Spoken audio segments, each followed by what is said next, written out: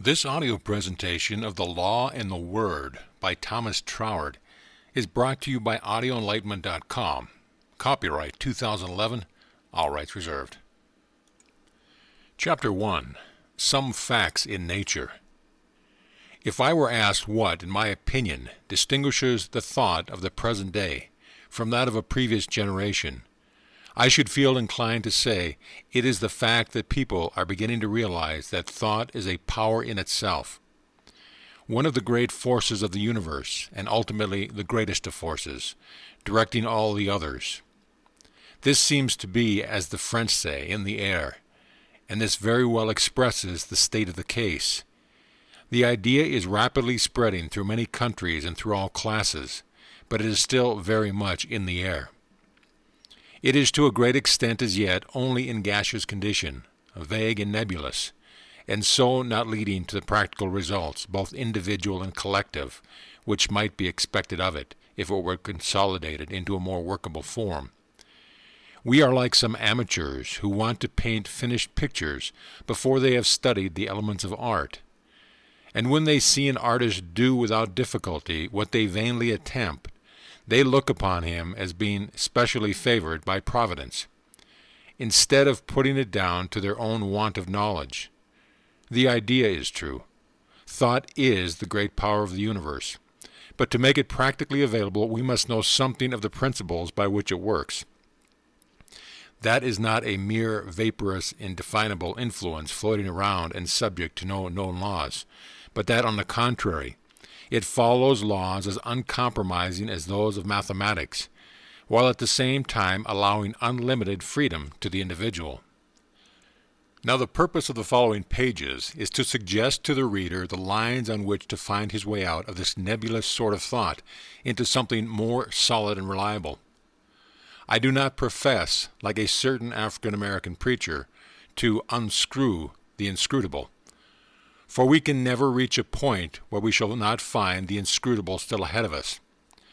But if I can indicate the use of a screwdriver instead of a hatchet, and that the screws should be turned from left to right instead of from right to left, it may enable us to unscrew some things which would otherwise remain screwed down tight.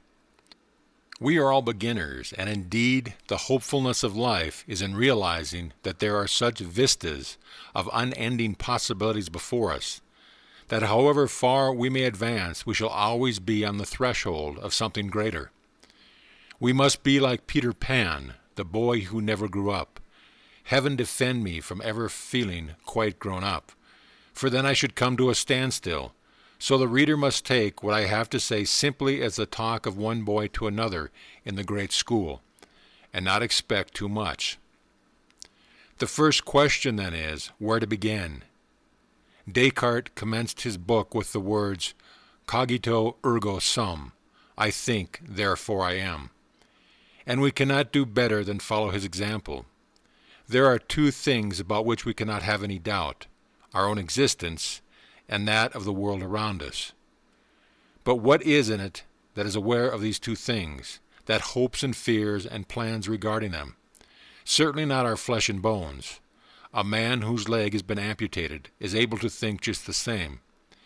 Therefore it is obvious that there is something in us which receives impressions and forms ideas, that reasons upon facts and determines upon courses of action and carries them out, which is not the physical body. This is the real I myself. This is the person we are really concerned with, and it is the betterment of this I myself that makes it worthwhile to inquire what our thought has to do in the matter. Equally true it is, on the other hand, that the forces of nature around us do not think. Steam, electricity, gravitation, and chemical affinity do not think. They follow certain fixed laws which we have no power to alter. Therefore we are confronted at the outset by a broad distinction between two modes of motion, the movement of thought and the movement of cosmic energy, the one based upon the exercise of consciousness and will, and the other based upon mathematical sequence. This is why that system of instruction known as Freemasonry starts by erecting the two symbolic pillars, Jacquin and Boaz. Jacquin so called from the root yak, meaning one, indicating the mathematical element of law, and Boaz from the root awaz, meaning voice, indicating personal element of free will. These names are taken from the description in 1 Kings, verse 21, and 2 Corinthians, verse 17, of the building of Solomon's temple, where these two pillars stood before the entrance. The meaning being that the temple of truth can only be entered by passing between them, that is, by giving each of these factors their due relation to the other, and by realizing that they are the two pillars of the universe, and that no real progress can be made except by finding the true balance between them. Law and personality, these are the two great principles with which we have to deal, and the problem is to square the one with the other. Let me start then by considering some well-established facts in the physical world which show how the known law acts under certain known conditions. And this will lead us on in an intelligible manner to see how the same law is likely to work under as yet unknown conditions. If we had to deal with unknown laws as well as unknown conditions, we should indeed be up a gum tree. Fancy a mathematician having to solve an equation, both sides of which were entirely made up of unknown quantities. Where would he be? Happily, this is not the case. The law is one throughout, and the apparent variety of its working results from the infinite variety of the conditions under which it may work.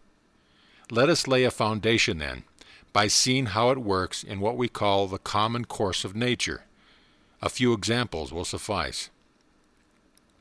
Hardly more than a generation ago, it was supposed that the analysis of matter could not be carried further than its reduction to some 70 primary chemical elements, which in various combinations produced all material substances. But there was no explanation how all these different elements came into existence. Each appeared to be an original creation, and there was no accounting for them. Modern science has shown conclusively that every kind of chemical atom is composed of particles of one original substance which appears to pervade all space, and to which the name of ether has been given. Some of these particles carry a positive charge of electricity and some a negative, and the chemical atom is formed by the grouping of a certain number of negatively charged particles round a center composed of positive electricity around which they revolve.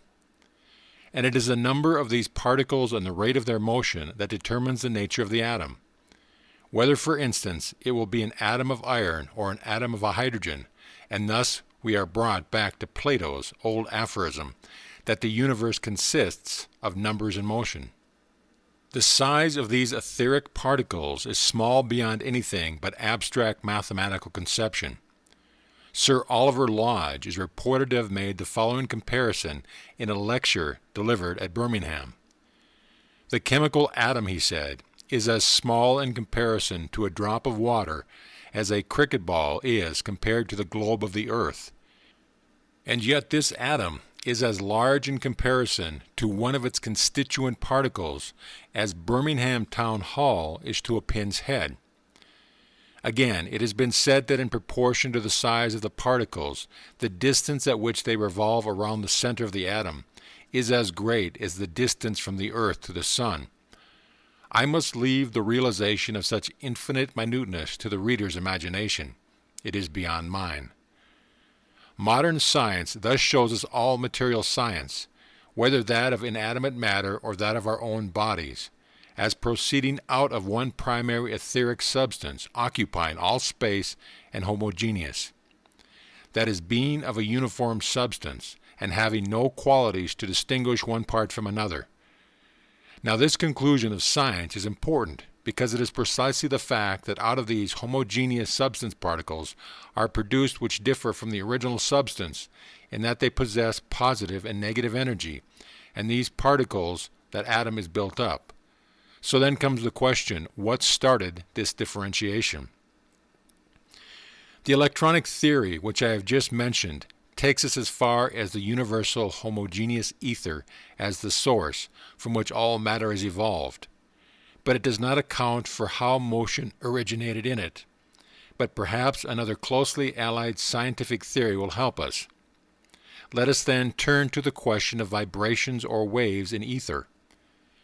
In scientific language, the length of a wave is the distance from the crest of one wave to that of the wave immediately following it. Now, modern science recognizes a long series of waves in ether, commencing with the smallest yet known measuring 0.1 micron, or about 1/254,000th of an inch in length, measured by Professor Schumann in 1893, and extending to waves of many miles in length used in wireless telegraphy. For instance, those employed between Gifton in Galway and Glacier Bay in Nova Scotia are estimated to have a length of nearly 4 miles. These infinitesimally small ultraviolet or actinic waves, as they are called, are the principal agents in photography, and the great waves of wireless telegraphy are able to carry a force across the Atlantic which can sensibly affect the apparatus on the other side. Therefore, we see that the ether of space affords a medium through which energy can be transmitted by means of vibration. But what starts the vibrations? Hertz announced his discovery of the electromagnetic waves, now known by his name, in 1888. But following up the labors of various other investigators, Lodge, Marconi, and others finally developed their practical application after Hertz's death, which occurred in 1894. To Hertz, however, belongs the honor of discovering how to generate these waves by means of sudden, sharply defined electrical discharges. The principle may be illustrated by dropping a stone in smooth water. The sudden impact sets up a series of ripples all around the center of the disturbance, and the electrical impulse acts similarly in the ether. Indeed, the fact that the waves flow in all directions from the central impulse is one of the difficulties of wireless telegraphy, because the message may be picked up in any direction by a receiver tuned to the same rate of vibration. And the interest for us consists in the hypothesis that thought waves act in an analogous manner. That vibrations are excited by sound is beautifully exemplified by the idiophone, an instrument invented, I believe, by Mrs. Watts Hughes, and with which I have seen the lady experiment. Dry sand is scattered on a diaphragm on which the idiophone concentrates the vibration from music played near it. The sand, as it were, dances in time to the music, and when the music stops is found to settle into definite forms, sometimes like a flower or a tree, or else some geometrical figure, but never a confused jumble. Perhaps in this way we may find the origin of the legends regarding the creative power of Orpheus's lyre, and also the sacred dances of the ancient. Who know? Perhaps some critical reader may object that sound travels by means of atmospheric and not etheric waves. But is he prepared to say that it cannot produce etheric waves also? The very recent discovery of transatlantic telephoning tends to show that etheric waves can be generated by sound. For on the 20th of October, 1915, words spoken in New York were immediately heard in Paris, and could therefore only have been transmitted through the ether, for sound travels through the atmosphere only at a rate of 750 miles an hour, while the speed of impulses through ether can only be compared to that of light, or 186,000 miles a second. It is therefore a fair inference that etheric vibrations can be inaugurated by sound. Perhaps the reader may feel inclined to say with the Irishman that all this is as dry as ditch water. But he will see before long that it has a good deal to do with ourselves. For the present, what I want him to realize by a few examples is the mathematical accuracy of law. The value of these examples lies in their illustration of the fact that the law can always be trusted to lead us on to further knowledge. We see it working under known conditions and relying on its unchangeableness, and we can logically infer what it will do under other hypothetical conditions. And in this way, many important discoveries have been made. For instance, it was in this way that Mendeleev, the Russian chemist, assumed the existence of three then unknown chemical elements, now called scandium, gallium, and germanium. There was a gap in the orderly sequence of the chemical elements, and relying on the old maxim, nature nihil fac per saltum, nature nowhere leaves a gap to jump over, he argued that if any such elements did not exist, they ought to, and so he calculated what these elements ought to be like, giving their atomic weight, chemical affinities, and the like. And when they were discovered many years later, they were found to answer exactly to his description. He prophesied, not by guesswork, but by knowledge of the law. And in much the same way, radium was discovered by Professor and Madame Curie. In like manner, Hertz was led to the discovery of the electromagnetic waves. The celebrated mathematician Clerk Maxwell had calculated all particulars of these waves 25 years before Hertz. On the basis of these calculations, worked out his discovery. Again, Neptune, the outermost known planet of our system, was discovered by the astronomer Gale in consequence of calculations made by Leverrier. Certain variations in the movements of the planets were mathematically unaccountable except on the hypothesis that some more remote planet existed. Astronomers had faith in mathematics, and the hypothetical planet was found to be a reality. Instances of this kind might be multiplied, but as the French say, et quoi bon? I think this will be sufficient to convince the reader that the invariable sequence of law is a factor to be relied upon, and that by studying its working under known conditions, we may get at last some measure of light on conditions which are as yet unknown to us. Let us now pass on to the human subject and consider a few examples of what is usually called the psychic side of our nature. Walt Whitman was quite right when he said that we are not all included between our hat and our boots. We shall find that our modes of consciousness and powers of action are not entirely restricted to our physical body. The importance of this line of inquiry lies in the fact that if we do possess extra-physical powers, these also form part of our personality, and must be included in our estimate of our relations to our environment, and it is therefore worth our while to consider them. Some very interesting experiments have been made by de Rocca, an eminent French scientist, which go to show that under certain magnetic conditions the sensation of physical touch can be experienced at some distance from the body. He found that under these conditions the person experimented on is insensible to the prick of a needle run to his skin. But if the prick is made about 1.5 inches away from the surface of the skin, he feels it. Again, at about 3 inches from this point, he feels the prick of the needle, but is insensitive to it in the space between these 2 points.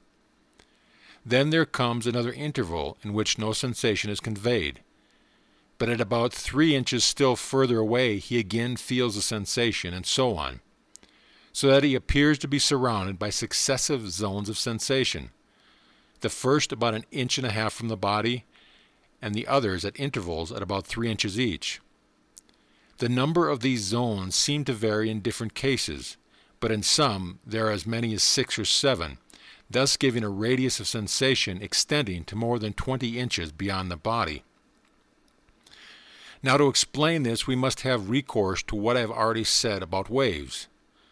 The heart and the lungs are the 2 centers of automatic rhythmic movement in the body, and each project its own series of vibrations into the etheric envelope. Those projected by the lungs are estimated to be 3 times the length of those projected by the heart, while those projected by the heart are 3 times as rapid as those projected by the lungs. Consequently, if the 2 sets of waves start together, the crest of each third wave of the rapid series of short waves will coincide with the crest of one of the long waves of the slower series, while the intermediate short waves will coincide with the depression of one of the long waves. Now the effect of the crest of one wave overtaking that of another going in the same direction is to raise the 2 together at the point into a single wave of greater amplitude or height than the original wave had by themselves. If the reader has the opportunity of studying the inflowing of waves on the sea beach, he can verify this for himself. Consequently, when the more rapid etheric wave overtake the slower ones, they combine to form a larger wave. And it is at these points that the zones of sensation occur. If the reader will draw a diagram of two waved lines traveling along the same horizontal line, and so proportioned that the crest of each of the large wave coincides with the crest of every third wave of the small one, he will see what I mean. And if he then recollects that the fall in the larger wave neutralizes the rise in the smaller one, and that because this double series starts from the interior of the body, the surface of the body comes just at one of those neutralized points, he will see why sensation is neutralized there. And he will also see why the succeeding zones of sensation are double the distance from each other. That the first one is from the surface of the body, it is simply because the surface of the body cuts the first wave exactly in the middle, and therefore only half that wave occurs outside the body. This is the explanation given by Dr. Roja, and it affords another example of that principle of mathematical sequence of which I have spoken. It would appear that under normal conditions, the double series of vibrations is spread all over the body, and so all parts are alike sensitive to touch. I think, then, we may assume on the basis of de Rocha's experiments and others that there are such things as etheric vibrations producing from human personality. And in the next chapter I will give some examples showing that the psychic personality extends still further than these experiments taken by themselves would indicate. In fact, that we possess an additional range of faculties far exceeding those which we ordinarily exercise through the physical body, and which we must therefore be included in our conception of ourselves if we are to have an adequate idea of what we really are. End of chapter. Chapter 2. Some Psychic Experiences. The preceding chapter has introduced the reader to the general subject of etheric vibration as one of the natural forces of the universe, both as the foundation of all matter and as the medium for the transmission of energy to immense distances, and also as something continually emanating from human beings. In the present chapter I shall consider it more particularly in this last aspect, which, as included in our own personality, very immediately concerns ourselves. I will commence with an instance of the practical application of this fact. Some years ago I was lunching at the house of a lady in the company of a well-known mental healer whom I will call Mr. Y, and a well-known London physician whom I will call Dr. W. Mr. Y mentioned the case of a lady whose leg had been amputated above the knee some years previously to her coming under his care. Yet she frequently felt pains in the amputated knee and the lower part of the left leg and foot. Dr. W. said this was to be attributed to the nerves which convey to the brain the sensation of the extremities, much as a telegraph line might be tapped in the middle. And Mr. Y agreed that this was perfectly true on the purely physical side. But he went on to say that accidentally putting his hand where the amputated foot should have been, he felt it there. Then it occurred to him that since there was no material foot to be touched, it must be through the medium of his own psychic body that the sensation of touch was conveyed to him. And accordingly he asked the lady to imagine that she was making various movements with the amputated limb, all of which he felt, and was able to tell her what each movement was, which he said he did correctly. Then, to vary the experiment further, he reversed the process, and with his hand moved the invisible leg and foot in various ways, all in which the lady felt and described. He then determined to treat the invisible leg as though it were real, and joined up the circuit by taking her left foot in his right hand and her right foot, the amputated one, in his left, with the result that she immediately felt relief, and after successive treatments in this way was entirely cured. A well-authenticated case like this opens up to many interesting questions regarding the psychic body, but the most important point appears to me that we are able to experience sensation by means of it. In this case, however, and those mentioned in the preceding chapter, the physical body was actually present, and that if we stopped at this point, we might question whether its presence was not a sine qua non for the action of the etheric vibrations. I will therefore pass on to a class of example which shows that very curious phenomena can take place without the physical body being on the spot. There are numerous well-verified cases of the kind to be found in the records of the Society for Physical Research and in other books by trustworthy writers. But it may perhaps interest the present reader to hear one or two instances of my personal experiences, which, though they may not be so striking as some of those recorded by others, still point in the same direction. My first introduction to Scotland was when I delivered the course of lectures in Edinburgh, which led to the publication of my first book, The Edinburgh Lectures on Mental Science. The following years I gave a second course of lectures at Edinburgh, but the friends who had kindly entertained me on the former occasion had in the meanwhile gone to live somewhere else. However, a certain Mr. S., whose acquaintance I had made on my previous visit, invited me to stay with him for a day or two while I could look around for other accommodations, though, as it turned out, I remained at his house during the whole month I was in Edinburgh. I had, however, never seen his house, which was on the opposite side of the town to where I had stayed before. I arrived there on a Tuesday, and Mrs. S. and his family at once met me with the question, "What were you thinking at 10 o'clock on Sunday evening?" I could not immediately recall this, and also wanted to know the reason of their question. "We have something curious to tell you," they replied, "but first try to remember what you were thinking of at 10 o'clock on Sunday evening. Were you thinking of us?" Then I recollected that about that time I was saying my usual prayers before going to bed, and had asked that, if I could stay only a day or two with Mrs. S., I should be directed to a suitable place for the remainder of the time. "That explains it," they replied, and then they went on to tell me that at the hour in question Mr. S. and his son, a young man of about 20, had entered their dining room together and seen me standing leaning against the mantel-shelf. They were both hard-headed Scotchmen engaged in business in Edinburgh, and certainly not the sort of people to conjure up fanciful imaging, nor is it likely that the same fancy should have occurred to both of them, and therefore I can only suppose that they actually saw what they said they did. Now I myself was in London at the time of this appearance in Edinburgh, of which I had no consciousness whatsoever.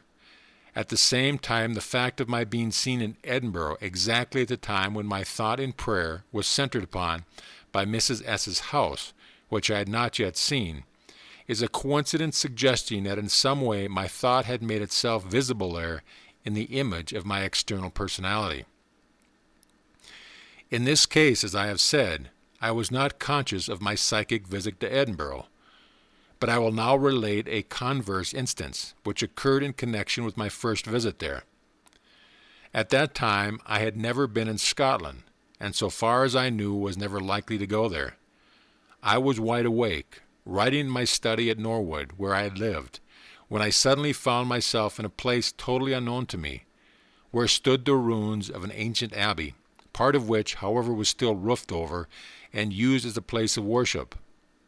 I felt much interest, and among other things I noted a Latin inscription on the table on one of the walls. There seemed to be an invisible guide showing me over the place, who then pointed out a long, low house opposite the abbey, and said, "This is the house of the clergyman of the abbey," and I was then taken inside the house and shown a number of antique-looking rooms. Then I came to myself, and found I was sitting at my writing table in Norwood. I had, however, a clear recollection of the place I had seen, but no idea where it was, or indeed whether any such place really existed. I also remembered a portion of the Latin inscription, which I had once wrote down in a notebook, as my curiosity was aroused. As I have said, I had no reason at that time to suppose I should ever go to Scotland, but some weeks later I was invited to lecture in Edinburgh. Another visitor in the house where I was a guest at was the wife of the Country Court Judge of Cumberland, and I showed her and our hostess the part of the Latin inscription I had retained, and suggested that perhaps it might exist somewhere in Edinburgh. However, nothing answering to what I had seen was to be found, so we relegated the whole thing to the reign of unaccountable fancies, and thought no more about it. The judge's wife took her departure before me, and kindly invited me to spend a few days at their residence near Carlisle on my return journey, which I did. One day she drove me out to see the Lanarkast Abbey, one of the show places of the neighborhood, and walking round the building I found in one of the walls the Latin inscription in question. I called her. She was a little way off and said, "Look at this inscription." She at once replied, "Why, that is the very inscription we were all puzzling over in Edinburgh." It turned out to be an inscription in memory of the founder of the abbey, dating from somewhere in the 1100s. The whole place answered exactly to what I had seen, and the long, low parsonage was there also. I should have liked you to see it inside, but I have never met the vicar, though I know his mother-in-law, so we must give it up. We were just entering our carriage when the garden gate opened, and who should come out but the mother-in-law. "Oh, Mrs.," she said, addressing the judge's wife, "I am here on a visit, and you must come in and take tea." So we went in and were shown over the house, much as I had been in my vision, and some portions were so old that among other rooms we were shown the one occupied by King Edward I on his march against Scotland in the year 1296, when the Scottish regalia was captured, and the celebrated crowning stone was brought to England and placed in Westminster Abbey, where it has ever since remained. A stone having an occult relation to the history of the British and American peoples of the highest interest to both. But as there is already an extensive literature on this subject, I will not enter it here. I will now relate another curious experience. We had only recently taken up our residence at Norwood, when one day I was seated in the dining room, but suddenly found myself in the hall, and saw two ladies going up the stairs. They passed close to me, and turning around the landing at the top of the stairs, passed out of sight in a perfectly natural manner. They looked as solid as anyone I had ever seen in my life. One of them was a stout lady with a rather florid complexion, apparently between 45 and 50, wearing a silk blouse with thin purple and white stripes. Leaning on her arm was a slightly built old lady with white ringlets, dressed all in black and wearing a lace mantilla. I noticed their appearance particularly. The next moment I found I was really sitting in the dining room, and that the ladies I had seen were nothing but visionary figures. I wondered what it could mean, but as we had only recently taken the home, thought it better not to mention it for any of my family for fear of causing them alarm. But a few days later I mentioned it to Mrs. F., who I knew had some experience in such matters, and she said, "You have either seen some who has lived in the house or who is going to live there." Then the matter dropped. About a month later my wife arranged by correspondence for a certain Miss B. to come as governess to our children. When she arrived there was no mistaking her identity.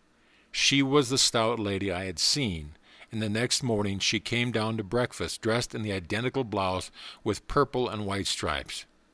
There was no mistaking her, but I was puzzled as to who the other figure could have been that I had seen along with her. I resolved, however, to say nothing about the matter until we became better acquainted, lest she should think that my mind was not quite balanced. I therefore held my peace for 6 months, at the end of which time I concluded that we knew each other well enough to allow another credit for being fairly level-headed. Then I thought, now if I tell her what I saw, she might perhaps be acted upon by suggestion and imagine a resemblance between the unknown figure and some acquaintance of hers. So I will not begin by telling her of the vision, but will first ask if she knows of anyone answering a description, and give her the reason afterwards. I therefore took a suitable opportunity of asking her if she knew any such person, describing the figure to her as accurately as I could. Her look of surprise grew as I went on, and when I had finished she explained with astonishment, "Why, Mr. Troward, where could you have seen my mother? She is an invalid, and I am certain you have never seen her, and yet you have described her most accurately." Then I told her what I had seen, She asked what I thought was the explanation of the appearance, and the only explanation I could give was that I supposed she was on the lookout for post and paid us a preliminary visit to see whether ours would suit her, and that being naturally interested in her welfare, her mother had accompanied her. Perhaps you will say, what came of it? Well, nothing came of it, nor did anything come of my psychic visits to Edinburgh and Lanercost Abbey. Such occurrences seem to be simple facts in nature, which through some on occasions connected with premonitions of more or less importance, are by no means necessarily so. They are the functioning of certain faculties which we all possess, but of the nature of which we as yet know very little. It will be noticed that in the first of these three cases I myself was the person seen, though unaware of the fact. In the last I was the percipient, but the persons seen by me were unconscious of their visit, and in the second case I was conscious of my presence at a place which I had never heard of, and which I visited some time after. In two of these cases, therefore, the persons making the psychic visit were not aware of having done so, while in the third a memory of what had been seen was retained. But all three cases have this in common, that the psychic visit was not the result of an act of conscious volition, and also that the psychic action took place at a long distance from the physical body. From these personal experiences, as well from many well-authenticated cases recorded by other writers, I should be inclined to infer that the psychic action is entirely independent of the physical body, and in support of this view I will cite yet another example. It was about the year 1875, when I was a young assistant commissioner in the Punjab, that I was ordered to the small up-country station of Akalpur, and took possession of the assistant commissioner's bungalow there. On the night of our arrival in the bungalow, my wife and I had our charboys, light Indian bedsteads, placed side by side in a certain room, and we went to bed. The last thing I remember before falling asleep was seeing my wife sitting up in bed, reading with a lamp on a small table beside her. Suddenly I was awakened by the sound of a shot, and starting up, found the room in darkness. I immediately lit a candle, which was on the chair by my bedside, and found my wife still sitting up with the book on her knee, but the lamp had gone out. "Take me away, take me into another room," she exclaimed. "Why, what is the matter?" I said. "Did you not see it?" she replied. "See what?" I asked. "Don't stop to ask any questions," she replied. "Get me out of this room at once. I can't stop here another minute." I saw she was very frightened, so I called up the servants and had our beds removed to a room on the other side of the house, and then she told me what she had seen. She said, "I was sitting reading as you saw me. When looking around, I saw the figure of an Englishman standing close to my bedside, a fine-looking man with a large fair mustache and dressed in grey suit. I was so surprised that I could not speak, and we remained looking at each other for about a minute. Then he bent over and whispered, 'Don't be afraid,' and with that there was a sound of a shot, and everything was in darkness." "My dear girl, you must have fallen asleep over your book and been dreaming," I said. "No, I was wide awake," she insisted. "You were asleep, but I was awake all the time. But you heard the shot, did you not?" "Yes," I replied. "This is what woke me. Someone must have fired a shot outside." "But why should anyone be shooting in our garden at nearly midnight?" my wife objected. It certainly seemed strange, but it was the only explanation that suggested itself, so we had to agree to differ, she being convinced that she had seen a ghost, and that the shot had been inside the room, and I being equally convinced that she was dreaming, and that the shot had been fired outside the house. The next morning, the owner of the bungalow, an old widow lady, Mrs. Lecher, called to make kindly inquiries as to whether she could be of any service to us on our arrival. After thanking her, my wife said, "I expect you will laugh at me, but I cannot help telling you there is something strange about the bungalow," and she then went on to narrate what she had seen. Instead of laughing, the old lady looked more and more serious as she went on, and when she had done asked to be shown exactly where the apparition had appeared. My wife took her to the spot, and on being shown it, old Miss Lecher exclaimed, "This is the most wonderful thing I have ever heard." 18 years ago, my bed was on the very spot where yours was last night, and I was lying in it too ill to move, when my husband, whom you described most accurately, stood where you saw him and shot himself dead.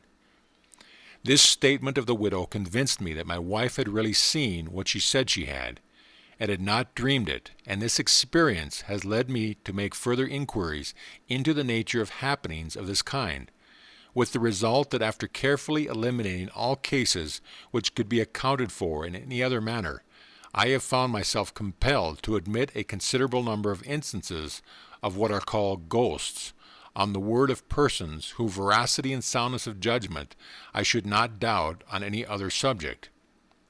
It is often said that you never meet anyone who has himself seen a ghost, but only those who have heard of somebody else seen it. This I can entirely contradict, for I have met with many trustworthy persons of both sexes who have given me accounts of such appearances having been actually witnessed by themselves. In conclusion, I may mention that I was telling this story some 20 years later to a Colonel Fox, who had known the unfortunate man who committed suicide, and he said to me, "Do you know what were the last words he said to his wife?" "No," I replied. "The very same words he spoke to your wife," said Colonel Fox. This is the story I refer to in my book, Bible Mystery and Bible Meaning, as that of the ghost that I did not see. I do not attempt to offer any explanation for it, but merely give the facts as they occurred, and the reader must form his own theory on the subject. But the reason I bring in this story in the present connection is that in this instance there could be no question of the physical body contributing to the psychic phenomena, since the person seen had been dead for nearly 20 years, and coupling this fact with the distance from the physical body at which the psychic action took place in other cases I have mentioned, I think there is a very strong presumption that the psychic powers can and do act independently of the physical body, though of course it does not follow from this that they cannot also act in conjunction with it. On the other hand, a comparison of the present case with those previously mentioned fails to throw any light on the important question whether the deceased feels any consciousness of the action which the percipient sees, or whether what is seen is like a sort of photograph impressed upon the atmosphere of a particular locality, and visible only to certain persons who are able to sense etheric wavelengths which are outside the range of a single octave forming the solar spectrum. It throws no light on this question because in the case of my being seen by Mrs. S. at Edinburgh, and that of Miss B. and her mother being seen by me at Norwood, none of us were conscious of having been at these places, while in the case of my psychic visit to Lanarkast Abbey and other similar experiences I've had, I have been fully aware of seeing the places in question. The evidence tells both ways, and I can therefore only infer that these are two modes of psychic action, in one in which the person projecting that action, whether voluntarily or involuntarily, experiences corresponding sensation, and the other in which he does not. But I am unable to offer any criterion by which the observer can, with certainty, distinguish between the two. It appears to me that such instances as those I have mentioned point to ranges of etheric action beyond those ordinarily recognized by physical science. But the principle seems to be the same, and it is for this reason that I have taken the modern scientific theory of etheric vibration as our starting point. The universe is one great whole, and the laws of one part cannot contradict those of another. Therefore, the explanation of such queer happenings is not to be found by denying the well-ascertained laws of nature on the physical plane, but by considering whether these laws do not extend further. It is on this account that I would lay stress on the mathematical side of things, and have adduced instances where various discoveries have been made by following up the sequential indicated by the laws already known, and which have thus enabled us to fill up gaps in our knowledge, which would otherwise stop or at least seriously hinder our further progress. It is in this way that Jacquin helps Boaz, and that the undeviating law of nature, so far from limiting us, becomes our faithful ally if we only allow it to do so. I think then that the scientific idea of the ether as a universal medium pervading all space and permeating all substance will help us to see that many things which are popularly called supernatural are to be attributed to the action of known laws working under as yet unknown conditions. And therefore, when we are confronted with strange phenomena, a knowledge of the general principles involved will show us in what direction to look for an explanation. Now, applying this to present subject, we may reasonably argue that since all physical matter is scientifically proved to consist of the universal ether in various degrees of condensation, there may be other degrees of condensation forming other modes of matter which are beyond the scope of physical vision and of our laboratory apparatus. And similarly, we may argue that just as various effects can be produced on the physical plane by the action of etheric waves of various length, so other effects might be produced on these finer modes of matter by etheric waves of other lengths. And in this connection, we must not forget that a gap occurs between the dark heat groups and the Hertzian group, consisting of 5 octaves of waves, the length of which have been theoretically calculated, but whose action has yet not been discovered. Here we admittedly have a wide field for the working of known waves under as yet unknown conditions. And again, how can we say there are not ranges of unknown waves, yet smaller than the minute ultraviolet ones, which commence the present known scale, or transcending those largest ones, which bear our message across the Atlantic? Mathematically, there is no limit to the scale in either direction, and so, taking our stand on the demonstrated facts of science, we find that the known laws of nature point to their continuation in modes of matter and of force, of which you have yet not seen. It is therefore not all necessary to spurn the ground of established science, to spread the wings of our fancy. Rather, it affords us the requisite basis from which to start, just as the aeronaut cannot rise without the solid surface from which to spring. Now, if we realize that the ether is an infinitely subtle field, pervading all spaces, we see that it must constitute a connecting link between all modes of substance, whether visible or invisible, in all worlds, and may therefore be called the universal medium. And following up our conception of the continuity of law, we may suppose that trains of waves, inconceivably smaller or greater than any known to modern science, are set up in this medium, in the same way as the electromagnetic waves with which we are acquainted, that is, by an impulse which generates them from some particular point.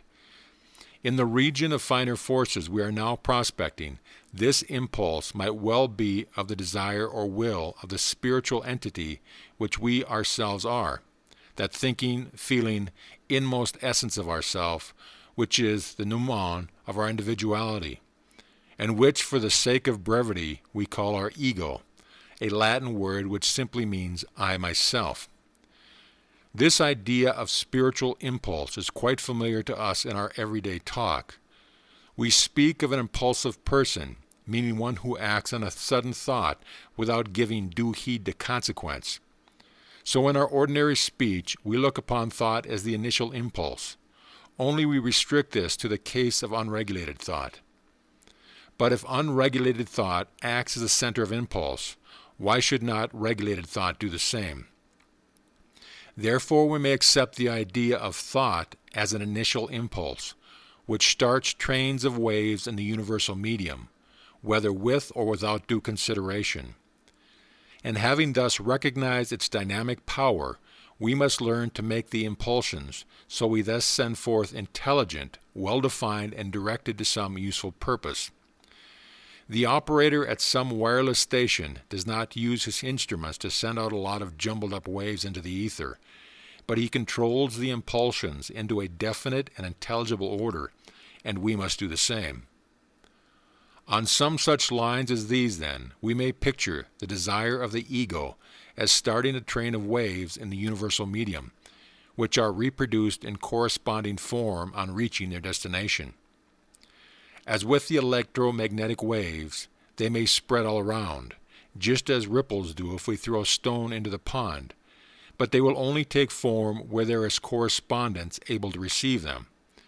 This is what, in the language of electrical engineers, is called syntony, which means being tuned to the same rate of vibration, and no doubt is from such cause that we may sometimes experience what seems inexplicable feelings of attraction or repulsion towards different people. This also appears to furnish a key to thought transference, hypnotism, and other allied phenomena. If the reader questions whether thought is capable of generating impulse in the etheric medium, I would refer him to the experiment mentioned in Chapter 14 of my Edinburgh Lectures on Mental Science, where I describe how, when operating with Dr. Bardow's biometer, I found that the needle revolved through a smaller or larger arc of the circle in response to my mental intention of concentrating a smaller or larger degree of force upon it. Perhaps you will say that the difference in the movement of the needle depended on the quantity of the magnetism that was flowing from me, to say nothing of other known forces, such as heat, light, electricity, etc. Well, that is precisely the proposition I am putting forward. What caused the difference in the intensity of the magnetic flow was my intention of varying it, so that we come back to mental action as the center of impulsion from which the etheric waves were generated. If, then, such a demonstration can be obtained on the plane of purely physical matter, why need we doubt the same law will work in the same way in respect to those finer modes of substance and wider range of etheric vibrations, which, starting from the basis of recognized physical science, the law of continuity would lead by any orderly sequence, and which the occurrence of what, for want of a better name, we call occult phenomena, require for their explanation. Before passing on to the more practical generalizations to be drawn from the suggestions contained in this chapter, I may advert to any objections sometimes brought by the skeptical in this matter. They say, how is it that apparitions are always seen in the dark? And then they answer their own questions by saying it is because superstitious people are nervous in the dark and imagine all sorts of things. Then they laugh and think they have disposed of the whole subject. But it is not disposed of quite so easily, for not only are there many well-arrested cases of such appearances in broad daylight, but there are also scientific facts showing that if we are right in explaining such happenings by etheric action, such action is more readily produced at night than in the presence of sunlight. In the early part of 1902, Marconi made some experiments on board the American liner Philadelphia, which brought out the remarkable fact that while it was possible to transmit signals to a distance of 1,500 miles during the night, they could not be transmitted further than 700 miles during the day. The same was found to be the case by Lieutenant Solari of the Italian Navy, at whose disposal the ship Carlo Alberto was placed by the King of Italy in 1902, for the purpose of making investigations into wireless telegraphy, and summing up the points which he considered to have been fully established by his experiments on board that ship. He mentions among them the fact that sunlight has the effect of reducing the power of the electromagnetic waves, and that consequently a greater force is required to produce a given result by day than by night. Here then is a reason why we might expect to see more supernatural appearances, as we call them, at night than in the day. They require a smaller amount of force to produce them. At the same time, it is found that the great magnetic waves, which cover immense distances, work even more powerfully in the night than in the dark. May it not be that these things show that there is more than a merely metaphorical use of words when the Bible tells us the power of light to dissipate, and brings to naught the powers of darkness, while the light itself is the great power, using the forces of the universe on the widest scale. Perhaps it is none other than the continuity of unchanging universal principles extending into the mysterious realms of the spiritual world. End of chapter. Chapter 3. Man's Place in the Creative Order. In the preceding chapters, we have found certain definite facts: that all known matter is formed out of one primordial universal substance, that the ether spreading throughout limitless space is a universal medium, through which it is possible to convey force by means of vibrations, and that vibrations can be started by the power of sound. These we have found to be well-established facts of ordinary science, and taking them as our starting point, we may now begin to speculate as to the possible workings of the known laws under unknown conditions. One of the first things that naturally attract our attention is the question, how did life originate? On this point, I may quote two leading men of science.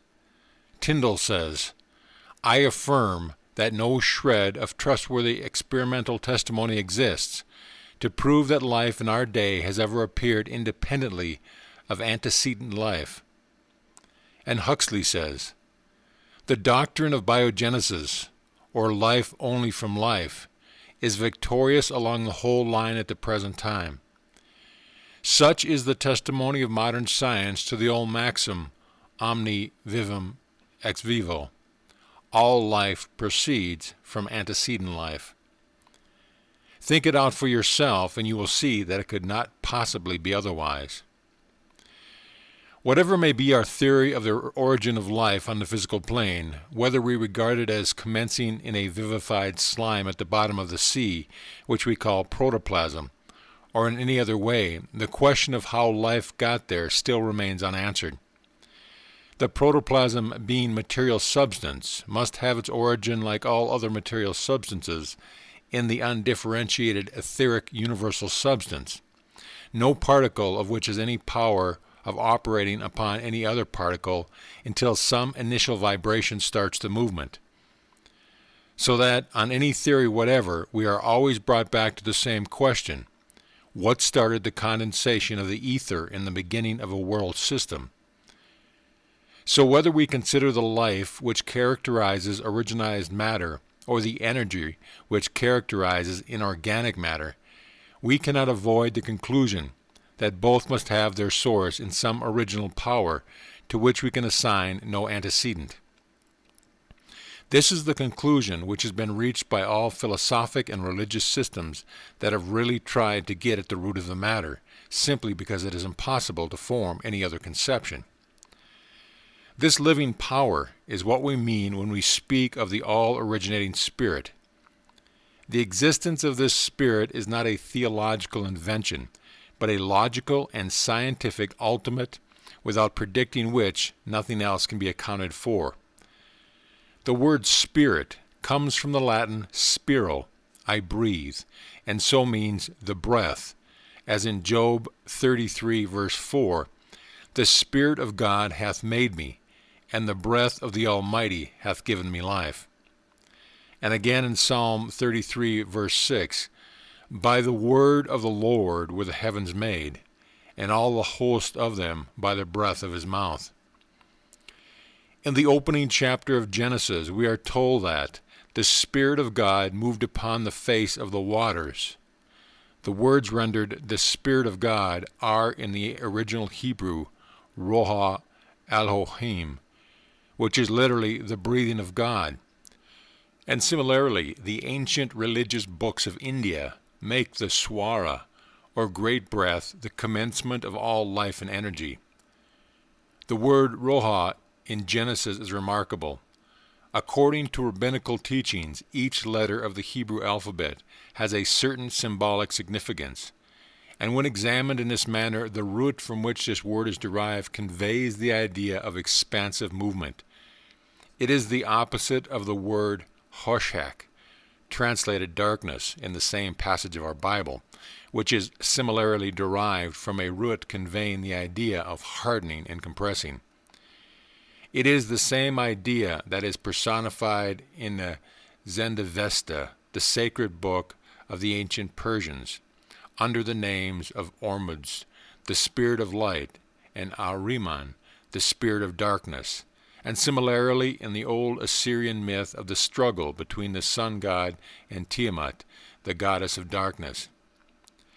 This conception of conflict between two opposing principles, light and darkness, compression and expansion, will be found to underlie all the ancient religions of the world, and it is conspicuous within our own scriptures. But it should be borne in mind that the oppositeness of their nature does not necessarily mean conflict. The two principles of expansion and contraction are not necessarily destructive. On the contrary, they are necessary correlatives to one another. Expansion alone cannot produce form. Cohesion must also be present. It is the regulated balance between them and that result in creation. In the old legend, if I remember rightly, the conflict is ended by Tiamat marrying her former opponent. They were never really enemies, but there was a misunderstanding between them. Or rather, there was a misunderstanding on the part of Tiamat, so long as she did not perceive the true character of the Spirit of Light, and that their relation to one another was that of cooperation and not of opposition. Thus also St. John tells us that the light shineth in darkness, and the darkness comprehend it not.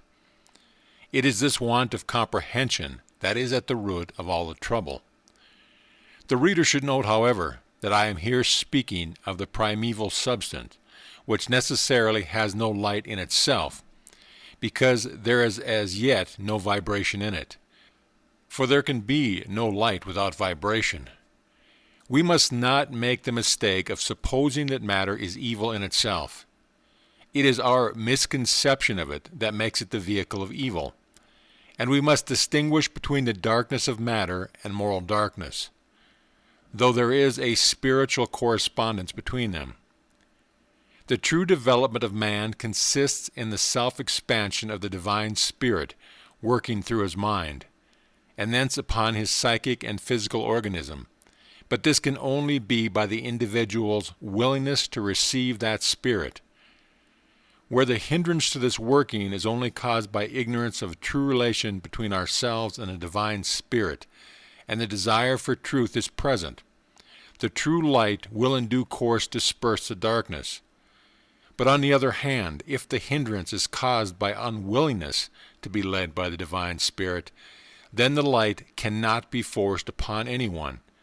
And for this reason Jesus said, "This is the condemnation, that light is come into the world, and men loved darkness rather than light, because their deeds were evil.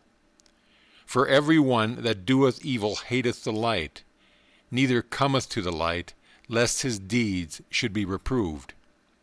But he that doeth truth cometh to the light, that his deeds may be made manifest, that they are wrought in God."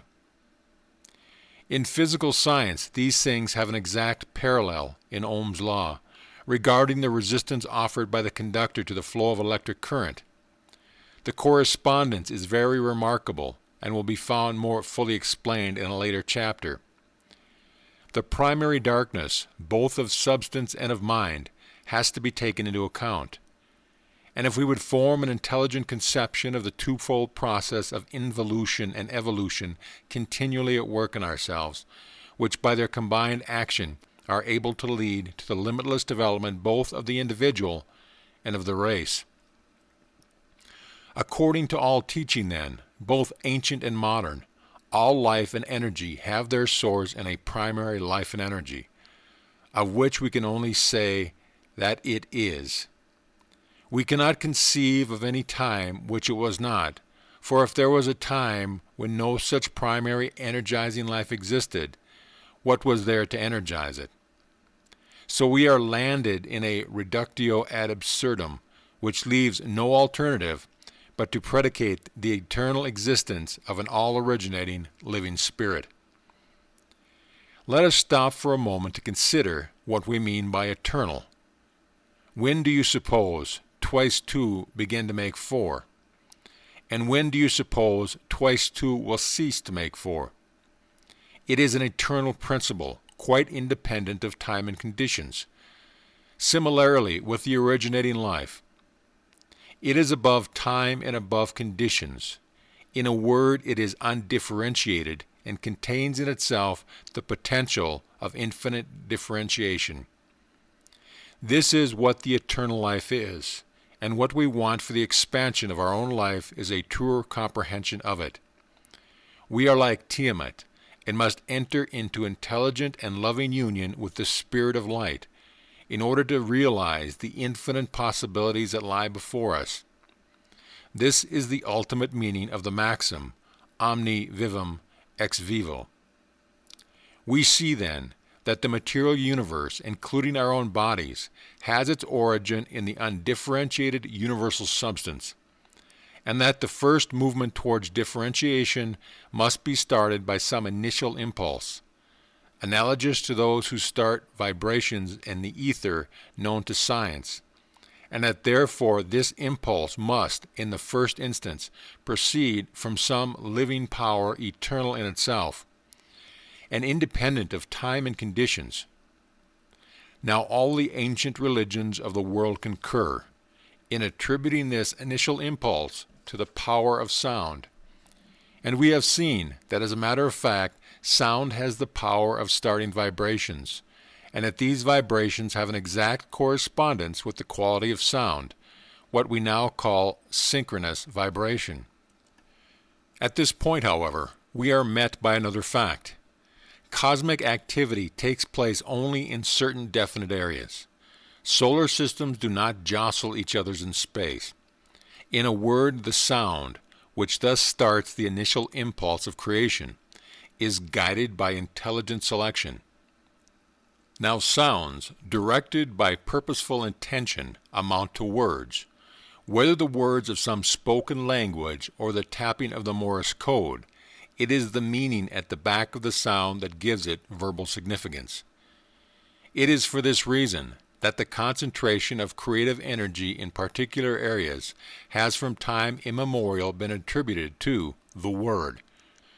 The old Sanskrit books call this selective, concentrative power vak, which means voice, and is the root of the Latin word vox, having the same meaning.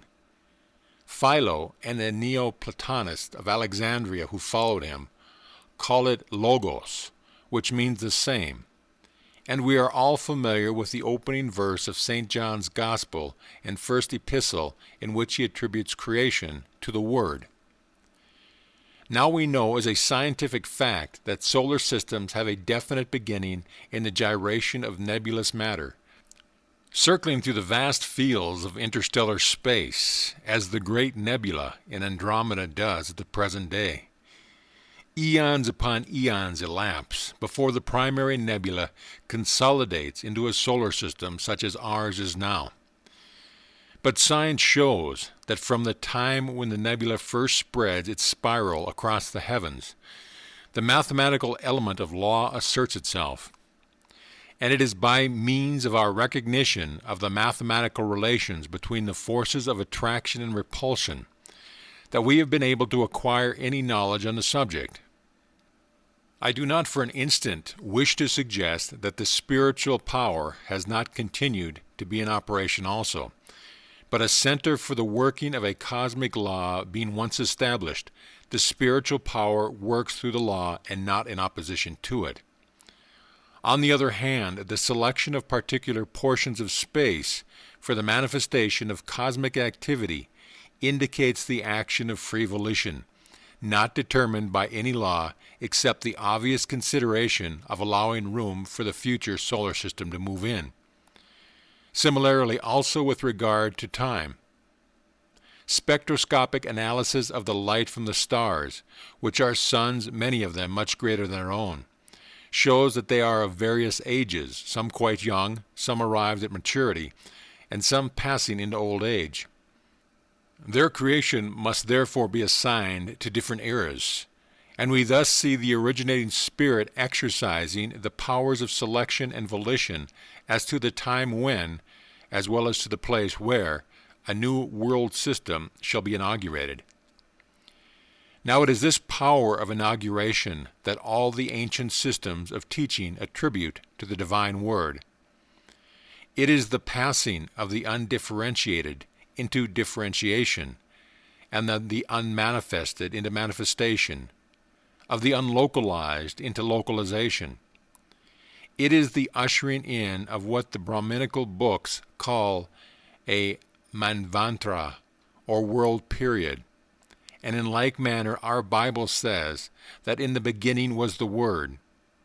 The English word word is closely allied to the Latin word verbum, which signifies both word and verb. Grammarians tell us that the verb to be is a verb substantive, that is, it does not indicate any action passing from the subject to the object. Now this exactly describes the Spirit in its eternity. We cannot conceive of it except as always being. But the distribution of world systems both in time and space shows that it is not always cosmically active. In itself, apart from manifestation, it is pure beingness, if I may coin such a word, and it is for this reason that the divine name announced to Moses was, I am. But the fact that creation exists shows that from this subsistent pure being there flows out a verb active, which reproduces an action. What the I am is in essence. It is just the same with ourselves. We must first be before we can do, and we can do only to the extent to which we are. We cannot express powers which we do not possess, so that our doing necessarily coincides with the quality of our being. Therefore, the divine verb reproduces the divine substantive by a natural sequence. It is generated by the divine I am, and for this reason it is called the Son of God. So we see that the verb, the Word, and the Son of God are all different expressions for the same power. Creative vibration in the universal substance can, therefore, only be conceived of as being inaugurated by the Word, which localizes the activity of the Spirit in particular centers. This idea of the localization of the Spirit through the Word should be fully realized as the energizing principle on the scale of the macrocosm or great world. Because we shall find later on the same principle acts in the same way on the scale of the microcosm or small world, which is the individual man. This is why these things have a personal interest for us. Otherwise, they would not be worth troubling about. But a mistake to be avoided at this point is that of supposing that the Word is something which dictates to the Spirit when and where to operate. The Word is the Word of the Spirit itself, and not that of some higher authority. For the Spirit being first cause, there can be nothing anterior to dictate to it. There can be nothing before that which is first. The Word which centralizes the activity of the Spirit is therefore that of the Spirit itself. We have an analogy in our own case. If I go to New York, the first movement in that direction is that of my thought or desire. It is true that in my present state of evolution I have to follow the usual methods of travel, but so far as my thought is concerned, I have been there all the time. Indeed, such a case as this one I mentioned, of being seen in Edinburgh while I was physically in London, seems to point to the actual transference of some part of personality to another locality. And similarly with my visit to Lanercost Abbey. And the reader must remember that such phenomena are by no means uncommon. They are the natural action of some part of our personality, and must therefore follow some natural law, even though we may at present know very little of how it works. We see therefore both from a priori reasoning and from observed facts that it is the word, thought, or desire of the Spirit that localizes its activity in some definite center. The student should bear this in mind as a leading principle, for he will find that as a general application alike in the case of individuals, of groups of individuals, and of entire nations. It is the key to the relation between law and personality, the opening of the grand arcanum, the equilibrating of Jachin and Boaz, and it is therefore of immediate importance to ourselves. We may take then, as a starting point for further inquiry, the maxim that volition creates centers of spiritual activity. But perhaps you will say, if this be true, what words or words am I to employ? This is a question which has puzzled a good many people before you. This word, which so many have been in search of, has been variously called the lost word, the word of power, the secret name of God, and so on. A quaint Jewish legend of the Middle Ages says that the hidden name was secretly inscribed in the innermost recesses of the temple, but that, even if discovered, which was most unlikely, it could not be retained because guarding it were sculpted lions, which gave such a supernatural roar as the intruder was quiddling the spot that all memory of the hidden name was driven from his mind. Jesus, however, says the legend, knew this and dodged the lions. He transcribed the name and, cutting open his thigh, hid the writing in the incision, which by magical art he had once closed up. Then after leaving the temple, he took the writing out and so retained the knowledge of the name. In this way, the legend accounts for his power to work miracles. Jesus indeed possessed the word of power, though not in the way told in the legend, and he repeatedly proclaimed it in his teaching. According to your faith be it unto you. Verily I say unto you, whosoever shall say to this mountain, Be thou taken up and cast into the sea, and shall no doubt in his heart, but shall believe that what he saith shall come to pass, he shall have whatsoever he saith. And similarly in the Old Testament we are told that the word is nigh to us, even in our heart and in our mouth. What keeps the word of power hidden is our belief that nothing so simple could possibly be it. At the same time, simple though it be, it has law and reason at the back of it, like everything else. The ancient Egyptians seem to have had clearer ideas on this subject than we have. The name was to the Egyptian the idea of the thing, without which it could not exist, and the knowledge of which therefore gave power over that which answered to it. The idea of the thing represented its soul. This is the same conception of archetypal ideas of Plato, only carried further, so as to apply not only to classes, but to each individual of the class.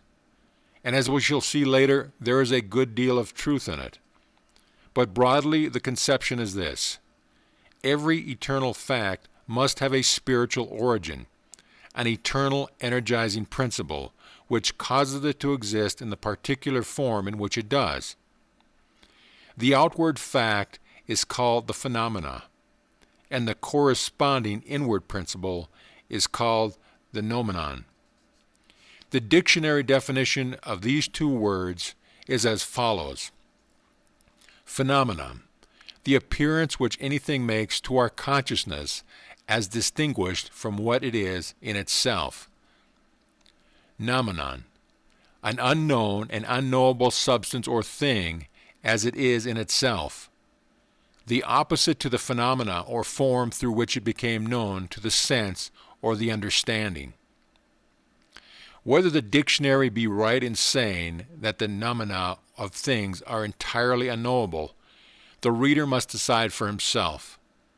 But the present book is an attempt to learn something about the noumena of things in general, and ourselves in particular. And what I want to convey is that the noumena of anything is its essence, in terms of the universal energy and the universal substance in their relation to the particular form in question. Probably the Latin word nomen, a name, is derived from this Greek word, and in this sense everything has its hidden name, and the region in which thought power works is this region of spiritual beginnings. It deals with hidden names, that inward essence which determines the outward form of things, persons and circumstances alike. And it is in order to make this clear that I have commenced by sketching briefly the general principles of substance and energy as now recognized by modern science. If I have made my meaning clear, you will see that what is wanted is not the knowledge of particular words, but an understanding of general principles. At the same time, I would not assert that the reciting of certain forms of words, such as an Indian mantra or the word Om, to which Oriental teachers attach a mystical significance, is entirely without power. But the power is not in the words, but in our belief in their power. I will give an amusing instance of this. On several occasions, I have been consulted by persons who suppose themselves to be under the influence of malicious magnetism, emanating in some cases from known and in others from unknown sources. And the remedy I have prescribed has been this: look the adverse power mentally full in the face, and then assuming an attitude of confidence say, "Cock-a-doodle-doo." The inquirers have sometimes smiled at first, but in every case the result has been successful. Perhaps this is why Asclepius is represented as accompanied by a cock. Possibly the ancient physicians were in the habit of employing the cock-a-doodle-doo treatment, and I might recommend it to the faculty today as very effective in certain cases. Now, I do not think the reader will attribute any particularly occult significance to cock-a-doodle-doo. The power is in the mental attitude. To cock-a-doodle-doo at any suggestion is to treat it with scorn and derision, and to assume the very opposite of that receptive attitude which enables a suggestion to affect us. That is the secret of this method of treatment, and the principle is the same in all cases. It matters then very little what particular words we use. What does matter is the intention and faith with which we use them. But perhaps some reader will here take the role of cross-examining counsel and say, "You have just said it is a case of synchronous vibration. Then surely it is the actual sound of the particular syllabus that counts. How do you square this with your present statement?" The answer is that the law is always the same, but the mode of response to the law is always according to the nature and medium in which it is operating. On the plane of physical matter, the vibrations are in tune with physical sounds, as in the experiments with the ideophone, and similarly on the plane of ideas of noumena. The response is in terms of that plane. The word which creates noumena, or spiritual center of action, must itself belong to the world of noumena, so that it is not illogical to say that it is the intention and faith that counts, and not the external sound. In this is the secret of the power of thought. It is the reproduction on a miniature scale of the individual of the same mode of power that makes the worlds. It is that power of personality which, combined with the action of the law, brings out results which the law alone could never do.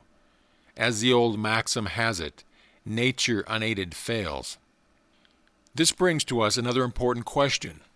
Is not the creative power of the word limited by the immutability of the law?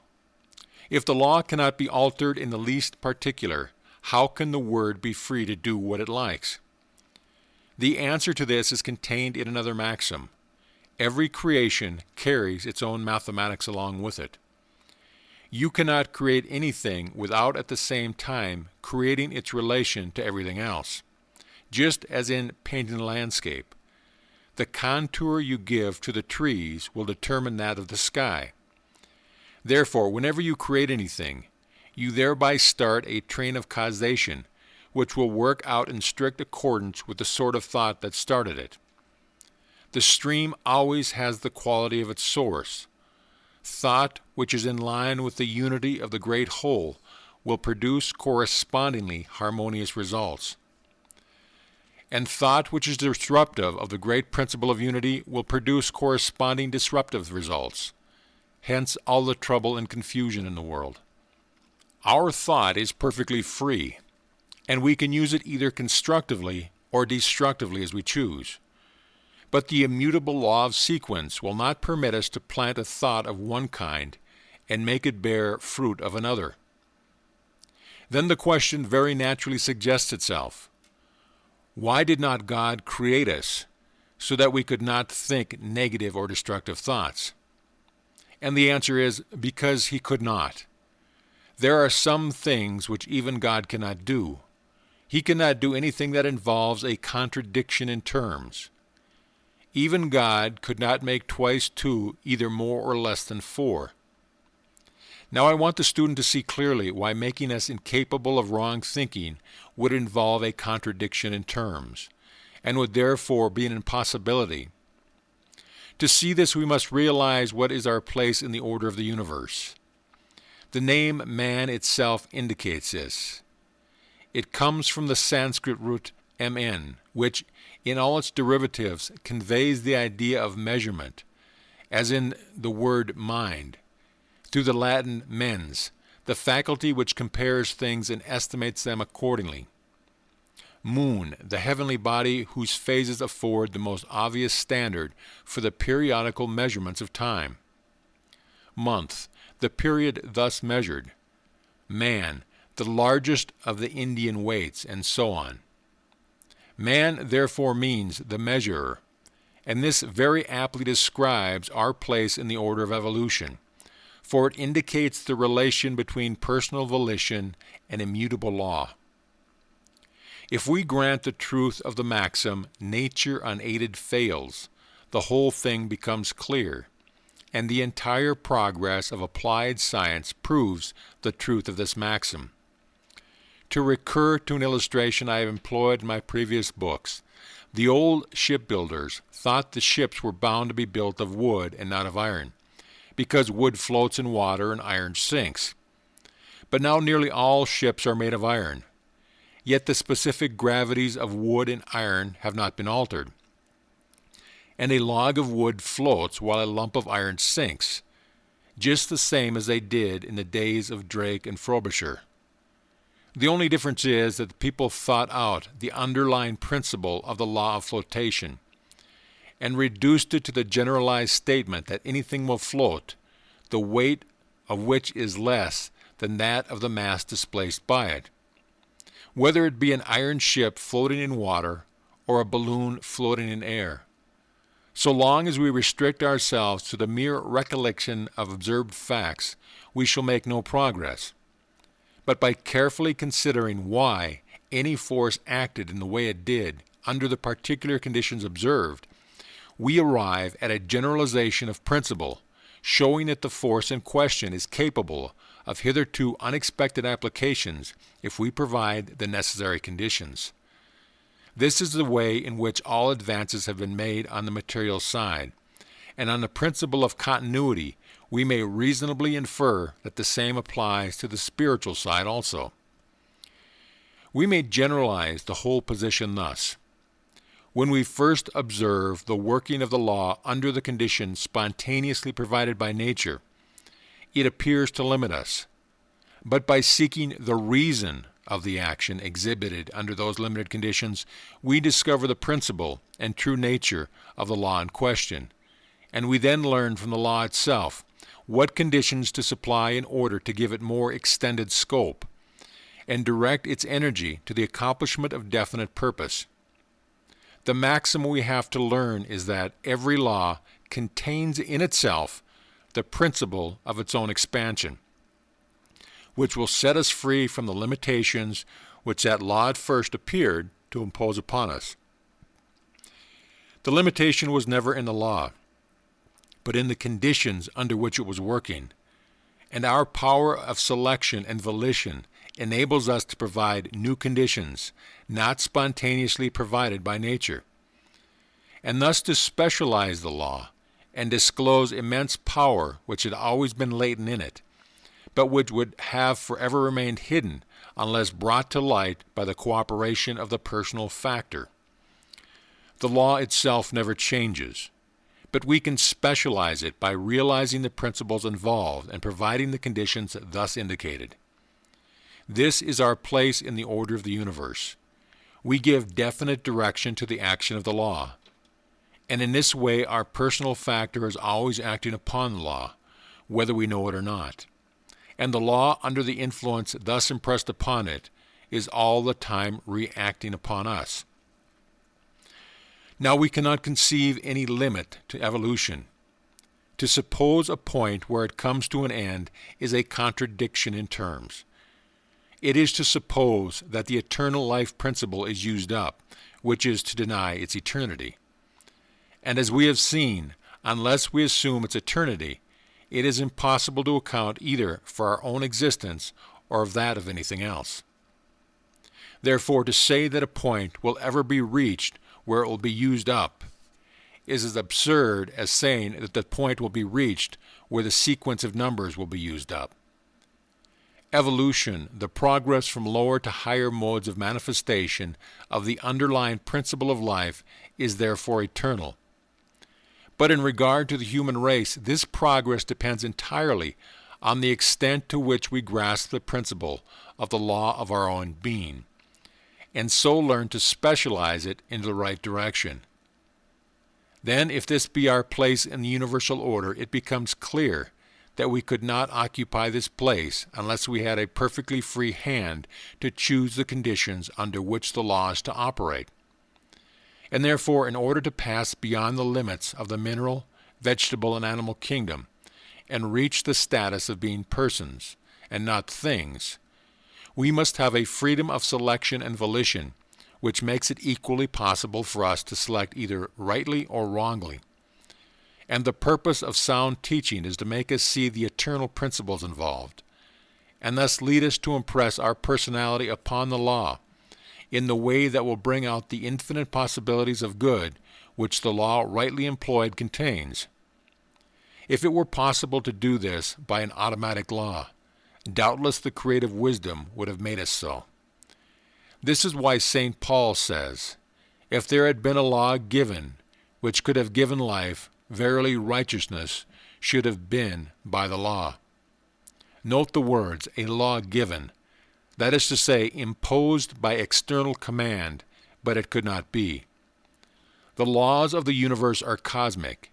In themselves they are impersonal, and the infinite possibilities contained in them can only be brought out by the cooperation of the personal factor.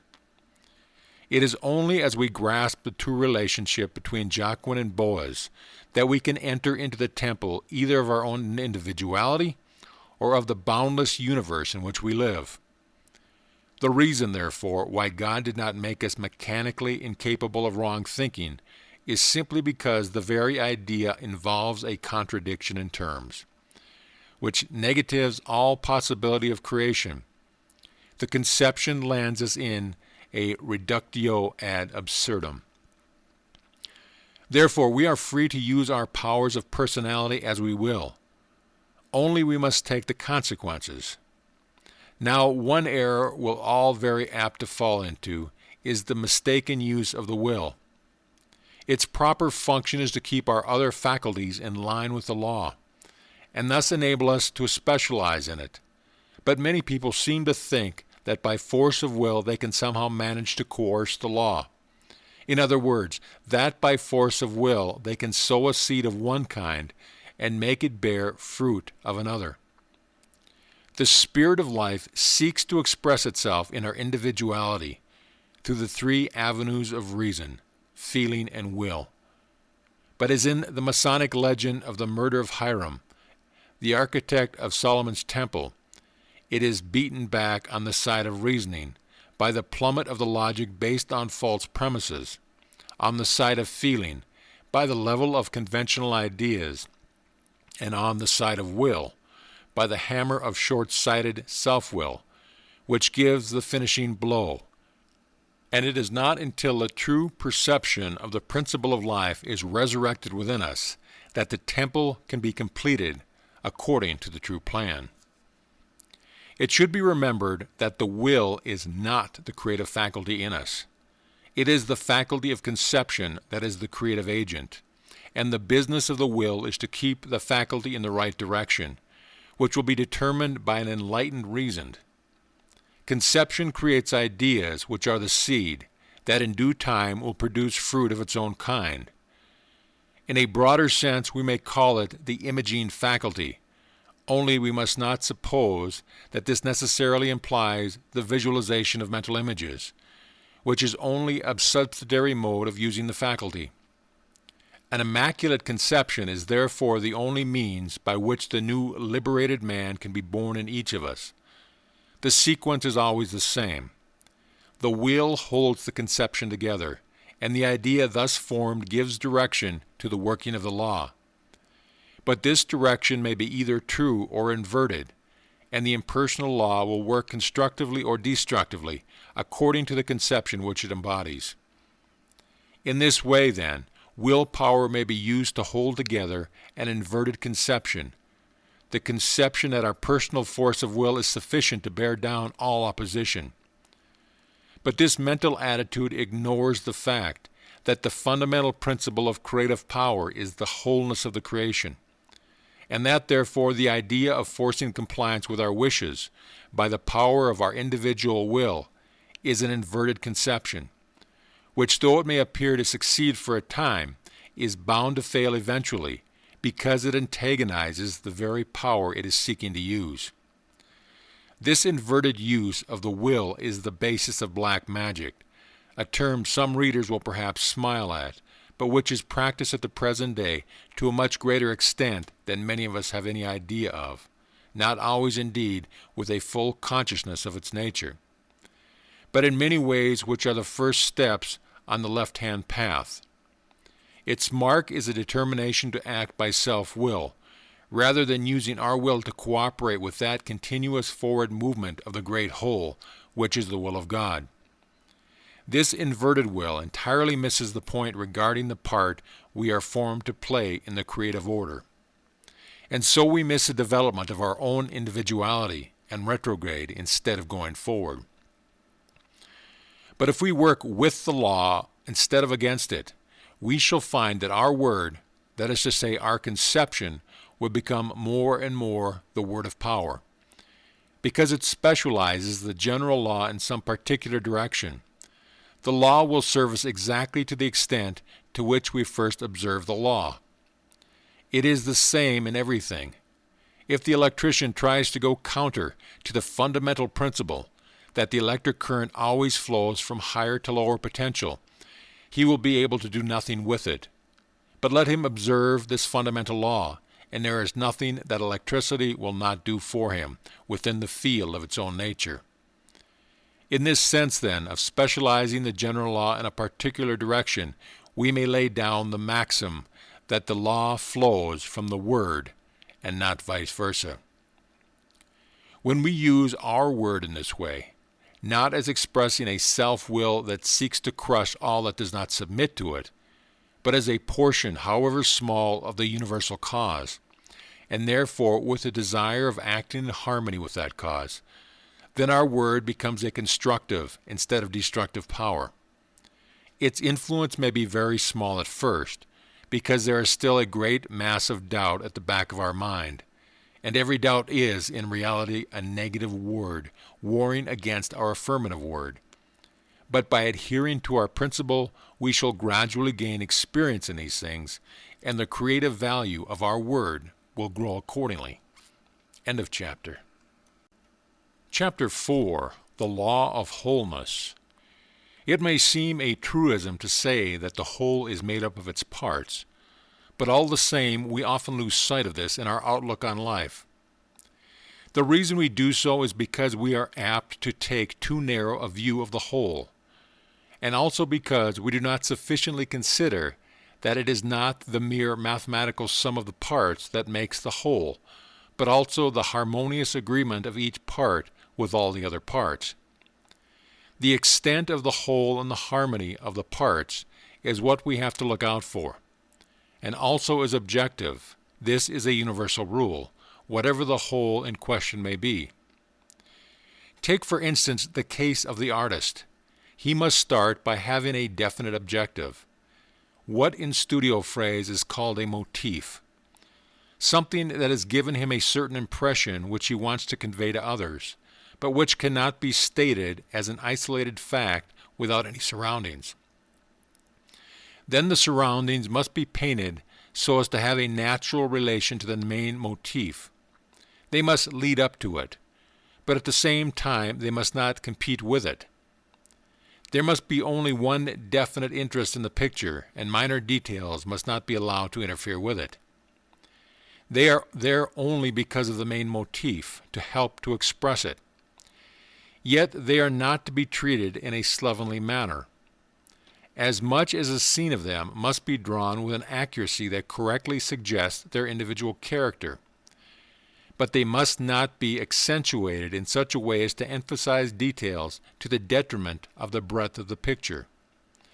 This is the artistic principle of unity, and the same principle applies to everything else. What then is the motif of life? Surely it must be to express its own livingness. Then, in the true order of all modes of life and energy, must converge towards this end. And it is only our short-sightedness that prevents us from seeing this. From seeing that the greater the harmony of the whole life, the greater will be the inflow of that life in each of the parts that are giving it expression. This is what we want to learn with regard to ourselves, whether as individuals, classes, or nations. We have seen the cosmic workings of the law of wholeness in the discovery of the planet Neptune. Another planet was absolutely necessary to complete the unity of our solar system, and it was found that there is such a planet, and similarly in other branches of natural science. The law of unity is the basic law of life, and it is our ignorant or willful infraction of this law that is the root of all our troubles. If we take this law of unity as the basis of our thought, we shall be surprised to find how far it will carry us. Each part is a complete whole in itself. Each inconceivably minute particle revolves around the center of the atom in its own orbit. On its own scale it is complete in itself, and by cooperation with thousands of others forms the atom. The atom again is a complete whole, but it must combine with other atoms to form a molecule, and so on. But if the atom be imperfect as an atom, how could it combine with other atoms? Thus we see that however infinitesimal any part may be as compared to the whole, it must also be a complete whole on its own scale, if the greater whole is to be built up.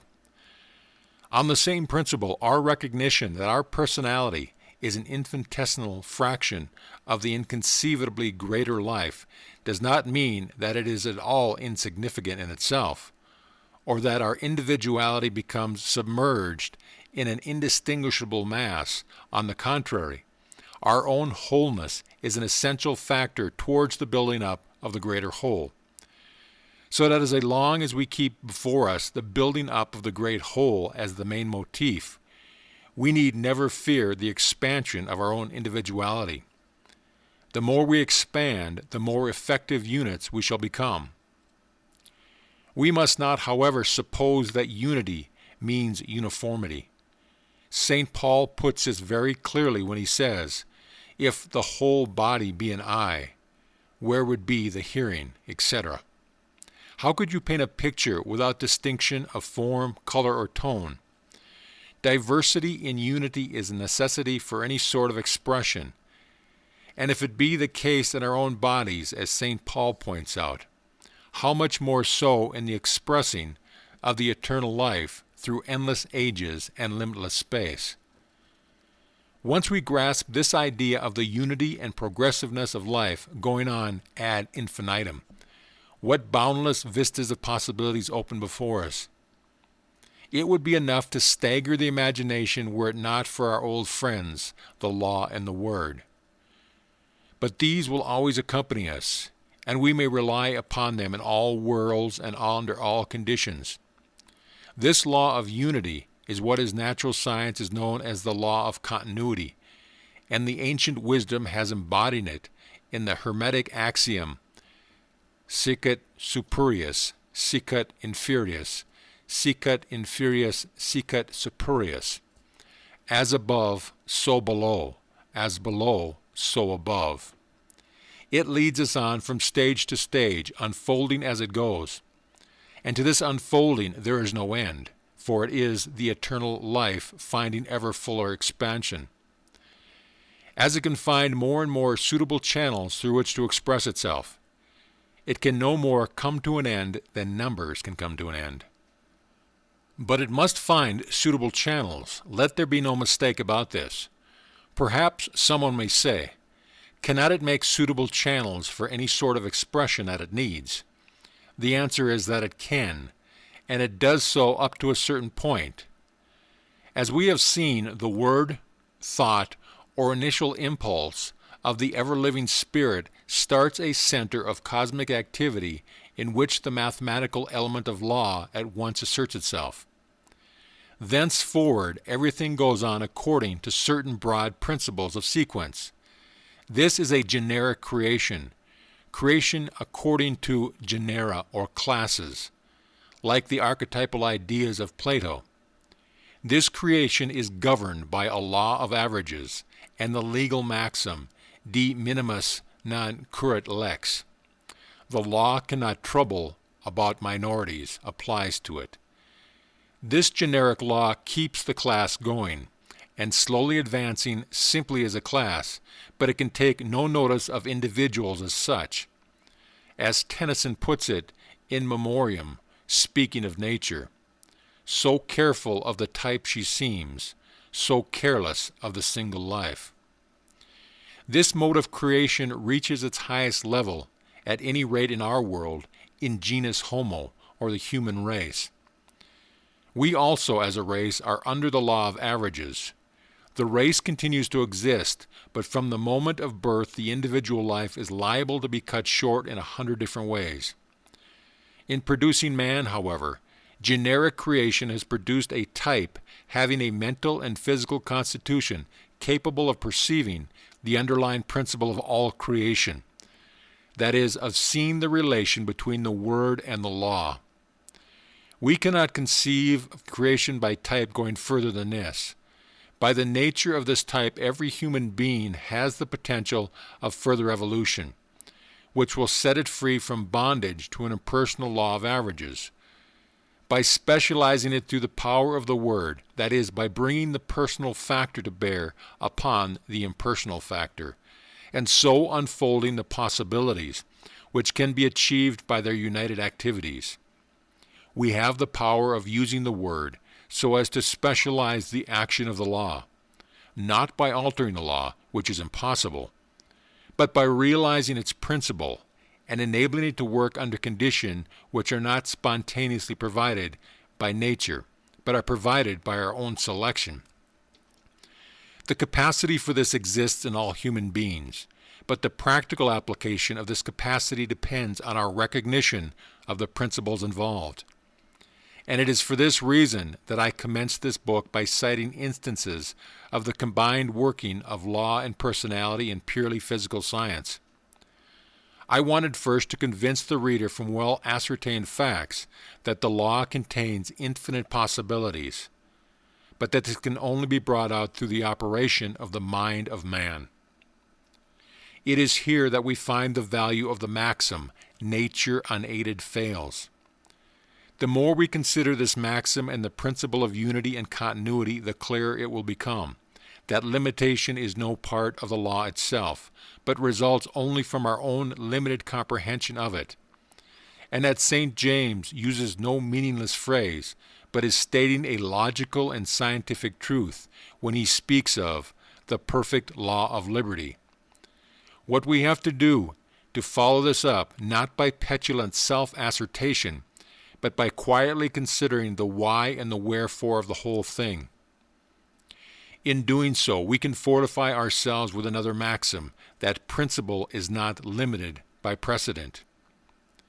When we spread the wings of thought and speculate as to the further possibilities, our conventionally minded friends may say we are talking bosh. But if you ask them why they say so, they can only reply that the past experience of the whole human race is against them. They do not speak like this in the matter of flying machines or carriages that go without horses. They say these are scientific discoveries. But when it comes to the possibilities of our own soul, they at once set a limit to the expansion of ideas, and do not see that the scientific principle of discovery is not confined to laboratory experiments. Therefore we must not let ourselves be discouraged by such arguments. If our friends doubt our sanity, let them doubt it. The sanity of such men as Galileo and George Stephenson was doubted by their contemporaries, so we are in good company. At the same time, we must not neglect to look after our own sanity.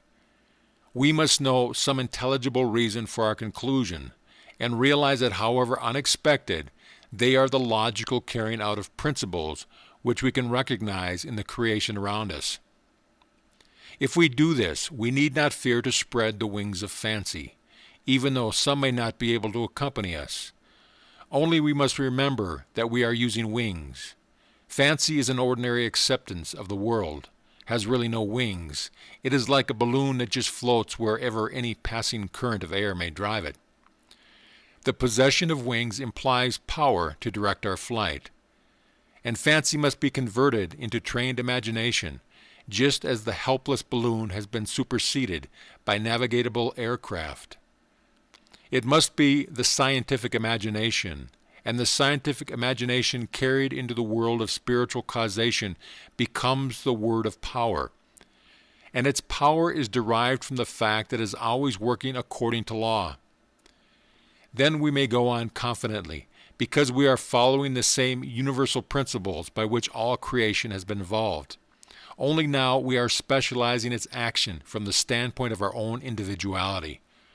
According to the ancient teaching that man, the microcosm, repeats in himself all the laws of the macrocosm or great world around him.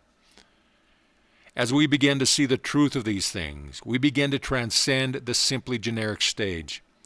The first stage is necessary to provide a starting point for the next. The first stage is that of bondage to law.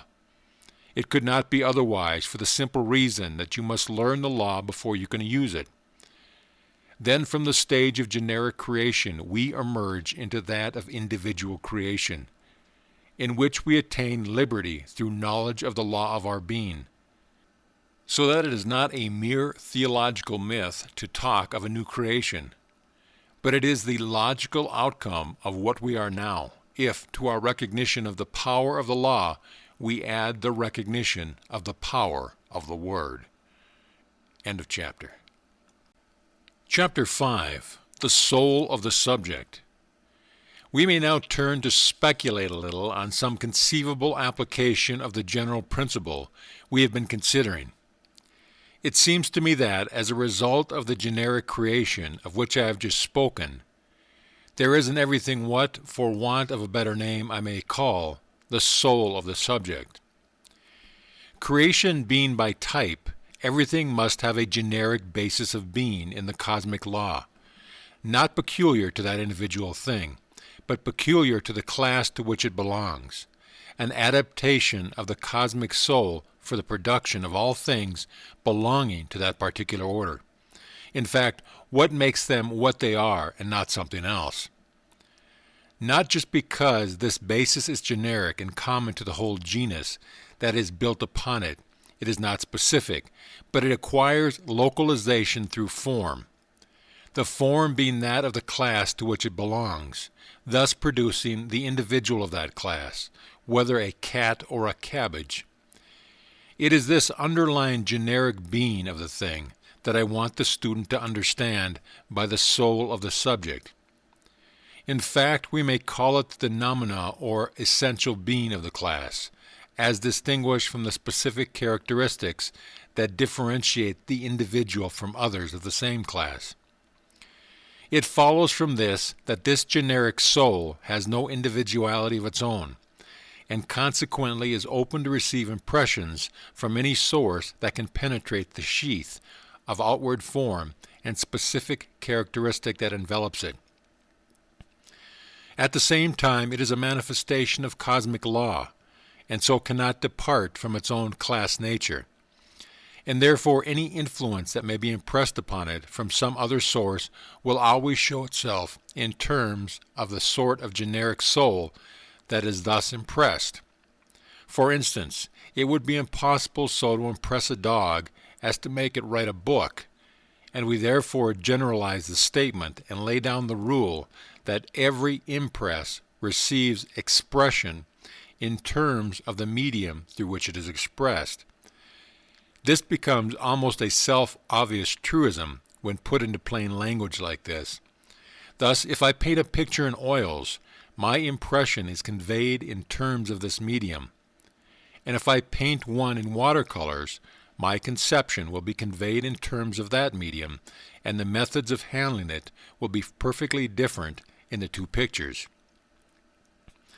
This applies all around, and if we keep this generalization in mind, it will render many things clear, especially in psychic matters, which would otherwise seem puzzling. Now we ourselves are included in a general creation, and consequently, we have in us a generic or type basis of personality, which is entirely impersonal. This is not a contradiction in terms, though it may look like one. We belong to the class genus homo, the distinctive quality of which is personality, that is to say, the possession of certain faculties which constitute us persons, and not things or animals. But at the same time, this merely genetic personality is common to all mankind, and is not that which distinguishes one individual from another. And in this sense it is impersonal, so we may call it our cosmic or impersonal personality. Now it is upon this cosmic element, inherent in all things from mineral to man, that thought power acts, because being impersonal, it has no private purpose of its own with which to oppose the suggestion that is being impressed upon it.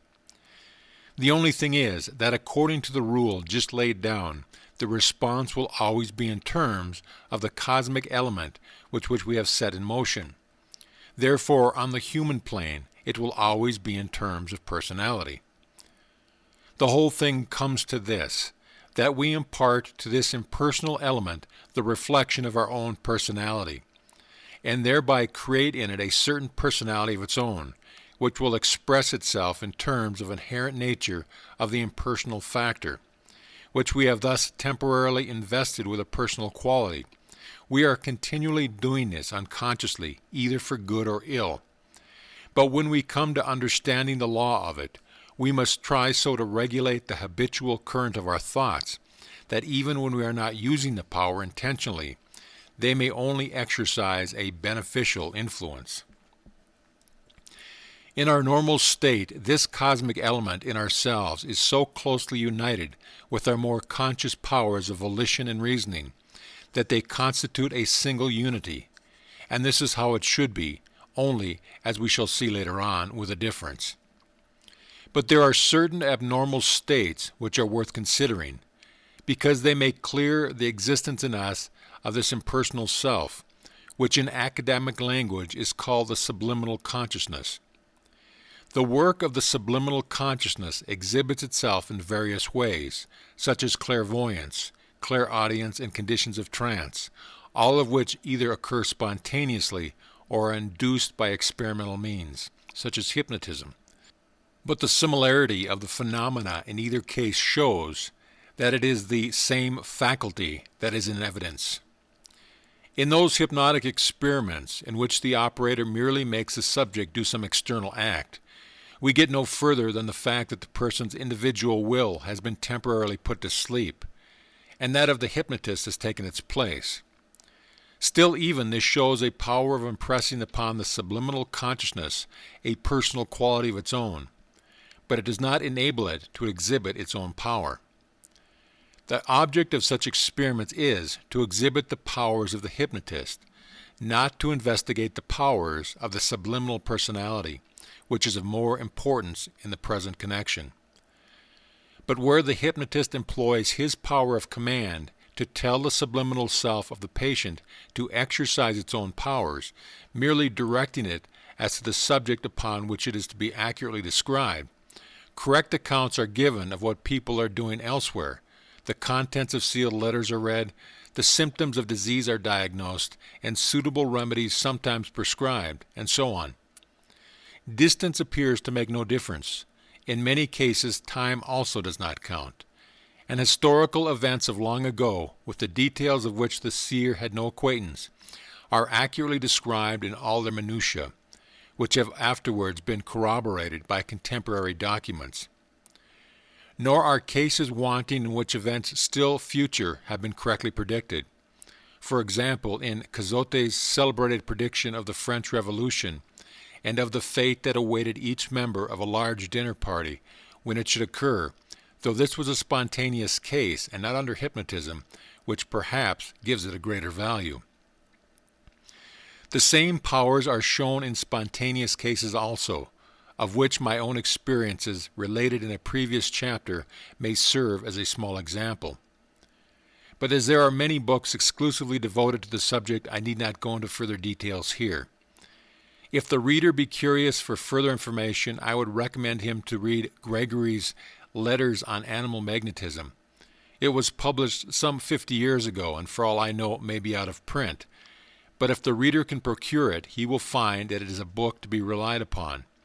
The work of a professor of chemistry in the University of Edinburgh, who investigated the matter calmly with a thoroughly trained scientific mind.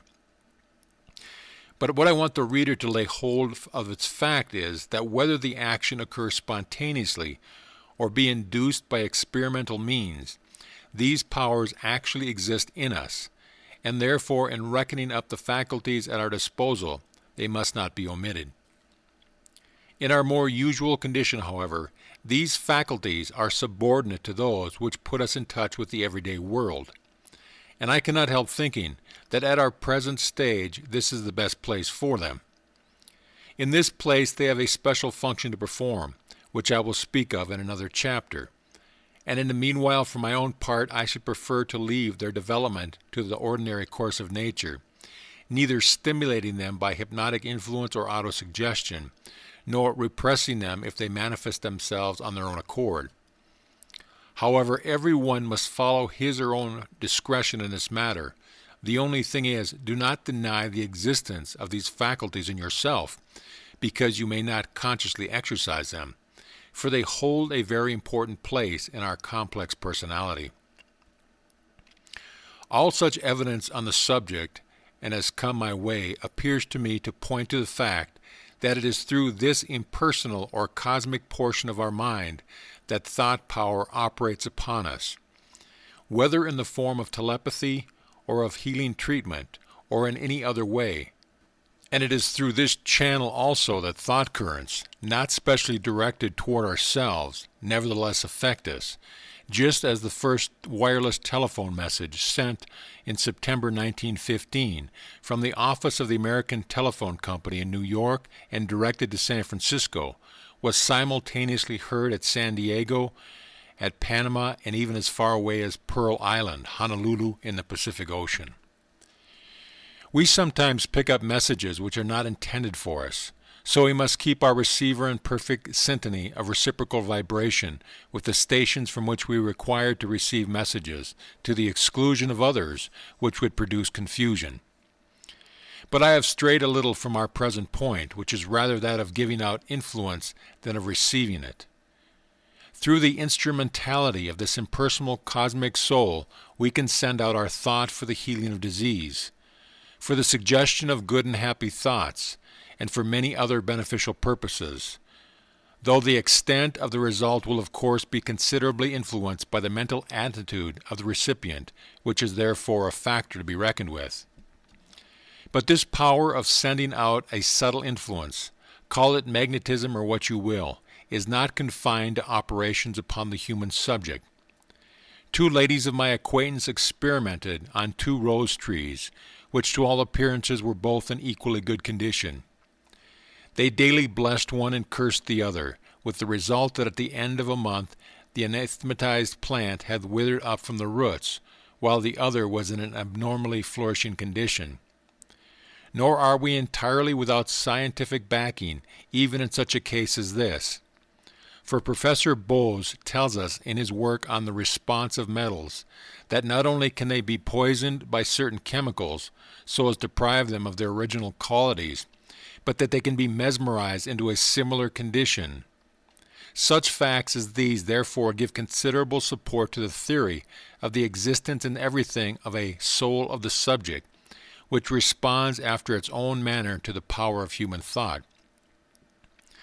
In what manner, then, is this influence conveyed? Is there here that our study of etheric wave comes to our assistance? By carrying the same principle further and picturing the working of the known law under unknown conditions, it will at least enable us to form a working hypothesis. I have stated that our actual commercial application of the etheric waves extends from the ultraviolet waves used in photography and measuring only 1/254,000th of an inch to those measuring many miles employed in wireless telegraphy. But this practical application by no means exhausts the conceivable possibilities of etheric vibrations. For not only do we find a gap of 5 octaves of as yet unknown waves between the dark heat group and the Hertzian group, but mathematically there is no limit to the greatness or smallness of the waves, and the scale may be prolonged indefinitely in either direction. Nor is this to be wondered at, for if we consider that vibration is not a progress of individual particles from one place to another, but the alternate rising and falling of a substance at the same point, and that the ether is homogeneous and universally present substance, it is obvious that there is nothing to limit the minuteness or the greatness of the intervals at which the rising and falling will occur. Therefore, we have an unlimited field for our imagination to play about in. Then, if we further reflect that all forms are built up on a denser or finer aggregation of ether, and that what determines the generic form of anything is its cosmic soul, or the generating principle of the class to which it belongs, it follows that this soul must have a corresponding form, however inconceivably fine may be the etheric condensation which thus differentiates it from other souls, and prevents it from all being mixed up together in an indistinguishable mass.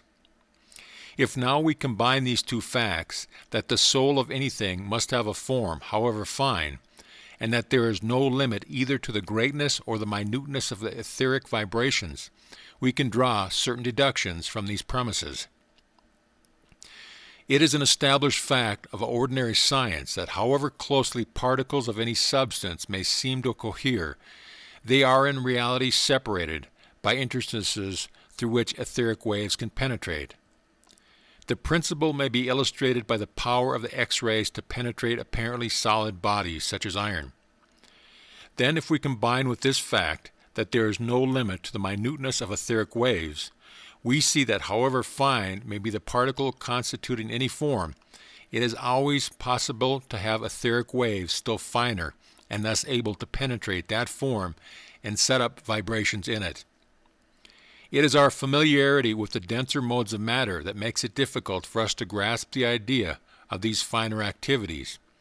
But there is nothing in what we know of the denser modes to contradict the conception. On the contrary, it is just by what we have learned of these denser modes that we reach the principles on which these further conceptions are founded. Looking at this, therefore, in the light of a mathematical proposition, there is absolutely no limit to the fineness of any form or to its susceptibilities to etheric vibrations. Finally, to this add the power of the word to start trains of etheric vibration, and you get the following series. The word starts the etheric waves. Thus waves produce corresponding vibration in the soul of the subject, and the soul of the subject in turn communicates corresponding vibration to its body. We may thus explain the creative power of thought on the basis of recognizable law, and so we believe, because we know why we believe, not because somebody else has told us so. Doubt is still the creative action of thought, only in its creative negativity. So it is helpful to feel that we have some reason for confidence in the power of the Word.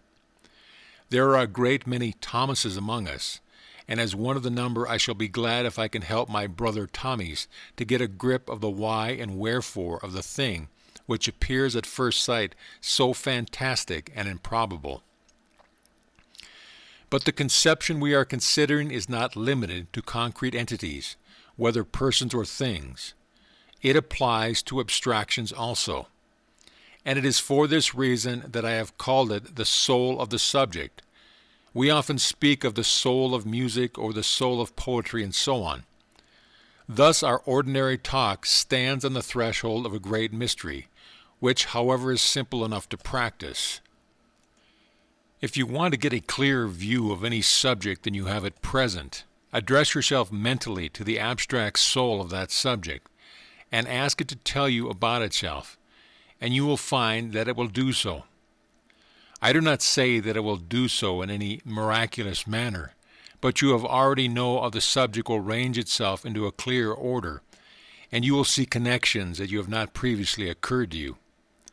Then again, you will find that information of the class required will begin to flow towards you through quite ordinary channels, books, newspapers, or conversation, without you especially laying yourself out to hunt for it.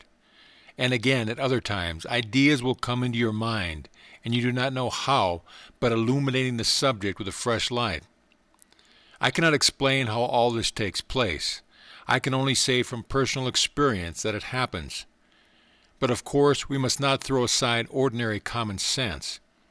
We must sort out the information that comes to us and compare it with our previous knowledge. In fact, we must work at it. There is no premium for laziness. Nor must we expect to receive, by a sudden influx, a complete acquaintance with some subject of which we are entirely ignorant. I do not say that such a thing is altogether impossible, for I cannot venture to limit the possibilities of the universe. But it is certainly not to be looked for in the ordinary sense. I have sometimes been shown specimens of inspirational paintings done by persons said to be entirely ignorant of art, and the ignorance is very apparent on the face of the work. I dare say an artist may be inspired in the production of a picture, but the technical training comes first and the inspiration afterwards.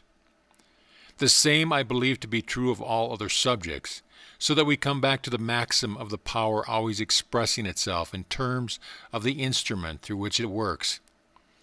With this reservation, however, it appears to me that every class of subject has a sort of soul of its own, with which we can put ourselves in rapport with, so to say, mentally unifying our own personality with its abstract principle. We are told by some teachers that we can in the same way even construct entities in the nature of our thought, and possessing a personality of their own with which we can endow them. Whether this be the case I cannot say. I do not know all the secrets of the invisible, but if our thoughts do not create personal entities able to hang on their own hook, they create forces which come to much the same thing. They start waves in the universal etheric medium, which, like the electromagnetic waves of telegraphy, spread all around from the point of initial impulse, and are picked up whenever a center happens to be attuned to a similar rate of vibration. And each new center energizes these vibrations again with a fresh impulse of its own. So in this way, thought currents become very real things. Such then is the power of our word, whether spoken or only dwelt upon in thought, to impress itself upon the impersonal element around us, whether in person or things. We cannot divest it of the power, though we may intensify its action by deliberate use of it, with knowledge of the principle involved. And therefore, whether consciously or unconsciously, we are sending out the influence of our personality all the time. Now, the more we know of these things, the greater becomes our responsibility. And I would therefore solemnly warn the reader against any attempt to use the powers now indicated to the injury of any other person, or for the purpose of depriving anyone else of the liberty of action which he would wish to enjoy himself. Such use of our mental powers is in direct opposition to the law of unity which I have spoken of. And since the law is the basic principle of the whole universe, any opposition to it places us in antagonism with a force immeasurably greater than ourselves. Our thought always continues to be creative, but in destructive use it becomes creative for destructive forces. And since it has its origin in our own personality, we are certain sooner or later to feel its effects, on the principle that every action always produces a corresponding reaction. As we have seen, the law knows nothing of persons, but acts automatically in strict accordance with the nature of the power which has set in its motion. Under negative conditions, the great law of the universe becomes your adversary, and must continue to be so until your altered mood of thought you put yourself in line with it But on the other hand, if our intention be to cooperate with the great law, we shall find that in it also exists a mysterious soul of the subject, which will respond to us, however imperfectly we may understand its modus operandi. It is the intention that counts, not the theoretical knowledge. The knowledge will grow by experience and meditation, and its value is measured entirely by the intention that is at the back of it. End of chapter. Chapter 7. The Promises. We have now, I hope, laid a sufficiently broad foundation of the relation between the law and the Word.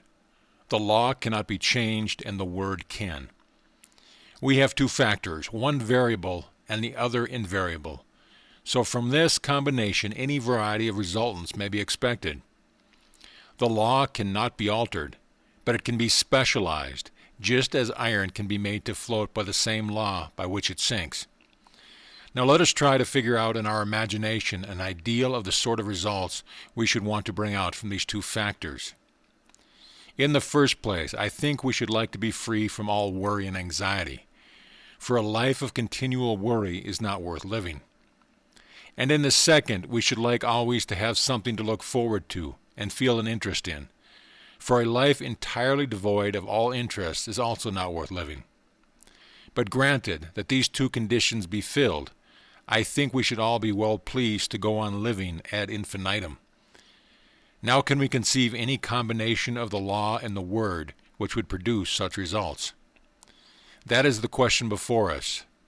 The first step is to generalize our principle as widely as possible. For the wider the generalization, the larger becomes the scope for specialization. The invariable factor we already know. It is the law, always creating in accordance with the Word that sets it in motion, whether constructive or destructive. So what we really have to consider is the sort of word, i.e., thought or desire, which will set the law working in the right direction. It must be a word of confidence in its own power. Otherwise, by the hypothesis of the case, it would be giving contradictory directions to the law. Or to borrow a simile from what we have learnt about waves and ether, it would be sending out vibrations that would cancel one another and so produce no effect. Then it must be a word that does not comprise itself by antagonizing the law of unity, and so producing disruptive forces instead of constructive ones. And finally, we must be quite sure that it really is the right word, and that we've been making no mistake about it. If these conditions be fulfilled, the logical result will be entire freedom from anxiety. Similarly, with regard to maintaining a continued interest in life, we must have a continued succession of ideals, whether great or small, that will carry us on with something always just ahead of us. And we must work the ideals out and not let them evaporate in dreams. If these conditions be fulfilled, we have before us a life of never-ending interest and activity, and therefore a life worth living. Where then are we to find the word which will produce these conditions? Perfect freedom from anxiety and continual happy interest.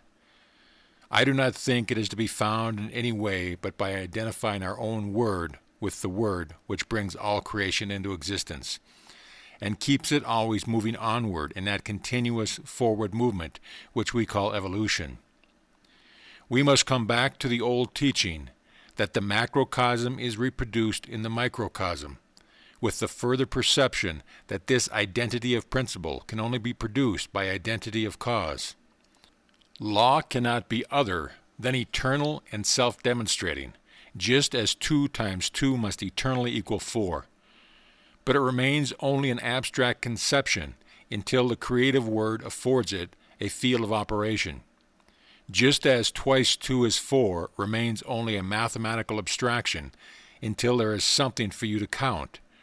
And accordingly, as we have already seen, all our reasoning concerning the origin of creation, whether based on metaphysical or specific grounds, brings us to the conception of a universal and eternal living spirit localizing itself in particular areas of cosmic activity by the power of the Word. Then, if a similar creative power is to be reproduced in ourselves, it must be by the same method. the localizing of the same Spirit in ourselves by the power of the same Word.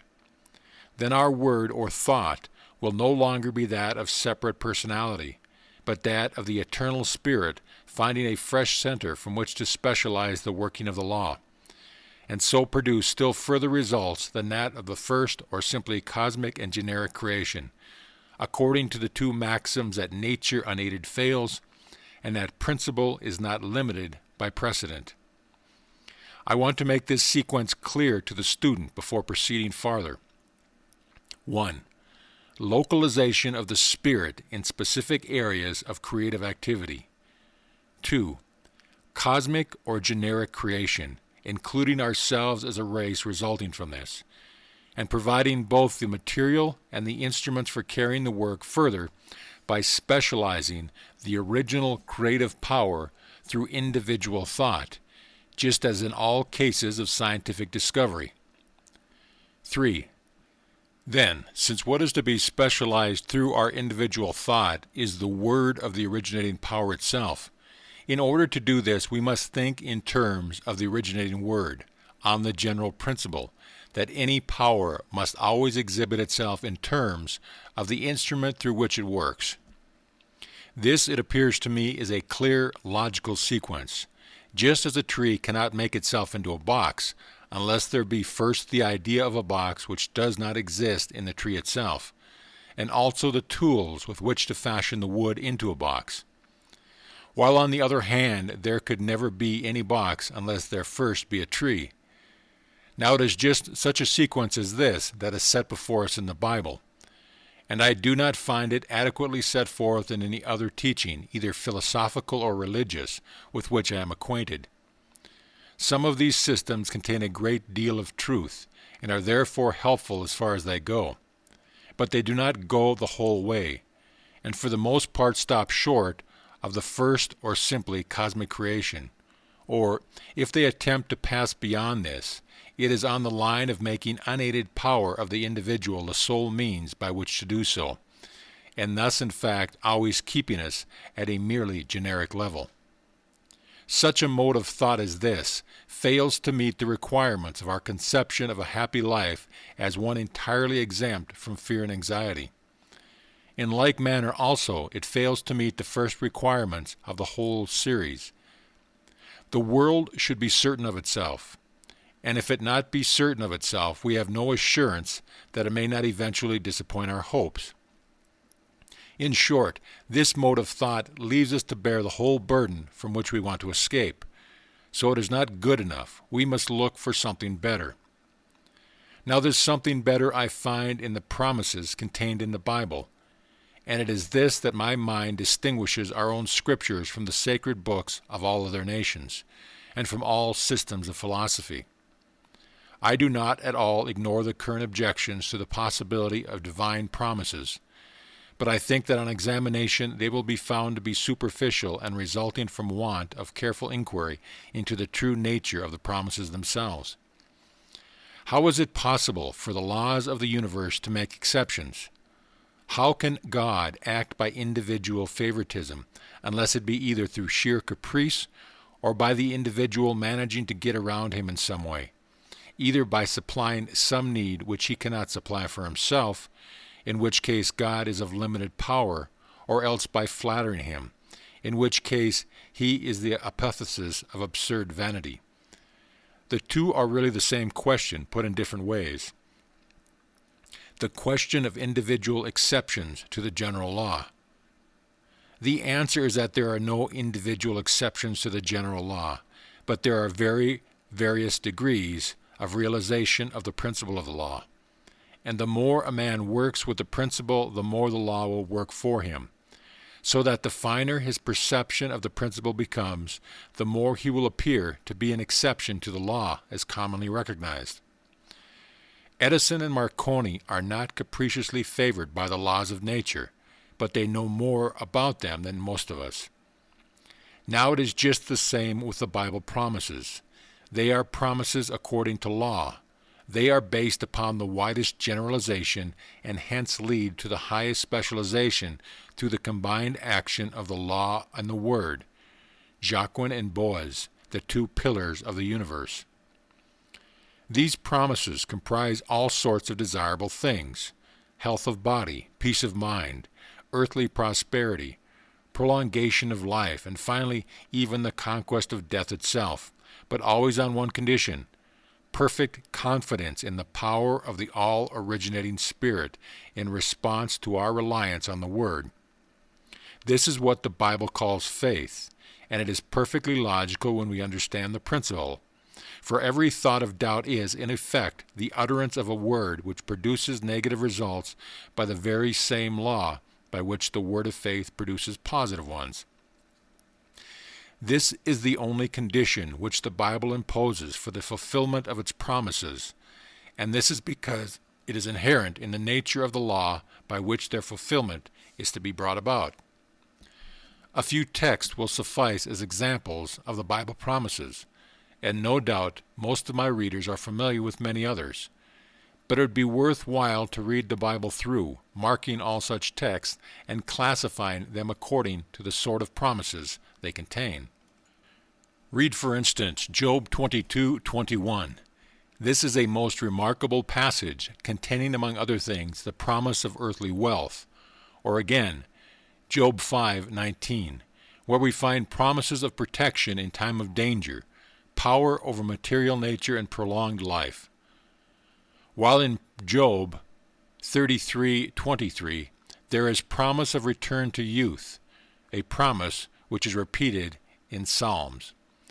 Again, in Isaiah, there is a promise of immensely extended physical life, death at the age of 100 being counted so premature as to resemble that of an infant, and the normal standard of age being compared to a tree which lives for centuries. And the same passage also promises immediate answers to prayers. The Psalms are full of such promises, and they are scattered throughout the Bible. Now there is an unfortunate tendency among people who read their Bible with reverence to what they call spiritualize such passages as these, which means that they do not believe them.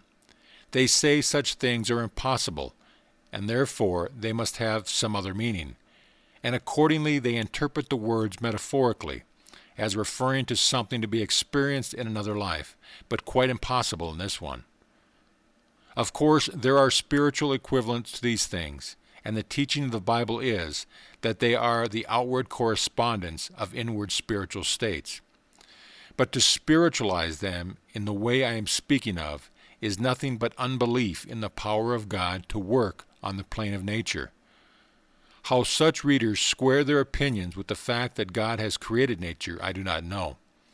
Even in the animal world, we find wonderful instances of longevity. If an elephant be not overworked before he is 20, he is in full working power up to 80, and will then be capable of light work for another 20 years, after which he may yet enjoy another 20 years of quiet old age as the reward of his labors. While crocodiles and tortoises have been known to live for centuries. If then such things be possible in the ordinary course of nature in the animal world, why need we doubt the specializing power of the Word to produce far greater results in the case of man? It is because we will not accept the maxim that principle is not limited by precedent. In regard to ourselves, though we see it demonstrated by every new scientific discovery, we rely more on the past experience of the race than on the creative power of God. We call him Almighty, and then say that in his book he promises things which he is not able to perform. But the fault is with ourselves. We limit the Holy One of Israel, and as a consequence get only so much as by our mental attitude we are able to receive. Again, the old maxim that power can only work in terms of the instrument it works through. I do not say it is all easy for us to completely rid ourselves of negative race thought ingrained into us from childhood, and subtly playing upon that generic impersonal self in us of which I have spoken, and which readily responds to those thought currents to which we are habitually attuned. It is a matter of individual growth, but the promises themselves contain no inherent impossibility, and are logical deductions from the principles of the creative law. If the power of the Spirit over things of the material plane be an impossibility, then by what power did Jesus perform his miracles? Either you must deny his miracles, or you must admit the power of the Spirit to work on the material plane. There is no way out of the dilemma. Perhaps you may say, oh, but he was God in person. Well, all the promises affirm that it is God who does these things, so what it is possible for God to do at one time, it is equally possible for him to do at all times. Or perhaps you hold other theological views and will say that Jesus was an exception to the rest of the race. But on the contrary, the whole Bible sets him forth as an example. An exception certainly to men as we now know them, but the example of what we shall have it in us to become. Otherwise, what use is he to us? But apart from all arguments on the subject, we have his own words, telling us that those that believe in him, believe what he said about himself, shall be able to do works as great as his own, and even greater still. For these reasons, it appears to me that on the authority of the Bible itself, and also on metaphysical and scientific grounds, we are justified in taking such promises as those I have quoted in a perfectly literal sense. Then there are promises of the power that will attend our utterances of the word. Thou shalt also decree a thing, and it shall be established unto thee. All things are possible unto you. Whosoever shall believe that what he saith come to pass, he shall have whatsoever he saith. Other passages again promise peace of mind. Thou wilt keep him in perfect peace, whose mind is stayed on thee, because he trusteth in thee. Let him take hold of my strength, that he may make peace with me. St. Paul speaks of the God of peace in many passages. And in his final discourse, recorded in the 14th, 15th, and 16th chapters of St. John's Gospel, lays peculiar stress on the gift of peace. And lastly, there are many passages which promise the overcoming of death itself, as for example, Job 19:25-27, John 8:51, and so on. God commanded the blessing, even life forevermore. Now I hope the reader will take the trouble to look up the text to which I have referred and not be lazy. I am sure he would do so if he were promised a 10-pound note or a $50 bill for his pains. And if these promises are not all bosh, there is something worth a good deal more to be got by studying them. Just run through the list: health, wealth, peace of mind, safety, creative power, and eternal life. You would be willing to pay a good premium to an insurance office that could guarantee you all these. Well, there is a company that does this without paying any premium, and its name is God & Company Unlimited. The only condition is that you yourself have to take part of the company, and it is not a sleeping partnership, but a wide-awake one. So I hope you will take the trouble to look up the texts. But at the same time, you must remember that the reading of single text is not sufficient. If you take any isolated phrase you choose, without reference to the rest of the book, there is no nonsense you can make out of the Bible. You would not be allowed to do that sort of thing in a court of law. When a document is produced in evidence, the meaning of the words used in it are very carefully construed, not only in reference to the particular clause in which they occur, but also with reference to the intention of the documents as a whole, and to the circumstance under which they were written. The same word may mean very different things in different connections. For instance, I remember 2 reported cases, in one in which the word Spanish meant a certain sort of leather, and in the other a kind of material used in brewing.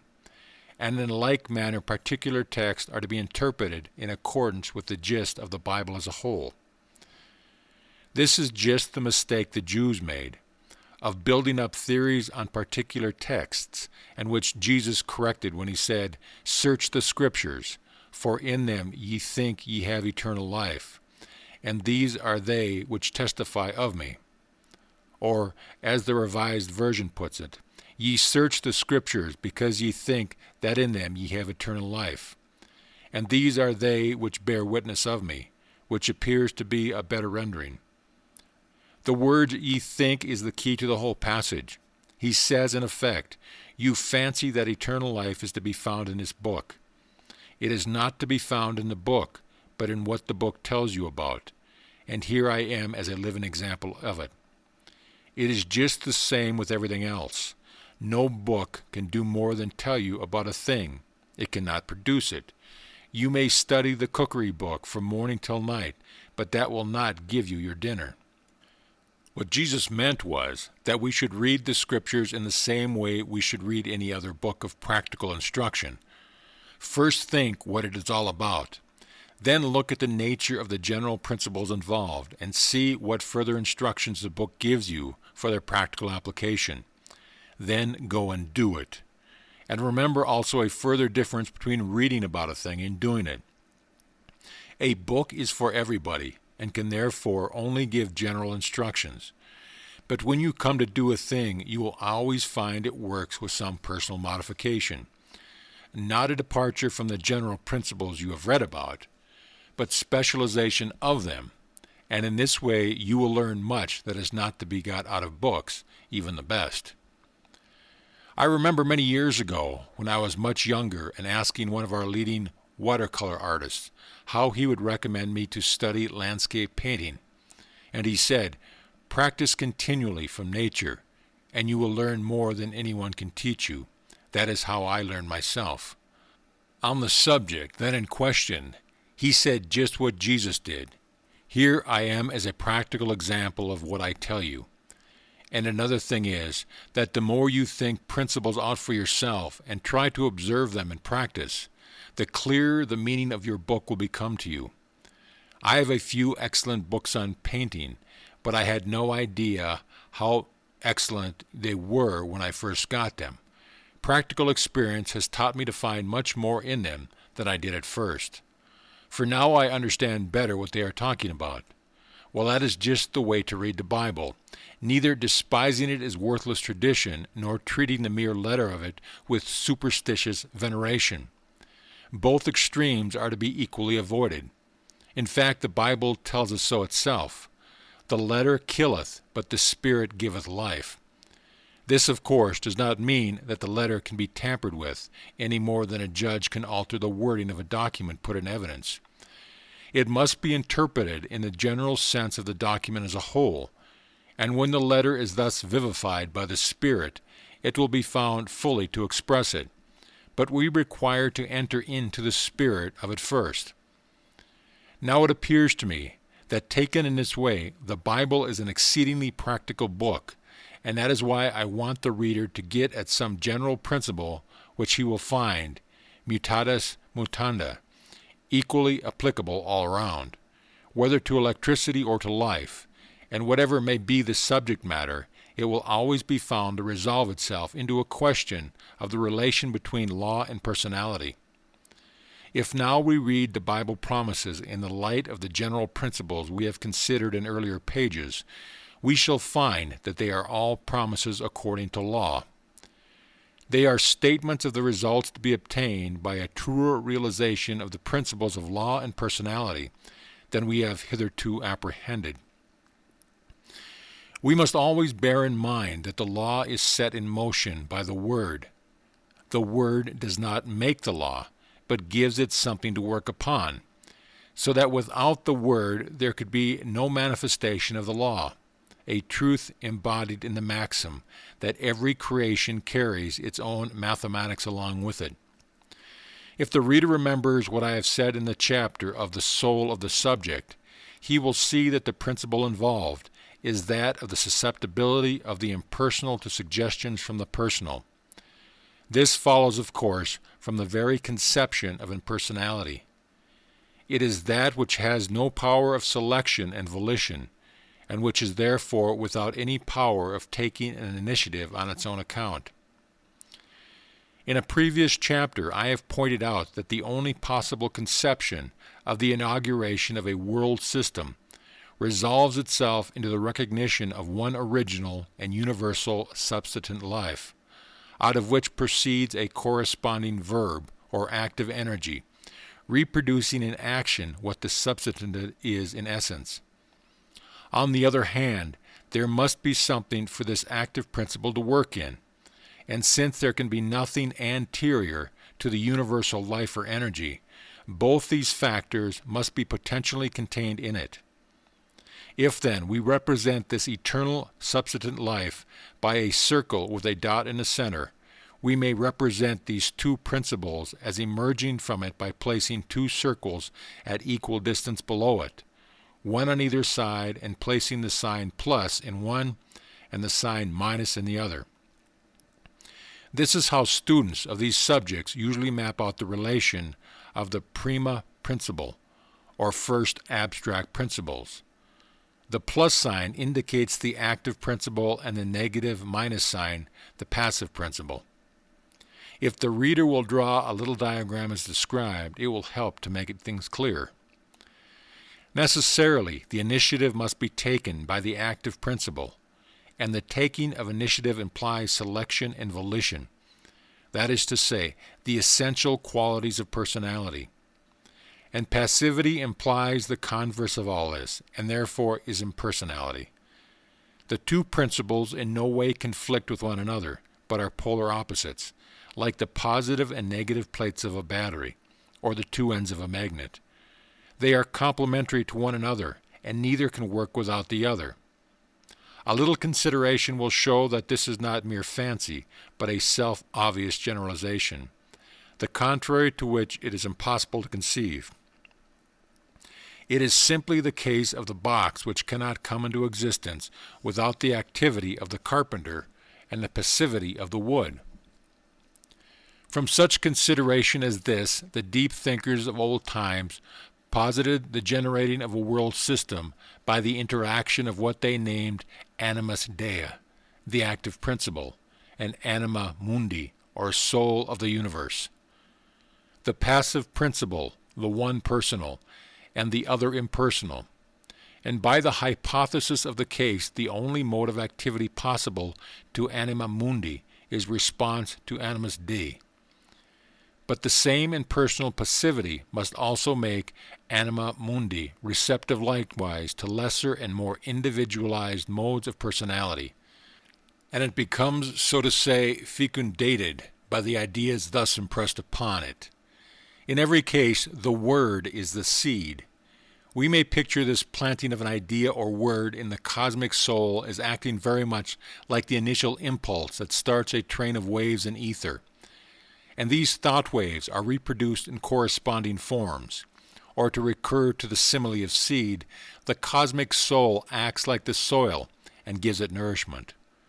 Looking at it in this way, the old exponents of these things regarded the active principle as masculine and the passive as feminine, the one generating and the other nutritive, corresponding to the words roch and hashak, the expansion and compression principles in the Hebrew text of the opening verses of Genesis.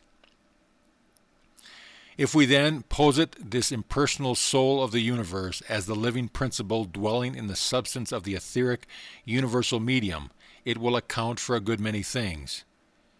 If it be asked why we should assume the presence of a living principle in the universal substance, the answer is in the maxim, quod ex vivo vivum. What proceeds from life is living. Then, as we see by our diagram, anima mundi, equally with animus dei, proceeds from the original substitute of life, and therefore on the principle of the above maxim, that like produces like, anima mundi must also be a living thing whose vehicle is the universal substance. We may picture, then, the response of the indwelling soul of the universal medium to our thought as starting corresponding vibrations in the substance of the medium, just as our own thought, acting through the vibratory system of our nerves, causes our body to make the movements we intend. But perhaps you will say, how can this be, seeing that by the hypothesis the soul of the universe is impersonal and therefore unintelligent? Well, it is just this fact of having no thought of its own that enables us to impress our thought upon it and cause it, so to say, to take on an intelligence relatively to the subject of our thought, much in the same way that the impersonal soul in the human subject takes on or reflects the thought of the hypnotist, and not infrequently develops it to a far greater extent than the original thought of the operator expressed. Such a hypothesis, and I think some such hypothesis is needed to account for any creation at all, throws light on the modus operandi of the Bible promises. We plant the word of the promise in the womb of anima mundi, and if we do not uproot it by using the same power adversely, it is bound to come to fruition in due course, by the same law which the world systems are formed. And if we are to believe that the word of the promise is not our own word, but the word of God, then our thought of it is imbued with a corresponding power as we hand it over to anima mundi. Thus the promises fulfill themselves automatically, in accordance with the principles of the relation between law and personality. And they do so not in our own power, but by the power of the Word of God. This, then, gives us at least an intelligible working hypothesis of the rationale of the Bible promises, the measurement of their fulfillment exactly proportionate to our belief in them, not from any unintelligible cause, and still less from any unreasoning feat of a capricious deity, but by the working of an intelligible law. If any of my readers happens to be an electrician, he will find an exact parallel in what is known as Ohm's law. Such readers will be familiar with the formula C equals E/R. But for the benefit of those to whom this formula may be unintelligible, I will give a few words of explanation. C means the current of electricity which is to be delivered for any work that is to be done. E stands for the electromotive force which generates the current, and R is the resistance offered to the current by any conductor, such as the wires through which it flows. If there be no resistance, the full amount of current generated would be delivered. But without any conductor, no current could be delivered, and therefore there must be some resistance. And so the full power of the electromotive forces can never be delivered by the current. The amount that will be delivered is the original power of the electromotive force divided by the resistance. The resistant, therefore, acts as a restricting force, limiting the extent to which the power of the original electromotive force shall be delivered at the point where the work is to be done. But at the same time, no delivery at that point could be effected without it. So the resistance also has a necessary part to play in the working of the circuit. Now, if we want to translate the formula C equals E/R into terms of spiritual force, we may put it thus. E stands for the limitless potential of the eternal spirit.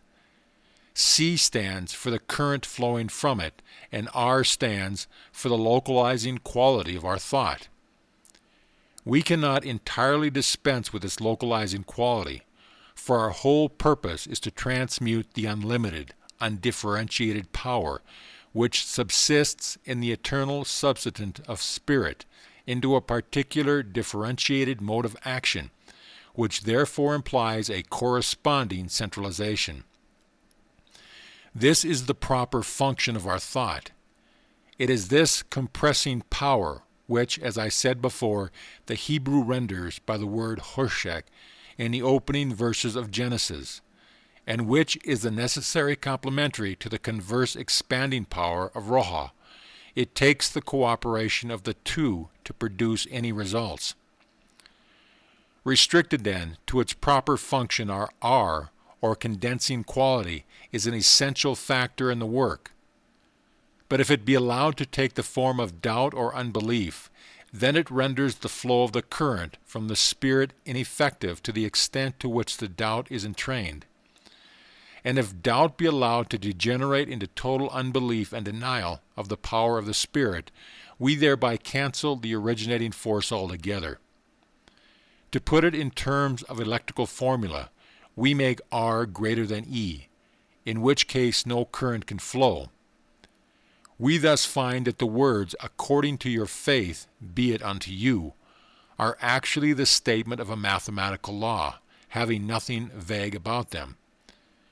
This may be a somewhat original application of Ohm's law, but the parallel is so exact that I cannot help thinking it will appeal to some of my readers who may be conversant with electrical science. For those who are not, a simpler simile may be that you cannot deliver a more powerful stream of water than the bore of the pipe through which it flows will admit of. Or to employ a legal truism, delivery on the part of the donor must be met by acceptance on the part of the donee before a deed or gift can become operative. Or, in still a simpler language, you may take a horse to water, but you can't make him drink.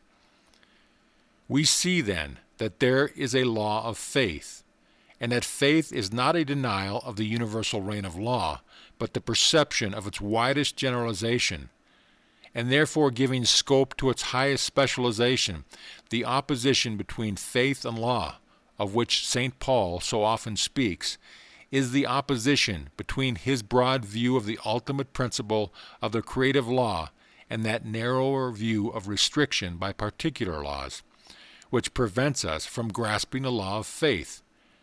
But that he does not deny the principle of law, that is the relation between C and E, is clear from his own statement in Romans, where he says, "The law of the Spirit of life in Christ Jesus sets me free from the law of sin and death."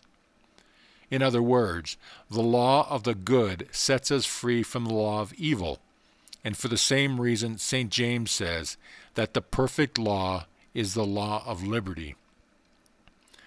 Of course, if we suppose that faith is something contrary to the law of the universe, we are at once import into our thought the negative quality, which entirely vitiates our action. We rightly perceive that the laws of the universe can never be altered, and if our notion of faith be that it is an attempt to work in contradiction to these laws, the best definition we can give it is that given by the little girl in Sunday school who said that faith is trying to make yourself believe what you know is not true. The reason for such a misconception is that it entirely omits one of the factors in the calculation. It considers only the law and gives no place to the word in the scheme of things. Yet we do not carry this misconception into the science of chemistry and electricity. We take the immutability of the law as the basis of these sciences, but we do not expect the immutable law to produce a photographic apparatus or an electrical train without the intervention of a reasoning and selective power which specializes the fundamental general law into particular use. We do not look to the law for these powers of reasoning and selection through which we make it work in all highly complex ways of our ordinary commercial applications to it. We know better than that. We look to personality for this. In our everyday pursuits, we always act on the maxim that nature unaided fails, and that the infinite possibilities stored up in the law can only be brought to light by a power of reasoning and selection working through the law. This cooperation of the personal with the impersonal is the law of the law. And since the law is unchangeable, this law of the law must also be unchangeable, and must therefore apply on all planes, and through all time, the law, that without cooperation of the law and the Word, nothing can be brought into existence, from a solar system to a pin, while on the other hand there is no limit to what we can get out of the law by the operation of the Word. If the student will look at the Bible promises in the light of the general principles, he will find that they are perfectly logical, whether from the metaphysical or from the scientific standpoint, and that their working is only from the same law through which all scientific developments are made. If this be apprehended, it will be clear that the word of faith is not trying to make ourselves believe what we know is not true, but as St. Paul puts it, it is giving substance to things not yet seen. End of chapter. Chapter 7. Death and Immortality. I think most of my readers will agree with me that the greatest of all the promises is that of overcoming of death. For as the greater includes the less, the power which can do that can do anything else. We think that there are only two things that are certain in this world, death and taxes, and no doubt under the ordinary past conditions this is quite true. But the question is, are they really inherent in the essential nature of things, or are they not the outcome of our past limited and often inverted modes of thought? The teaching of the Bible is that they are the latter. On the subject of taxes, the Master says, "Render unto Caesar the things that are Caesar's." But on another occasion he said that the children of the king were not liable to taxation. However, we may leave the taxes alone for the present, with the remark that their resemblance to death consists in both being, under present conditions, regarded as compulsory. Under other conditions, however, we can well imagine taxes disappearing in a unity of thought which would merge them in cooperation and voluntary contribution, and it appears to me quite possible for death to disappear in like manner. In whatever way we may interpret the story of Eden, whether literally, or if, like some of the fathers of the churches such as Origen, we take it as an allegory, the result is the same. That death is not in the essence of man's creation, but supervened as the consequence of an inverted mode of thinking. The creative spirit thought one way, and Eve thought another. And since the thought of the creating spirit is the origin of life, this difference of opinion naturally resulted in death. Then from this starting point, all the rest of the Bible is devoted to getting rid of this difference of opinion between us and the spirit of life, and showing us that the spirit's opinion is truer than ours, and so leading us to adopt it as our own. The whole thing turns on the obvious proposition that if you invert the cause, you also invert the effect. It is the principle that division is the inversion of multiplication, so that if 2 times 2 equals 4, then you cannot escape from the consequence that 4 divided by 2 equals 2. The question then is, which of the two opinions is the more reasonable? That death is essentially inherent in the nature of things, or that it is not? Probably 99 out of 100 readers will say the whole experience of mankind from the earliest ages proves that death is the unchangeable law of the universe, and there have been no exceptions. I am not quite sure that I should altogether agree with them on the last point, but putting that aside, let us consider whether it really is the essential law of the universe. To say that this is proved by the past experience of the race is what logicians call a petito principii. It is assuming the whole point at issue. It is the same argument which our grandfathers would have used against aerial navigation. No one had ever traveled in the air, and that proved that no one ever could. My father, who was a junior officer in India when the first railroad was run in England, used to tell a story of one of his senior officers, who, on being asked what he thought of the rapidity of the new mode of traveling, said he thought it was all a damned lie, which opinion appeared to him to settle the whole question. But I hope that none of my readers will hold the same opinion regarding the overcoming of death, even though they might express it in more polite language. At any rate, it may be worthwhile to examine the theoretical possibility of the idea. To begin with, it involves a self-contradiction to say that the energy of any force can stop the working of that force. If a force stops working, it is for one of two reasons: either that the supply of it is exhausted, or that it is overcome by an opposite and neutralizing force. But we have seen that the originating cause of all things can only be inexhaustible power of life, and therefore the hypothesis of it becoming exhausted is eliminated. And similarly, since all the forces of the universe proceed from this source, it is impossible for any of them to have a nature diametrically opposite to that of the source from which they flow. So the alternative must be eliminated also.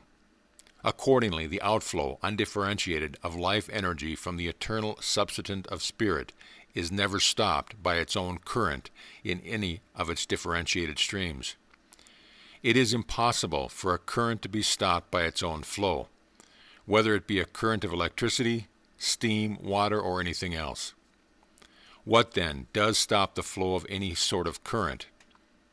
It is the resistance or inertia of the channel through which it flows. So that we come back to the formula of Ohm's law, C equals E/R, as a general proposition applicable to any conceivable sort of energy. The neutralizing power, then, is not that of flowing of any sort of energy, but the rigidity or inertia of the medium through which the energy has to make its way, thus bringing us back to Rosh and Hoshak, the expansive and compressive principles of the opening verses of Genesis. It is the broad scientific generalization of the opposition between inertia, or energy, and inertia, or absence of energy, and since, for the reason just given, inertia cannot go against itself, the only thing that can stop it is inertia. Now, the components of the human body are simply various chemical elements, so much carbon, so much hydrogen, etc., as any textbook on the subject will tell you.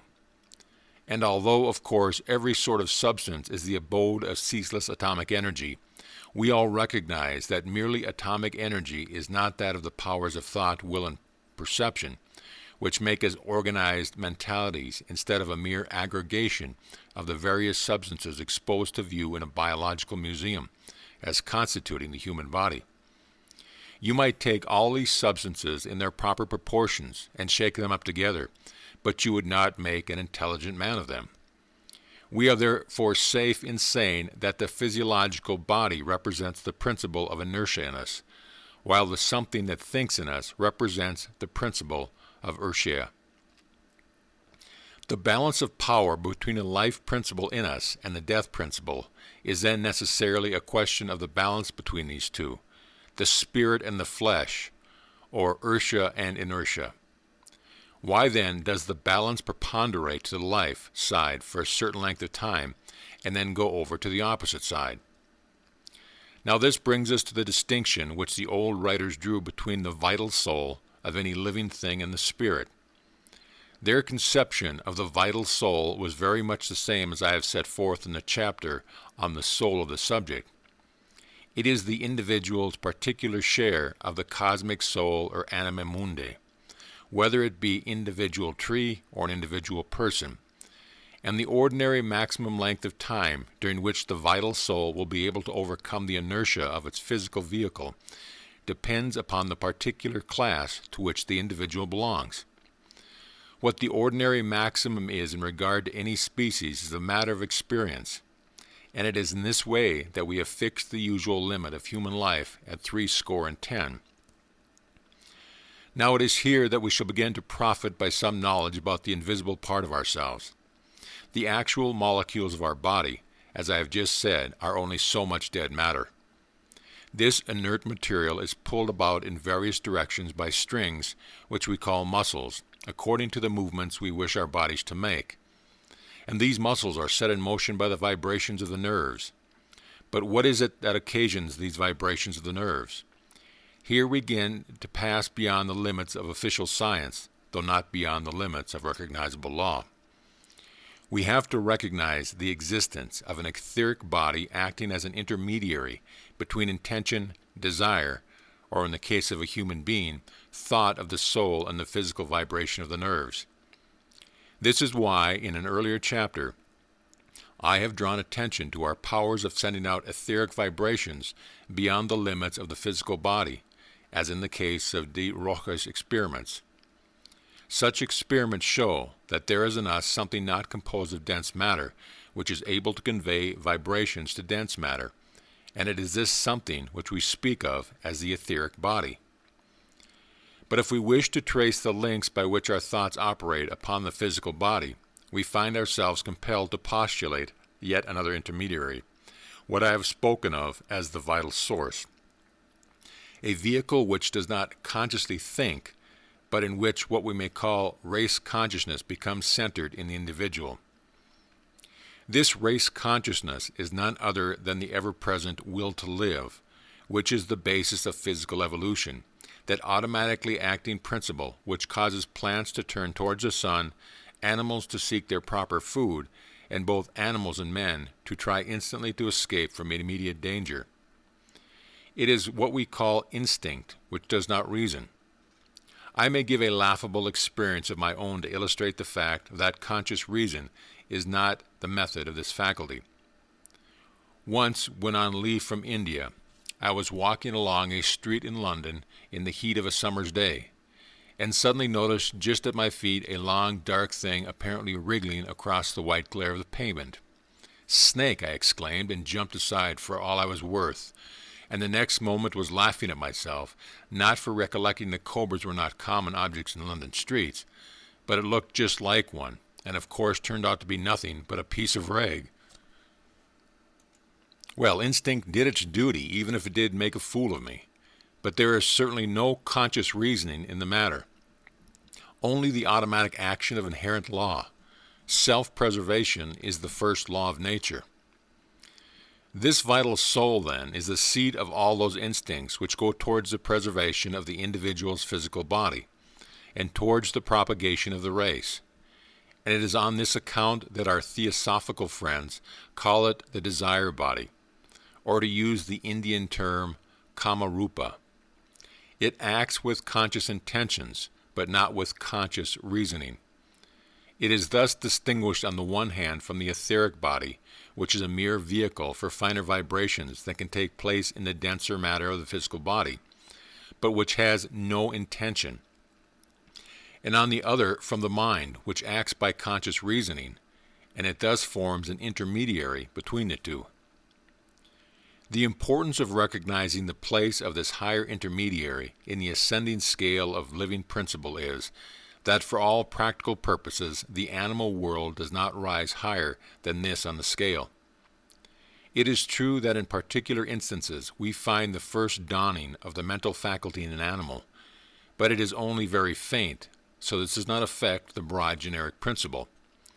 The point to be noted is that up to this stage human beings are built on the same lines as animals, and what distinguishes us is the addition in ourselves of a higher factor, that of the reasoning mind exercising the power of conscious thought.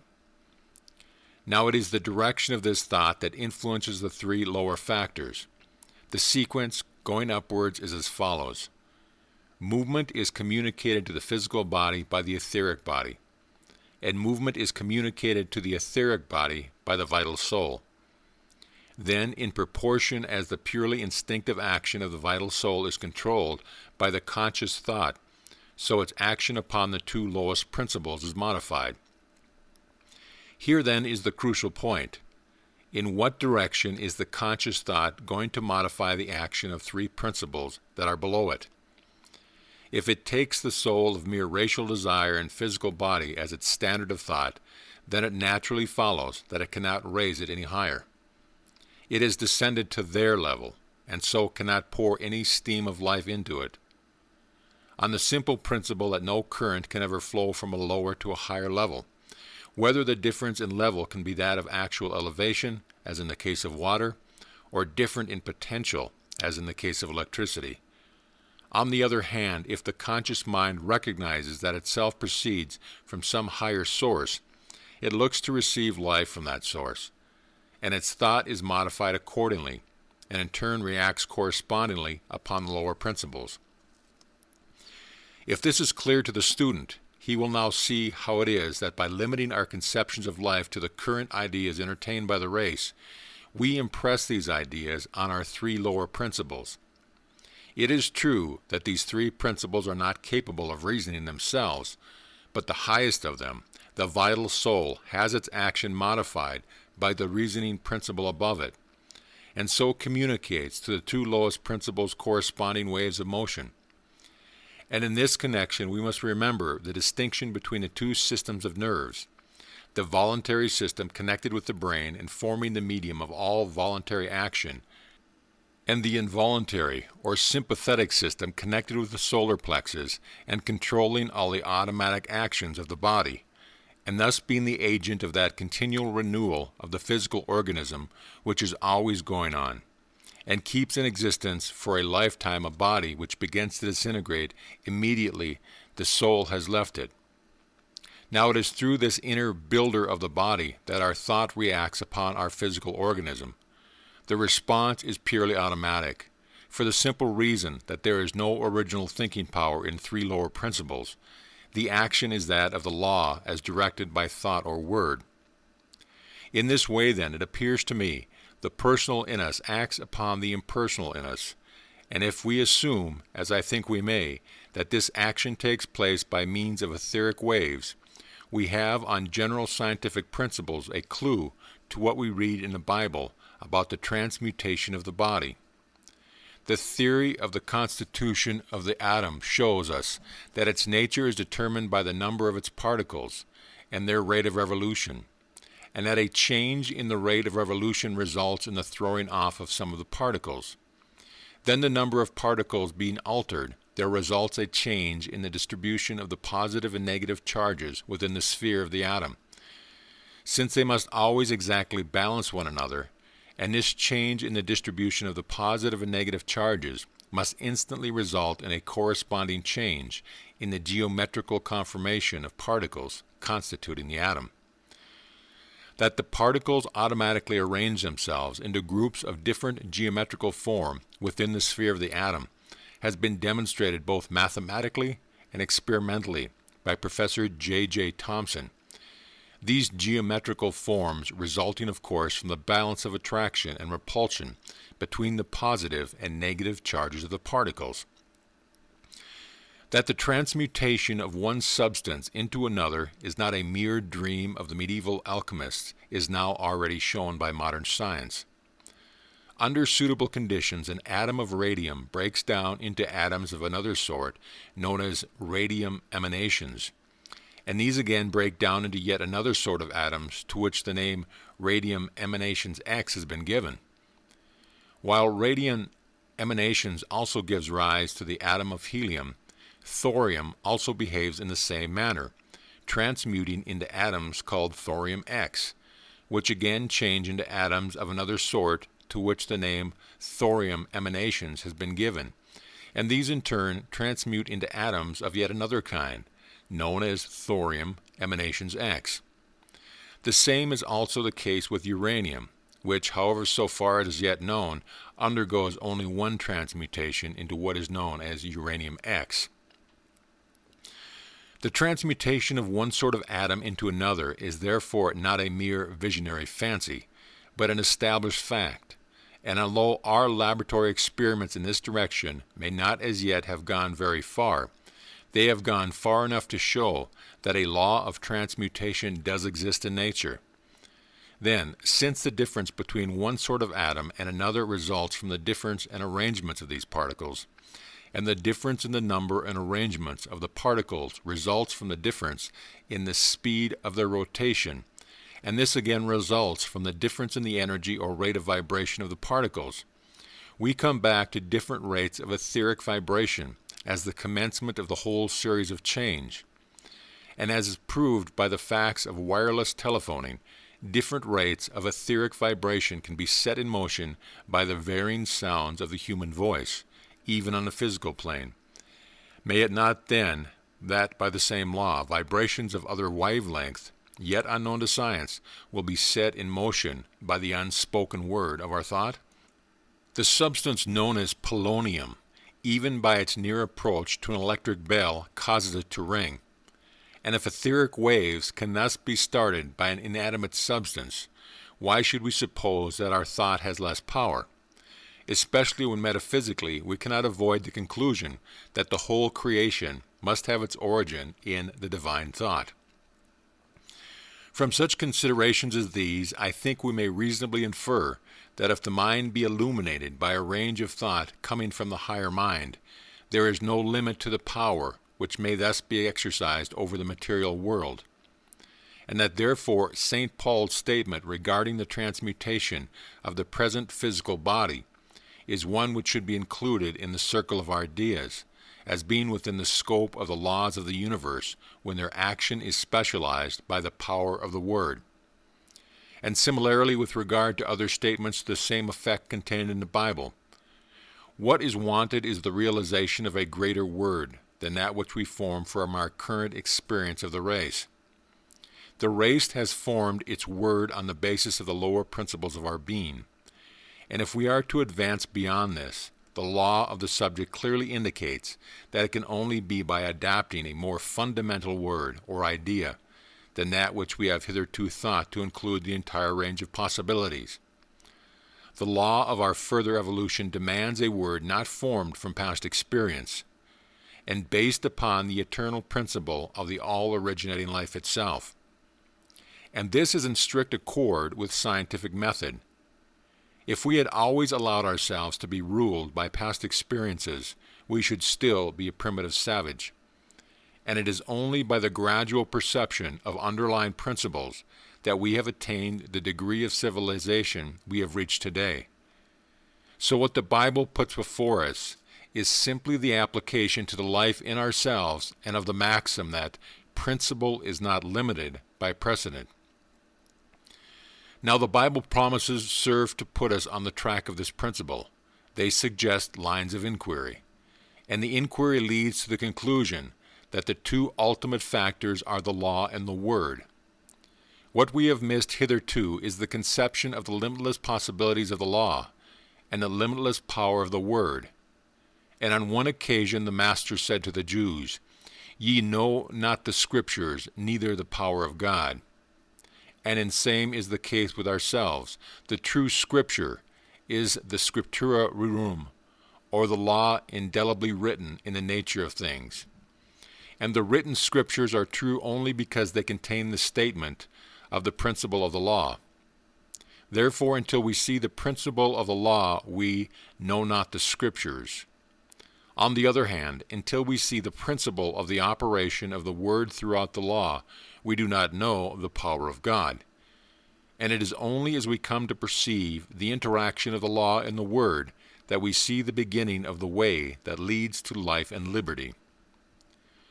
But although it is evident from the text just quoted, as well as from other intimations into the epistles, that St. Paul fully grasped the principle of the transmutation of the body, he himself tells us that he has not yet realized it in practice. He says he has not yet attained to the resurrection from the dead, but is still pressing on towards its attainment.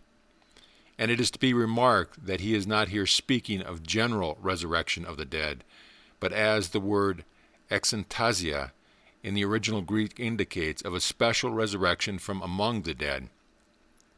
This indicates an individual achievement, not merely something common to the whole race. From this and other principles, it is evident that by dead it means that whose conception of life is limited to the four lower principles, thus unifying the mind with the three principles which are below it. And the same idea is expressed in a variety of ways all through the Bible. This therefore shows that he is quite aware that knowledge of the principle does not enable us then and there to attain the completeness of the application. And if this be the case with St. Paul, we cannot be surprised to find it the same with ourselves. But on the other hand, knowledge of the principle is the first step towards getting it to work. Well, St. Paul is dead and buried, and so I suppose will most of us be in a few years, so the question confronts us, what becomes of us then? As Milton puts in Il Penseroso, we want to unsphere the spirit of Plato and unfold what worlds or what vast regions hold the immortal mind that hath forsook her mansion in the fleshy nook. Yes, this is a question of deep personal interest to us, but as I cannot speak from experience, I will restrict myself to seeing whether we can form any sort of general hypothesis on the basis of the principle we have recognized. What then is likely to survive? The physical body is of course disintegrated by the chemistry of nature. The etheric body probably continues to retain its form longer, because it is the condensation of etheric particles wrought together by the etheric waves sent out by the vital source, and it is therefore not subject to the laws of chemical affinity. The vital soul, being the race principle of life in the individual, that principle which automatically seeks to preserve the individual from disintegration, probably survives longer still, until ceasing to receive any reflex vibrations from the body, it grows gradually weaker in its sense of individual guardianship, and so it eventually absorbed into the group soul or generic essence of the class to which it belongs. This is probably what happens in the case of animals for want of any higher vivifying principle, and would be the same with us were it not for the fact of having such a higher principle.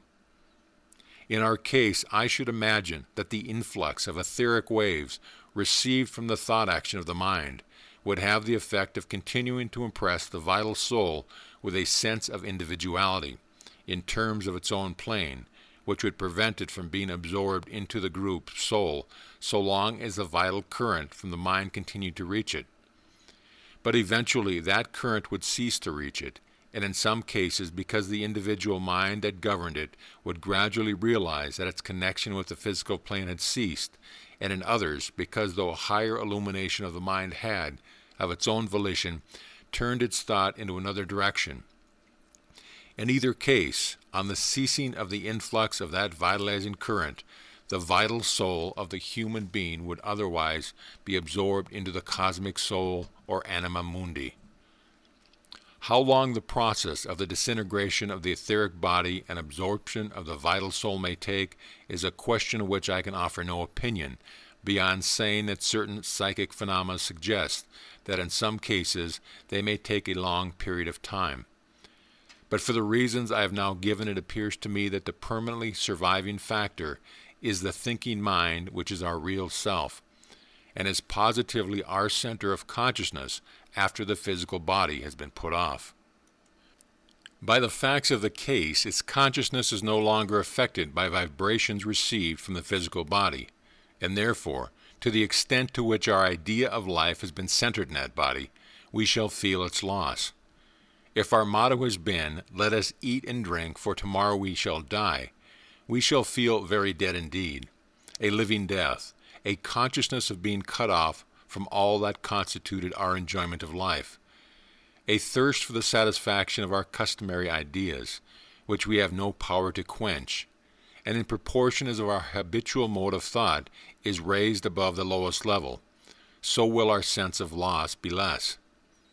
Then by the same law, if our habitual mode of thought is turned towards pure, beautiful, and helpful ideas, we shall feel no loss at all, for we shall carry our own thoughts and ideals with us, and I hope see them more clearly by reason of their disentanglement from mundane considerations.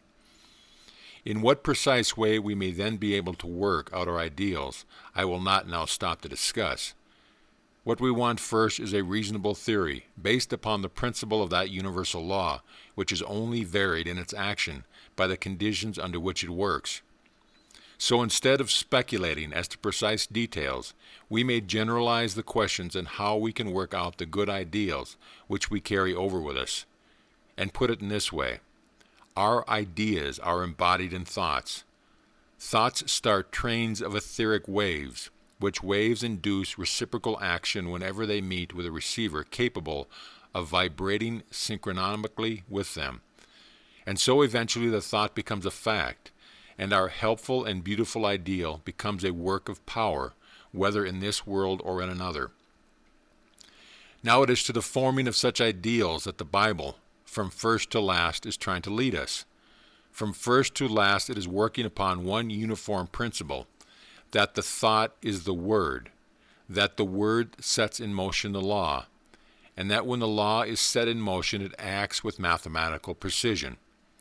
The Bible is a handbook of instruction for the use of our creative power of thought, and this is the sequence which it follows, one definite method, so fundamental in its nature that it applies equally to the making of a packing case or the making of a solar system. Now we have formed a generalized conception based on this universal method of the sort of consciousness we are likely to have when we pass out of the physical body. Then our thought naturally passes on to the question, what will happen after this? It is here that some theory of the reconstitution of the physical body appears to me to hold a most important place in the order of our evolution. Let us try to trace it out of the general lines of the creative power of thought indicated above. The keynote to which is that the law is specialized by the Word, and cannot by itself bring out the infinite possibilities contained in it without specializing, just as in all scientific development of ordinary life. The clue to the whole question is that our place in the universal order is to develop the infinite resources of the original life and substance into actual facts. Nature unaided fails. The personal factor must cooperate with the impersonal, alike for setting up an electric bell or for the furtherance of cosmic evolution, and the reason it is so because it could not possibly be otherwise. If now we start by recognizing this as our necessary place in the progressive order of the universe, I think it will help us to form a reasonable theory as to the reconstruction of the body. First of all, why have we any physical body at all? As a matter of fact, we have one, and no amount of transcendental philosophizing will alter the fact. And so we may conclude that there is some reason for it. We have seen the truth of the maxim, omni vivum ex vivo, and therefore that all particular forms of life are differentiations of the one basic life.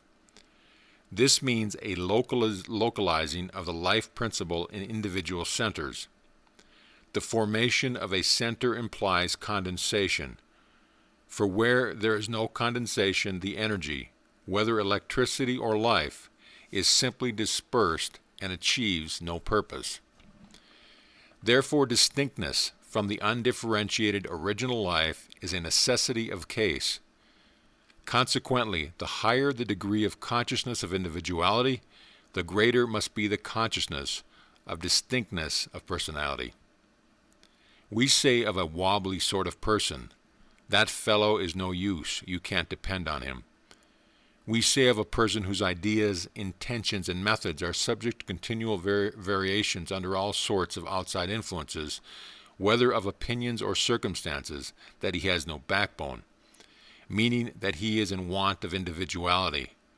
He has no real thought of his own, and so has no word of power by which to cooperate with the law. Therefore, to the extent to which this is the case with any of us, we are of no use in furthering the unfoldment of evolution, whether in ourselves or anywhere else. Now we talk a lot about evolution or the unfolding, but we seem often not to realize that there must be something to unfold, and that therefore involution, or the concentration of the life principle, must be a condition precedent to its evolution. This process of involution must therefore be a process of gradually increasing concentration of the life principle by association with denser and denser modes of the universal substance. Then, on the principle of vibration, the less dense the substance in which the life is immersed, the more it must be subject to being stirred by vibratory currents other than those produced by the conscious action or the ego, or inherent life of the individuality that is being formed. But the sum of the vibrations in anything determines the mode, power, and direction of its action.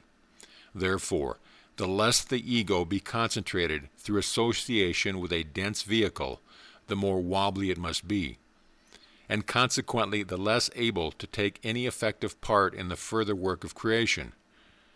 But in proportion as the ego builds up an individual will, the more it gets out of the wobbly state, or to refer once more to the idea of etheric waves, it becomes able to select what vibrations it will receive and what vibrations it will send out.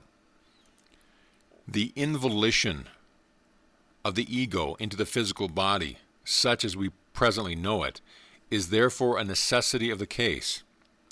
If any effective individuality is to be brought into existence, and the work of creation carried on instead of being cut short, not for want of material, but for want of workmen capable of using the tools of the builder's craft, the law as strength and the word as beauty. The descending arc of the circle of being is therefore that of the involution of spirit into denser and denser modes of substance, a process called in technical language by the Greek name illusion, and the process continues until a point is reached where spirit and substance are in equal balance, which is where we are now. Then comes a tug of war, Which of the two is to predominate?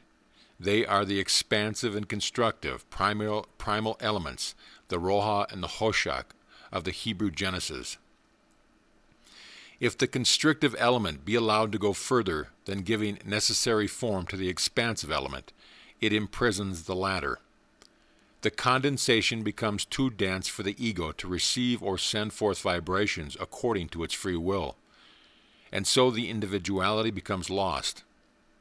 If the condensation process cannot be carried far enough, no individuality can be built up. And if it be carried too far, no individuality can emerge. So in both cases, we get the same result, that there is no one to speak the word of power without which nature unaided fails. Thus we are now exactly at the bottom of the circle of being. We have completed the descending arc and reached the point where the realization of the distinctness of conscious individuality enables us to choose our own line, whether that of progressing through the states of the ascending arc of being or of falling out from the living circle of progression, at least for a period, into what is sometimes mystically spoken of as the moon, or in the descending order the eighth square, and which is called in Scripture the outer darkness, the rigidity which stops the action of life. Therefore, it is with regard to this state of our career that the Bible lays so much stress on the conflict between the spirit and the flesh. It is a fact in the course of our evolution, and the purpose of the Bible is to teach us how to move forward along the ascending arc of the circle of being, so as to build up individualities which will be able to use the tools of intelligence and will in the great work of evolution, both personal and cosmic. Now, what is shown diagrammatically as the ascending arc of the circle of life is the return from its lowest point, or the full consciousness of personal distinctness, gained through the material body, back to its highest point, or the originating life itself. This is the truth embodied in the same parable of the prodigal son. It is a cosmic truth, and this return journey is technically called by the green name, Anactorian. It is the rising again, that is from matter to spirit, and is the resurrection principle. But what is accomplished by the journey of the ego around the circle of life? A new center of intelligence and volition is established. From this, the creative word of power can be spoken. A complete man has been brought into existence, which can take a free and intelligent part in the further work of creation, by his understanding of the interaction between the law and the word. The volume of the sacred law lies open before us, and the vibratory power of the word to give effect to it the blazing star that illuminates its content. And so we become fellow workers with the great architect of the universe. For these reasons, it appears to me that our self-recognition in the physical body is a necessary step towards our growth. But why should the reconstruction of a physical body be either necessary or desirable? The answer is as follows. Obviously, self-recognition is the necessary basis for all use of those powers of selection and volition by which the impersonal law is to be specialized so as to bring to light its limitless possibilities, and self-recognition means the recognition of our personal distinctness from our environment. Therefore, it must always mean the possessing of a body as a vehicle, by means of which to act upon that environment, and to receive the corresponding reaction from it. In other words, it must always be a body constituted in terms of the plane upon which we are functioning. But it does not follow that we should always be tied down to one plane. On the contrary, the very conception of the power of the word to specialize the action of the law implies the power of functioning on any plane we choose, but always subject to the law, that if we want to act on any particular plane in propria persona, and not merely by influencing some other agent, we can only do so by assuming a body in terms of the nature of that plane. Therefore, if we want to act on the physical plane, we must put on a physical body. But when we have fully grasped the power of the Word, we cannot be tied to a body. We shall no longer regard it as composed of so many chemical elements, but we shall see beyond them, in the real primary etheric substance of which they are composed. And so by our volition shall be able to put the physical body on or off at pleasure. That at least is a quite logical deduction from what we have learned in the preceding pages. Seen in this light, the resurrection body is not the old body resuscitated, but a new body, just as real and tangible as the old one, only not subject to any of its disabilities, no longer a limitation, but the ever-ready instrument for any work we may desire to do upon the physical plane. But perhaps you will say, why should we want to have anything more to do with the physical plane? Surely we have had enough of it already. Yes, in its old sense of limitations, but not in the new sense of a world of glorious possibilities, a new field for our creative activities, not the least of which is the helping of those who are still in the lower stages, of which we have already passed through. I think if we realize the possession of the fully risen man, we shall see that he is not likely to turn his back upon the earth as a rotten old thing. Therefore, a new physical body is a necessary part of his equipment. If then we take it as a general principle that for self-recognition upon any plane, a body in terms of that plane is a necessity, this will throw some light on the Bible narrative of our Lord's appearance after his resurrection. It is noteworthy that he himself lays stress on the body as an integral part of the individuality. When the disciples thought they had seen an apparition, he said, "Handle me, and see that it is I myself, and not a spirit. For a spirit hath not flesh and bones, as ye see I have." This very clearly states that the spirit, without a corresponding body, is not the complete I myself. Yet from the same narrative we gather that the solid body in which he appeared is able to pass through closed doors, and to be disintegrated and reintegrated at will. Now on the electronic theory of the constitution of matter, which I have spoken of in an earlier part of this book, there is nothing impossible in this.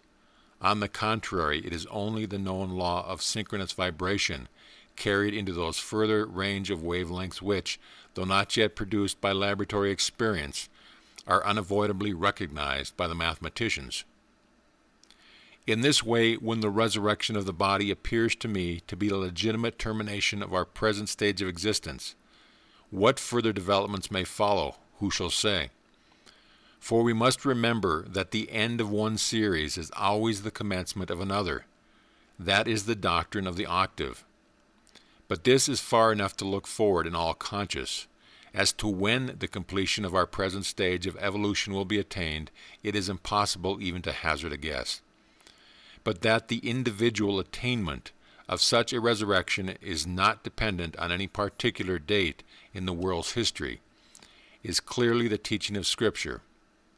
When Martha said to Jesus that she knew her brother would rise again at the last day, he ignored the question of the last day and said, "I am the resurrection and the life." And similarly, St. Paul puts it forward as a thing to be attained.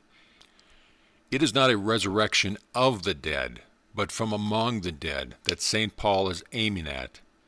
Not an anastasis ton nekron, but an anastasis ek ton nekron. Doubtless there are other passages of Scripture which speak of a general resurrection, which to some will be a resurrection to condemnation, a resurrection to shame and everlasting contempt. This is a subject upon which I will not attempt to enter. I have a great many things to learn, and this is one of them. But if the Bible statements regarding resurrection are to be taken as a whole, these passages cannot be passed over without notice. On the other hand, the Bible statements regarding individual resurrection are there also, and the general principle on which they are based becomes clear when we see the fundamental relation between the law and the Word. Only we must remember that the Word that can thus set in motion the law of life and make it triumph over the law of death cannot be spoken by the limited personality, which only knows itself as John Smith or Mary Jones. We must attain a larger personality than that before we can speak the word. And this larger personality is not just John Smith or Mary Jones magnified. That is the mistake we are all so apt to fall into. Mere magnification will not do it. A square will continue to be a square however large you make it. It will never become a circle. But on the other hand, there is such a thing as stating the area of a circle in the form of a square. And when we learn to regard our square as not existing on its own account, but as an expression of the inner circle in another form, our attention will be directed to the circle first as the generating figure, and then to the square as a particular mode of expressing the same area. If we look at it in this way, we shall never mistake the square for the circle, but we shall see that as the circle grows, the corresponding square will grow with it. It is this dependence of the square of the circle that makes all the difference, and makes it a living, growing square. For the true circle represents infinitude. It is not bounded by a limiting circumference, as in the merely symbolic geometrical figures, but it's rather represented by the impulse which generates an ever-widening circle of electromagnetic waves.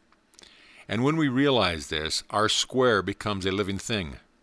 The word that we speak with this recognition is no longer ours, but His who sent us, the expression on the plane of individuality, of the thought that sent us into existence, and so it is that the word of life. This is the true resurrection of the individual. End of chapter. Chapter 8, Transferring the Burden. The more we grow into a clear perception of what is really meant by squaring the circle, the freer we shall find ourselves from the burden of anxiety. We shall rise to a larger generalization of the law of cause and effect. We shall learn in all things to reach out to first cause as operating through the channels of secondary causation, causa causis, as producing and therefore controlling, causa causata. And so we cease to worry about secondary causes. On the plane of the lower personality, we see certain facts and argue that they are bound to produce certain results, which would be quite true if we really saw all the facts, or again allowing that in any particular case we actually did see all the facts as they now exist. We can either deny the operation of first cause or recognize its infinite capacity for creating new facts. Therefore, whatever may be the nature of our anxiety, we should endeavor to dispel it by the consideration that there may be already existing other facts we do not know of, which will produce a different result from the one we fear, and that in any case there is a power which can produce new facts in answer to our appeal to it. But I can imagine one saying to us, "You bumptious little midget, do you think first cause is going to trouble itself about you and your petty concerns? Do you not know that first cause works by universal law and makes no exceptions?" Well, I would not have written this book if I did not suppose that first cause works by universal law. And it's just because it does so that I believe it will work for me and my concerns. The law makes no exceptions, but I can be specialized through the power of the Word. Then our skeptic says, "What, do you think your word can do that?" To which I reply, it is not my word, because I am not using it in my lower personality as John Smith or Mary Jones, but in that higher personality which recognizes only one all-embracing personality, and itself as included in that. Which comes first, the law or the word? The distribution of the solar system in space, the localization of the spirit in specific areas of cosmic activity, proclaims the starting of all manifestation through the Word. Then the operation of law follows with mathematical precision, just as when we write 2 times 2, we cannot avoid getting 4 as a result. Only there is no reason why we should not write 2 times 3 and so get 6 instead of 4. Let it be borne in mind that the law flows from the Word and not vice versa, and you have got the clue to the enigma of life. How far we shall be able to make practical use of this clue depends, of course, on our acceptance of its principle. The directing power of the Word is inherent in the Word, and we cannot alter it. It is the law of the law, and so, like any other law, it cannot be broken, but its action can be inverted. We cannot deprive the Word of its efficacy, but our denial of it as the word of expansion is equivalent to an affirmation of it as the word of contraction. And so the law acts towards us as a limitation. But the fault is not in the law, but in the way we use the word. So if the reader grasps this, he will see that the less we trouble ourselves about what to appear to us to be the visible and calculable cause of things, the freer we must become from the burden of anxiety. And as we advance step by step to a clear recognition of the true order of cause and effect, so all intermediate causes will fade from our view. Only the 2 extremes of the sequence of cause and effect will remain in sight. First cause, moving as the word, starting a sequence, and the desired result terminating it. As the word taking form in fact. The intermediate links in the chain will be there, but they will be seen as effects, not as causes. The wider the generalization we thus make, the less we shall need to trouble about particulars, knowing that they will form themselves by the natural action of the law. And the widest generalization is therefore to state not what we want to have, but what we want to be.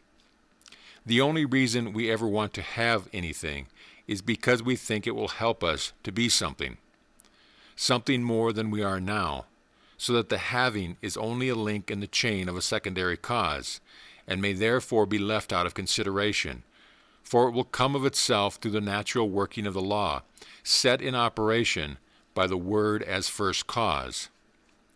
This principle is set forth in the statement of the divine name given to Moses. The name is simply I am. It is being, not having.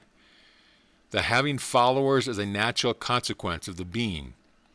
And if it be true that we are made in the likeness and images of God, that is to say, on the same principle, then what is the law of the divine nature must be the law of ours also. And as we awake to this, we become partakers of the divine nature. What we really want, therefore, is to be something more than we are now. And this is quite right. It is our consciousness of the continually generative impulse of the eternal living Spirit, which is the fons et origo, fountain and source of all differentiated life, working within us for ever more and more perfect individual expression of all that is in itself. If the reader remembers what I said at the beginning of this book about the verb substantive of being, he will see that each of us is in truth a word of God.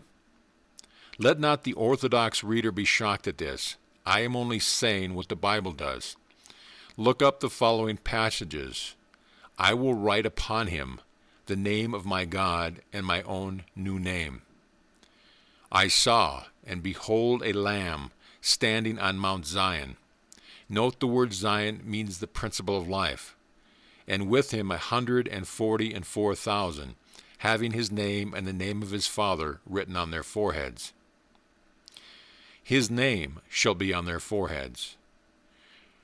Read particularly the whole passage, Revelations 19:11 through 16, where we are expressly told that the name in question is the Word of God, and that this name is the one put upon those who follow their leader, is shown by the same description being given of the followers as the leader. They all ride upon white horses, and the horse is the symbol of the intellect. Also in the case of the leader, the peculiarity of his name is that no one knows it but himself. And the same thing is said of the new name to be given to him that overcometh. Again in Isaiah, thou shalt be called by a new name, which the mouth of the Lord shall name. And also again in Numbers, they shall put my name upon the children of Israel. Then, as the meaning of that name, the Word of God, thy word is true from the beginning. And Jesus said, thy word is truth. This also corresponds with the description where another name for the Word of God is faithful and true, and the same metaphor of the truth, riding into action, is contained in gird thy sword upon thy thigh, O most mighty, with thy glory and thy majesty, and in thy majesty ride prosperously because of truth. The same symbol of riding also occurs in extol him that rideth under the heavens. Sing praises to him that rideth upon the heaven of heavens, which were of old. Lo, he doth send out his voice, and at a mighty voice. And the word voice is the Hebrew word, meaning sound or word. So that here again we have the idea of the word riding into action. Once more, thou hast magnified thy word above all thy name, thus repeating the idea of the word as the name. In other passages, we have the idea of the word as a weapon, the sword of the Spirit, which is the word of God, which answers to the description and revelations of the sword proceeding out of the mouth of the word. And we have the same metaphor of the word riding into action. Thou didst ride upon thy horse and thy chariots of salvation. Thy bow was made quite naked, even thy word. And similarly, those that oppose the word are killed with the sword of him that sat upon the horse, with which sword proceeded out of his mouth. In other passages, we have the word put before us as a defense. His truth shall be thy shield and buckler. And again, the name of the Lord is stronger tower, and righteous runneth into it, and is safe. And we have already seen that this name is the Word of God. And similarly, our help is in the name of the Lord, who made heaven and earth. Lastly, we get the Word as the final deliverance from all ill. Into thy hand I commit my spirit. Thou hast redeemed me, O Lord God of truth. And the reason of all of this is because his truth endureth to all generations. It is everlasting, changeless principle. By the word of the Lord were the heavens made, and all the host of them by thy breath of his mouth. As it is also said of the word in the opening of St. John's Gospel and first epistle. Now a careful comparison of these and similar passages will make it clear that the sequence presented to us is as follows. The word is the passing of the verb substantive of being into action. It is always the same in principle on whatever scale, and therefore applies to ourselves also, so that each one of us is a word of God. We are by this the very essence of our being, and that is why the first thing we are told about man is that he is made in the image and likeness of God. But how far any of us will become a really effective word depends upon our acceptance of the new name which is ready to be bestowed upon each one. To as many as receive him, to them gives he power to become sons of God, even to them that believes on his name.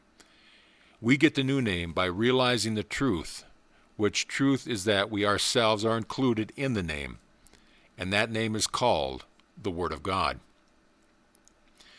The meaning of which becomes clear if we remember that the spiritual name of anything is the nomenon, or essential being, which is manifested through its phenomenon, or outward reproduction in form. So that the true order is first our name, or essential being, then our word or active manifestation of this essential being, then the truth or the unchangeable law of being passing into manifestation. And these three are one. Then we see that this is true of ourselves, not because of some arbitrary favoritism making us exceptions to the human race, but because it is the working on the plane of human individuality of the same power and the same law by which the world has come into existence. We can see that we have here a principle which we can trust to work as infallibly as the principle of mathematics, and that therefore the desire to become something more than we are now is nothing else than the eternal spirit of life seeking ever full expression. The correction which our mode of thinking needs, therefore, is to start with being, not with having, and we may then trust the having to come along in its right order. And if we can get into this new manner of thinking, what a world of worry it will save us. If we realize that the law flows from the Word and not vice versa, then the law of attraction must work in this manner, and will bring to us all those conditions through which we shall be able to express the more expanded being towards which we are directing our word. And as a consequence, we shall have no need to trouble about forcing particular conditions into existence. They will grow spontaneously out of the seed we have planted. All we have to do now, or at any time, is to take the conditions that are ready to hand and use them on the lines of the sort of being towards which we are directing our thoughts. Use them just as far as they go at the time, without trying to press them further, and we shall find by experience that out of the present conditions, thus used today, more favorable conditions will grow in a perfectly natural manner tomorrow, and so on, day by day, until when later on we look back, we shall be surprised to find ourselves expressing it all, and more than all, the sort of being we had thought of. Then, from this new standpoint of our being, we shall continue to go on in the same way, and so on ad infinitum, so that our life will become one endless progress, ever widening as we go. And this will be very quiet and a peaceful way, free from worry and anxiety, and wonderfully effective. It may lead you to some position of authority or celebrity, but as such thing belongs to the category of having, and not of being, they were not what you aimed at, and are only byproducts of what you have become in yourself. They are conditions, and like all other conditions, should be made use of for the development of still more expanded being. That is to say, you will go on working on the more extended scale which such a position makes possible to you. But the one thing you would not try to do with it would be the boss of the show. The moment you do this, you are no longer using the word of the larger personality and have descended to your old level of the small personality, just John Smith or Mary Joan, ignorant of yourselves as being anything greater. It is true your word still directs the operation of the law toward you. It always does this, but your word has become inverted, and so calls into operation the law of contraction instead of the law of expansion. A higher position means a wider field for usefulness, that is all. And to the extent to which you fit yourself for it, it will become to you. So if you content yourself with always speaking your thought, the creative word of being from day to day, you will find it the way of peace and the secret of a happy life, by no means monotonous, for all sorts of unexpected interest will be continually opening to you, giving you scope for all the activities of which your present degree of being renders you capable. You will always find plenty to do, and find pleasure in doing it, so you need never be afraid of feeling dull. But perhaps you will say, how am I to know that I am not speaking my own word instead of that of the creative spirit? Well, the word of the smaller personality is always based on the idea of possessing, and the word of the spirit is always based on the idea of becoming. That is the criterion. And also, if we base our speaking of the word on the promises of spirit, we may be sure that we are on the right track. We may be sure of it because when we come to analyze these promises, we shall find that they are all statements of the creative law of being, and the nature of this law is obvious from the facts of the visible creation. These things are not true because they are written in the Bible, but the Bible is true because these things are written in it. The more we examine the Bible promises, the more they will impress themselves upon us as being promises according to law. And since the law can never be broken, we can feel quite secure of it, subject to the one condition that we do not stop the law from working to the fulfillment of the promise by our own inverted use of the word. But if we take the word of the promise and make it our own word, then we know that we are speaking the right word, which will so specialize the action of the law as to produce the fulfillment of the promise. Apart from the word, there is no foundation. In all other systems we have either law without will or will without law. Then we know that we are not speaking of ourselves, but are speaking the word of the power that sent us into the world. The law alone cannot fulfill the promise. It is in itself cosmic and impersonal, and as every scientific discovery amply demonstrates, it needs the cooperation of the personal factor to bring out its latent possibilities, so that the word is as necessary as the law for the fulfillment of the promise. But if the word which we speak is that of the creating spirit, we may reckon it as being just as certain in its operation as the law, and the two together form an infallible power. But there is one thing we must not forget, and this is the law of growth. If the law which we plant is the seed, then we must allow time for it to grow. We must leave it alone and go about our business as usual, and the seed we have sown will spring and grow up itself. We know not how, a truth which we have been told by the Master himself. We must not be like children who plant a seed one day and dig it up the next to see whether it is growing. Our part is to plant the seed, not to make it grow. The creative law of life will do that. It is for this reason that the Bible gives us such injunctions as, "Study to be quiet. He that believeth shall not make haste. In quietness and in confidence shall be your strength." To make ourselves anxious as to whether this word we have planted will fructify is just to dig it up again, and then of course it will not grow.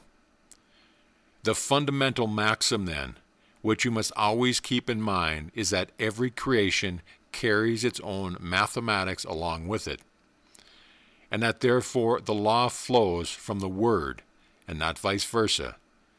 And consequently, the Word is the foundation of every creative series, whether that series be great or small, cosmic or individual, constructive or destructive. Every series commences with intention, and remember the exact meaning of the word. It is from the two Latin words in, towards, and tender, to stretch, and it therefore means a reaching out in a certain direction. This reaching out in a certain direction is the conception of ourselves as arrived at the destination towards which our thought tends, and is therefore the conceiving of an idea. And our formulated idea is stated, if only mentally, in words. And the termination of the series is a realization of the idea in actual fact. Therefore, it is equally true of every series, whether it be the creation of a lady's blouse or the creation of the world, that in the beginning is the Word. The Word is the point of origination. Then, since the Word is the point of origination, what is our conception of the best thing we can originate with it? There is a great variety of opinion as to what is desirable, and it is only natural and right that it should be so, for otherwise we should be without any individuality, which means that we should have no real life in us. In fact, such a world is unthinkable. It would be a world that had ceased to move. It would be a dead world. So it is the varied conception of the good that makes the world go on. Uniformity means reducing things to one dead level. But on the other hand, there must be unity. Unity of action resulting from unity of purpose. Otherwise, the world logically terminates in internecine strife. If then the world is to go on, it can only be by means of unity expressing itself in variety. And therefore the question is, what is the unifying desire which underlies all the varieties of expression? It is a very simple one. It is just to enjoy living. Our ideas of an enjoyable life may be very various, but that is what we all really want. So what we want to get at is, what is the basis of an enjoyable life? I have no hesitation in saying that the secret of enjoying life is to take an interest in it. The opposite livingness is deadness, that is, inertia and stagnation. Dying of uni is a very real thing indeed, and if we would not die of this malady, we must have an interest in life that will always keep going on. Now, for anything to interest us, we must enter into the spirit of it. If we do not enter into the spirit of a game, it does not interest us. If we do not enter into the spirit of a book, it does not interest us. We are bored to death with it, and so on with everything. So from our own experience, we may lay down the maxim that, to enjoy anything, we must enter into the spirit of it. And if this be so, then to enjoy the living quality of life, we must enter into the spirit of life itself. I say the living quality of life so as to disassociate it from all ideas of particular conditions, because what we are trying to get at is the fundamental principle of life which creates conditions, and not the reflex of sensation, whether physical or mental, which any particular set of conditions may induce in us for the time being.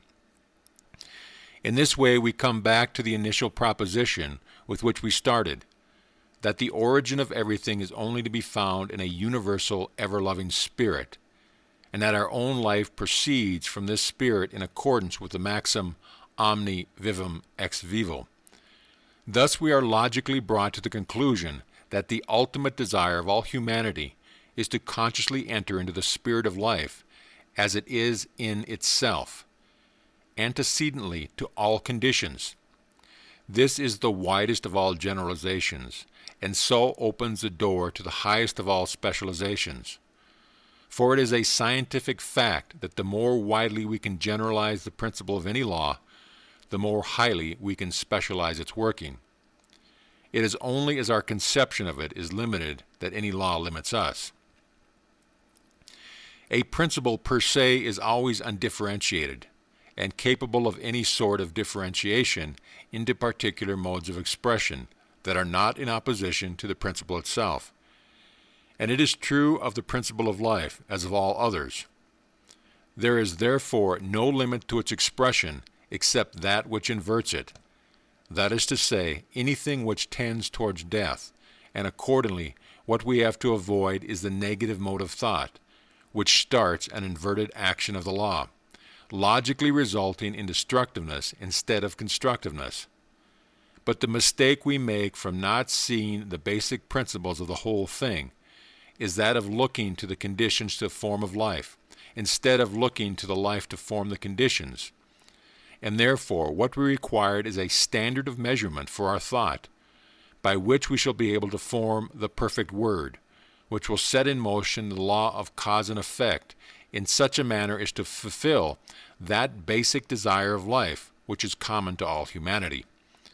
The perfect word must therefore fulfill two conditions.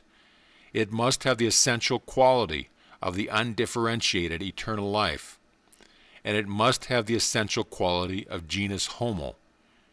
It must say with Horace, homo sum nihil humani mihi alienum puto.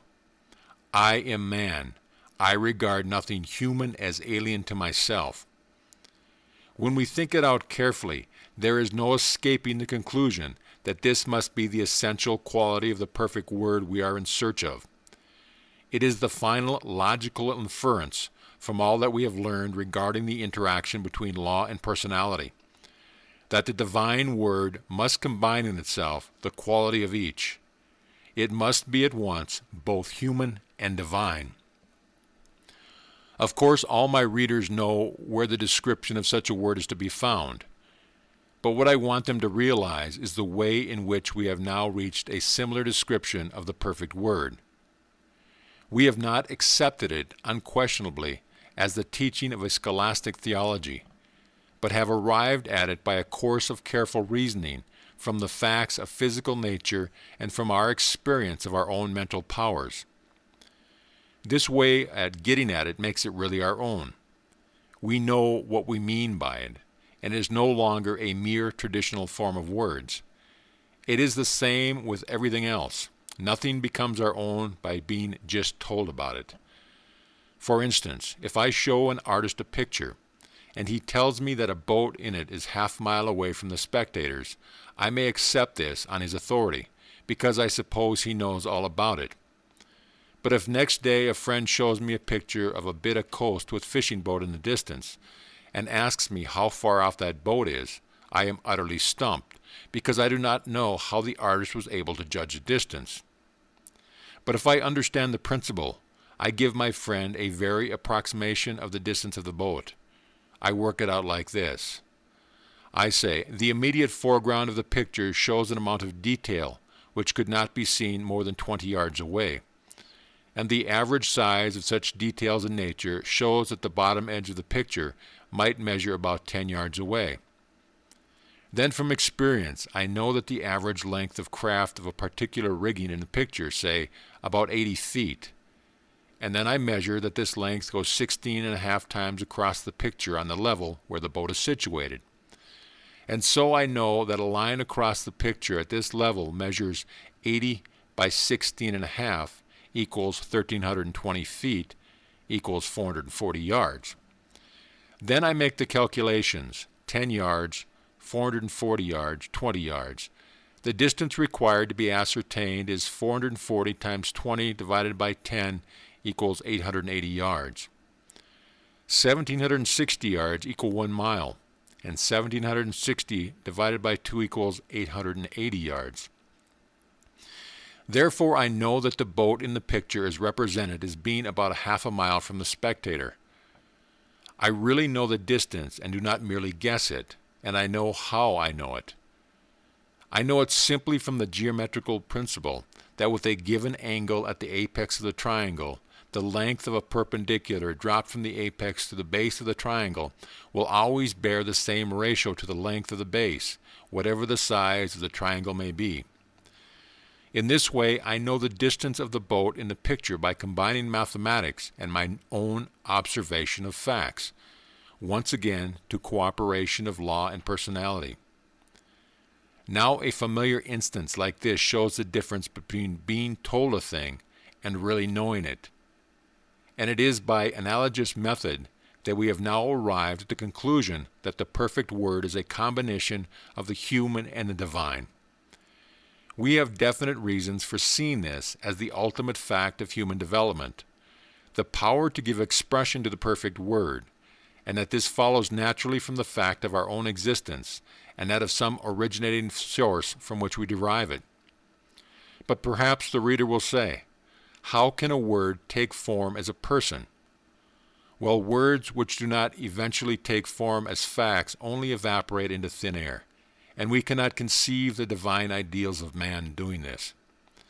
Therefore, the expression of the perfect word on the plane of humanity must take substance in the form of humanity. It is not the manifestation of any limited personality with all his or her idiosyncrasies, but the manifestation of the basic principle of humanity itself common to us all. To quote Dryden's word, but in a very different sense to the intended in Absalom and Acetopol, such a one must be not one, but all mankind's epitome. The manifestations must be the perfect expression of that fundamental life which is the root desire in us all, and which is therefore called the desire of all nations. Here then we have reached the foundation fact of human personality. It is the eternal will to live, as Schopenhauer calls it, which works subconsciously in all creation. Therefore it is the root from which all creation springs. In the atom it becomes atomic energy. In the plant it becomes vegetable life. In the animal it becomes animal life, and in man it becomes personal life. And therefore, if a perfect standard of the eternal life is set before us, it must be in terms of human personality. But someone will say, why should we need such a standard? The answer is that since the working of the law towards each of us is determined by our mode of thought, we require to be guarded against an inverted use of the word. Ignoratia legis nemini excusis. Ignorance of the law does not excuse you from its operation, is a scientific as well as a forensic maxim, for the law of cause and effect can never be altered. Our ignorance of the laws of electricity will not prevent us from being electrocuted if we get into the circuit of some powerful voltage. Therefore, because the law is impersonal and knows no exception, and will bring us either life or death according to the direction which we give it by our word, it is of the first importance for us to have a standard by which to measure the word expressed through our own personality. This is why St. Paul speaks of our growing to the measure of the stature of the fullness of Christ, and why we find the symbol of measurement so frequently employed in the Bible. Therefore, if a great scale of measurement for our word is to be exhibited, it can only be by its presentation in human form. Then, if the purpose be to establish such a standard of measurement, the scale must be expressed in units of the same denomination as that of our own nature. You cannot divide miles by amperage, and it is because the scale of our potential being is laid out in the same denomination as that of the spirit of life itself that we can avail ourselves of the standard of the Word made flesh. When this is clearly seen, it removes those intellectual difficulties which so many feel with regard to the doctrine of the atonement. If we want to avail ourselves of the Bible promises on the basis of the Bible teaching, we cannot throw the teaching overboard. As I have said before, if a doctrine is to be rightly interpreted, it must be interpreted as a whole, and in one form or another the doctrine of the atonement is the pivot point of the whole Bible. To omit it is like trying to play Hamlet with Hamlet left out, and you may put your Bible out on the rubbish heap. How then does the atonement come in? Here are the usual intellectual difficulties. To whom is the sacrifice offered? To God or to the devil? If it be to the devil, then the devil is a great power than God. If it be to God, then how can a God who demands a sacrifice of blood be love? And in neither case, how can guilt be transferred from one person to the other? Now, as a matter of fact, none of these questions arise. They are beside the real point at issue, which is, how can we so combine the personal action of the Word with the impersonal action of the law, as to make the law become to us the law of life instead of the law of death? Let us recur to the principle which we have worked out. The law flows from the Word, and not vice versa. It acts for good or ill according to the quality of the Word which calls it into action. Therefore, to get the law of life, we must speak the word of life. Then, on the principle of omni vivum ex vivo, the word of fundamental basic life, which is not subject to conditions, because it is antecedent to all conditions, can only be spoken through consciousness of partaking in the eternal life, which is the fons et ergo of all particular being. Therefore, to be able to speak this word, we must have a foundation of assurance that we are in no way separated from the eternal life. And since this foundation is required for all men, it must be broad enough to accommodate all grades of perception. Theologically, the separation from the eternal life is said to be caused by sin. But what do we mean by sin? We can only judge of what a thing is by what it does. And so if sin is that which prevents the inflowing of the eternal life, which we know is the root of our individual being, then it must be the transgression of the inherent law of our own being. The truth is that we live simultaneously in two worlds, the visible and the invisible. Just as trees draw their life from the earth beneath and from the air and light above, and the transgression consists in limiting ourselves only to the lower world, and thereby cutting ourselves off from the essential part of our own life, that which really lives. We do not realize the true foundation of the three lower principles of our nature, vis-a-vis vital spirit, etheric body, and outward form, the function of which is to give concentration to the current of spiritual life flowing from the eternal Spirit, and thus enable the undifferentiated life to differentiate itself into individual consciousness, which will be able to specialize the action of the law into higher manifestations than it can produce without the cooperation of the personality. On the analogy of Ohm's law, our error is making our R so rigid that it ceases to be a conductor, and so no current is delivered and no work done. This is the true nature of sin, and it is this opposition of our R to EMF, or eternal motive force, that has to be removed. We have to realize the true function of our R as the channel through which the EMF is enabled to carry on its work.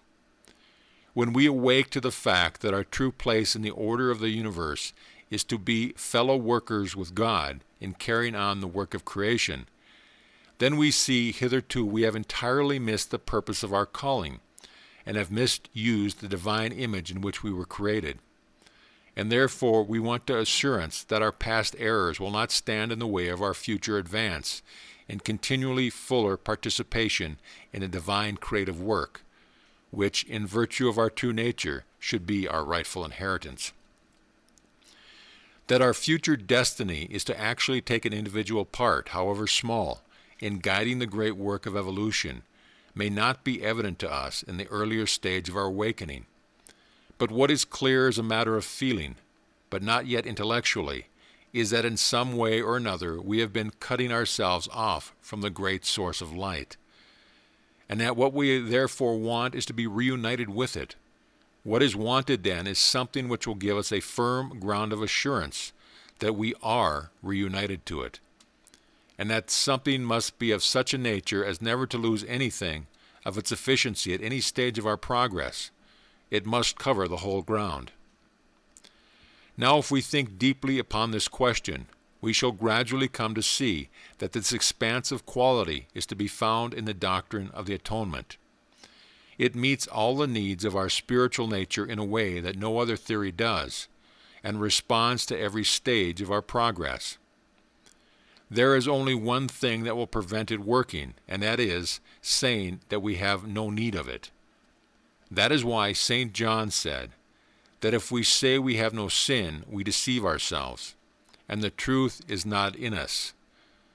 But the more we come into the light of truth and realize that sin is everything, that it is not in accordance with the law of our own essential being as related to the eternal life, the more we shall see not only that we have transgressed the law in the past, but also that even now we are trying very far from completely fulfilling it.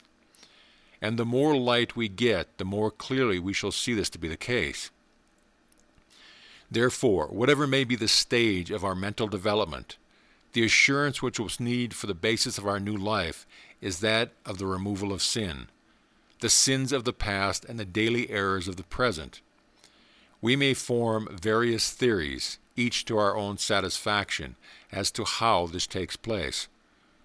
For instance, we may argue that, since the Word is the undifferentiated potential of humanity, every human soul is included in the self-offering of Christ, and that in Him we ourselves suffered on the cross. Or we may say that our confession that such an offering is needed amounts to our participation in it. Or we may say with St. Paul, that is in Adam all are sinners, so in Christ all are made free from sin. That is, taking Adam and Christ as the representatives of two orders of men. Or we may fall back on the statement, sacrifice and burnt offerings, thou wouldst not. And on Jesus' own explanation of his death, that he offered himself in testimony to the truth, that is, that the eternal life will no more exercise a retrospective vengeance upon us for our past misunderstanding of it. Then would electrify any other force. We may explain the modus operandi of the great offering in any of these ways, for the Scripture presents it all of them. But the great thing is to accept it, for by the nature of our mental constitution, such an acceptance, whether with or without any intellectual explanation, affords the assurance which we stand in need of, and building upon the foundation we can safely rear the edifice of our future development. Also, it affords us a continual safeguard in all the further stage of our evolution. As our psychic consciousness increases, we become more and more responsive to psychic stimulus, whether the stimulus proceed from good or evil influence, and therefore the recognition of our redemption in Christ surrounds us with a protective barrier, through which no evil spirit or malign influences can pass, so that resting upon this truth, we need never be in fear of any such invasion, but shall at all times be clothed with the whole armor of God, from whatever point of view we regard. We therefore find in the one offering once made for the sin of the whole world a standpoint such as provided by no other teaching, whether religious or philosophical. And we shall see on examination that it is not an arbitrary decree for which we can give no account, but that it is very based on the psychological constitution of man, a provision so perfectly adapted to our requirements at every stage of evolution that we can only attribute it to the divine wisdom acting through one, who by perfect love thus willingly offered himself in order to provide the foundation of complete assurance for all who recognize their need of it. On this basis, then, of reunion with the eternal source of life, all the promises of the Bible are found to be according to law, that is, according to the inherent law of our being, so that in the line of this foundation we find the supreme manifestation of the interaction between the law and the Word, which, when its significance is apprehended, opens out vistas of limitless possibilities to the individual and to the race. But the race as a whole is yet very far from apprehending this, and for the most part has no perception of spiritual causation.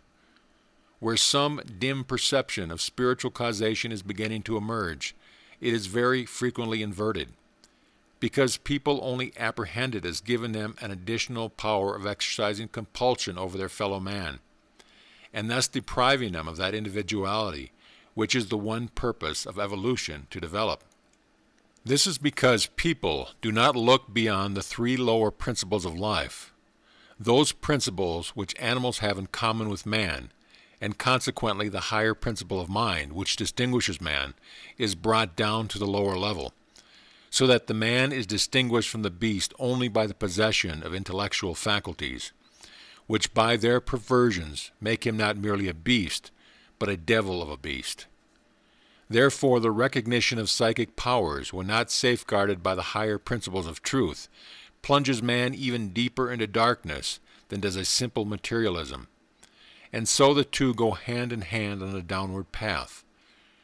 There is abundant evidence that this is increasingly the case at the present day, and therefore is that the Bible promise calculate and culminate in the promise of the return of Him who offered Himself in order to lay the foundation of peace. As I have said before, we must either take the Bible as a whole or reject it entirely. We cannot pick and choose what pleases us and refuse what does not. No legal document could be treated in this way, and in like manner the Bible is one great whole, or else it is just skittles. Therefore, if the divine Word was manifested to save the world from destruction by opening the way for the individual through recognition of his true relation to God, then it is only a reasonable carrying out of the same thought that when the bulk of mankind fail to realize the beneficent use of these powers, and persist in using them invertedly, the same being should again appear to save the race from utter self-destruction, but not by the same method, for that would be impossible. The individual method is that of individual self-recognition in the light of truth, but that cannot be forced upon anyone. The headlong downward career of the race as a whole cannot therefore be stopped vi et armis, and this can only be done by first letting it have a bitter experience of what intellect, depraved to the service of the beast in man, leads to, and then forcibly restraining those who persist in this madness. Therefore, a second coming of the divine man is a logical sequence to the first, and equally logical. This second coming must be as one who will rule the nations with irresistible power, so that men, reflecting upon the evils of the past and inquiring into their cause, may be led to see that cause in the inverted action of the law of their own being, and may therefore learn so to renew their thoughts in accordance with the divine thought, as to bring them into the glorious liberty of the sons of God. This then is the promise we have to look forward to at the present day. And though it may not be wise to speculate as to the precise time and manner of its fulfillment, there can be no doubt as to the nature of the general principles involved. And I trust the reader has at least learned from this book that principles unfold themselves with unfailing accuracy, though it depends on our word or mental attitude, in what way their unfoldment will affect us personally. For such reasons as these, it appears to me that the current objections to the doctrine of atonement are entirely beside the mark. They miss the whole point of the thing, punishment or sin. Of course there is punishment for sin so long as it is persisted in. It is the natural working of the law of cause and effect. Forgiveness of sin. Of course there is forgiveness of sin as soon as, through knowledge, we make a right use of the law of our own being. It could not be otherwise. It is the natural working of the law of cause and effect. This is the covenant that I will make with them after those days, saith the Lord. I will put my laws into their hearts, and in their minds will I write them. And their sins and iniquities will I remember no more. And similarly, from which the writer of the epistles to the Hebrews quotes this, Now the Lord is the Spirit. The originating spirit of life, and therefore my laws, means the inherent law of the originating principle of being. So that here we have a plain statement that the realization of the true law of our being, ipso facto, results in the canceling of all past errors. When once we see the principle of it, the whole sequence becomes perfectly plain. There is nothing arbitrary in all of this. It results naturally from a new mode of thought producing a new order of consciousness, and it is written that, if any man be in Christ, he is a new creature, or as it says in the margin, a new creation. And on the principle that every creation carries its own mathematics with it, every such man has passed from the law of death into the law of life. The full fruition may not yet be visible. We must allow for the law of growth, but the principle is in him, and has become the central, generating point of his consciousness, and is therefore bound sooner or later to develop into perfect manifestation by the law of its own nature. If the principle be accepted, it will work all the same, whether we accept it by simple trust in the written word, or whether we analyze the grounds of our own trust. Just as an electric bell will ring when you press a button, whether you are an electrical engineer or not. But there will be this difference, that if you are an electrical engineer, you will see the principle implied in the ringing of the bell. And if you will find in it the promise of infinite possibilities, which it is open to you to develop, and in like manner, the more clearly you see the relation which necessarily exists between yourself and the all-originating living spirit, the more clear it will become to you that this relation opens up an endless vista of boundless potentialities which can never be exhausted. This is the true nature of the Bible promises. They were not made by some external deity upon whose ideas we can never have any certainty, but by the indwelling God, who is at once the life, the law, and the substance of all things, and therefore they are promises according to law, containing in themselves the principle of their own fulfillment. But as I trust the reader is now convinced, the law can fulfill the promise, which is latent in only by the cooperation of the Word. That is, the personal factor which provides the necessary conditions for the law to work under. And therefore, if the promise is to be fulfilled, we must meet the all-originating life, the premium mobile, not only on the plane of law, but on the plane of personality also. This becomes evident if we consider that this originating life must be entirely undifferentiated in itself. for otherwise it could not be the origin of all differentiated modes of life and energy. As long as we find differentiation, on however wide a scale, we have not arrived at first cause. There will be still something further back, out of which the differentiations have proceeded, and it is this something which is at the back of everything that we are in search of. Therefore, the originating spirit must be absolutely undifferentiated, and consequently the personal factor in ourselves must be the differentiation into individuality of a quality eternally subsisting in the all-originating undifferentiated spirit. Then, since our individual differentiation of this quality must depend on the mode of our recognition of it, it follows that a standard of measurement is needed, and the standard is presented to us in the form of the personality around whom the whole Bible centers, and who, as the standard of the divine infinitude, differentiating himself into units of individual personality, can only be described as once the Son of God and the Son of Man. If we see that the eternal life, by reason of its own non-differentiation in itself, must needs become to each of us exactly what we take it to be, then it follows that in order to realize it on our own plane of personality, we must see it through the medium of personality, and it is therefore not a theological figment, but a supreme psychological truth that no man can come to the Father, that is, to the parent Spirit, except through the Son. When we see the reason at the back of it, the Bible becomes a new book to us, and we learn that the interpretation of it is not to be found in learned commentaries, but in ourselves.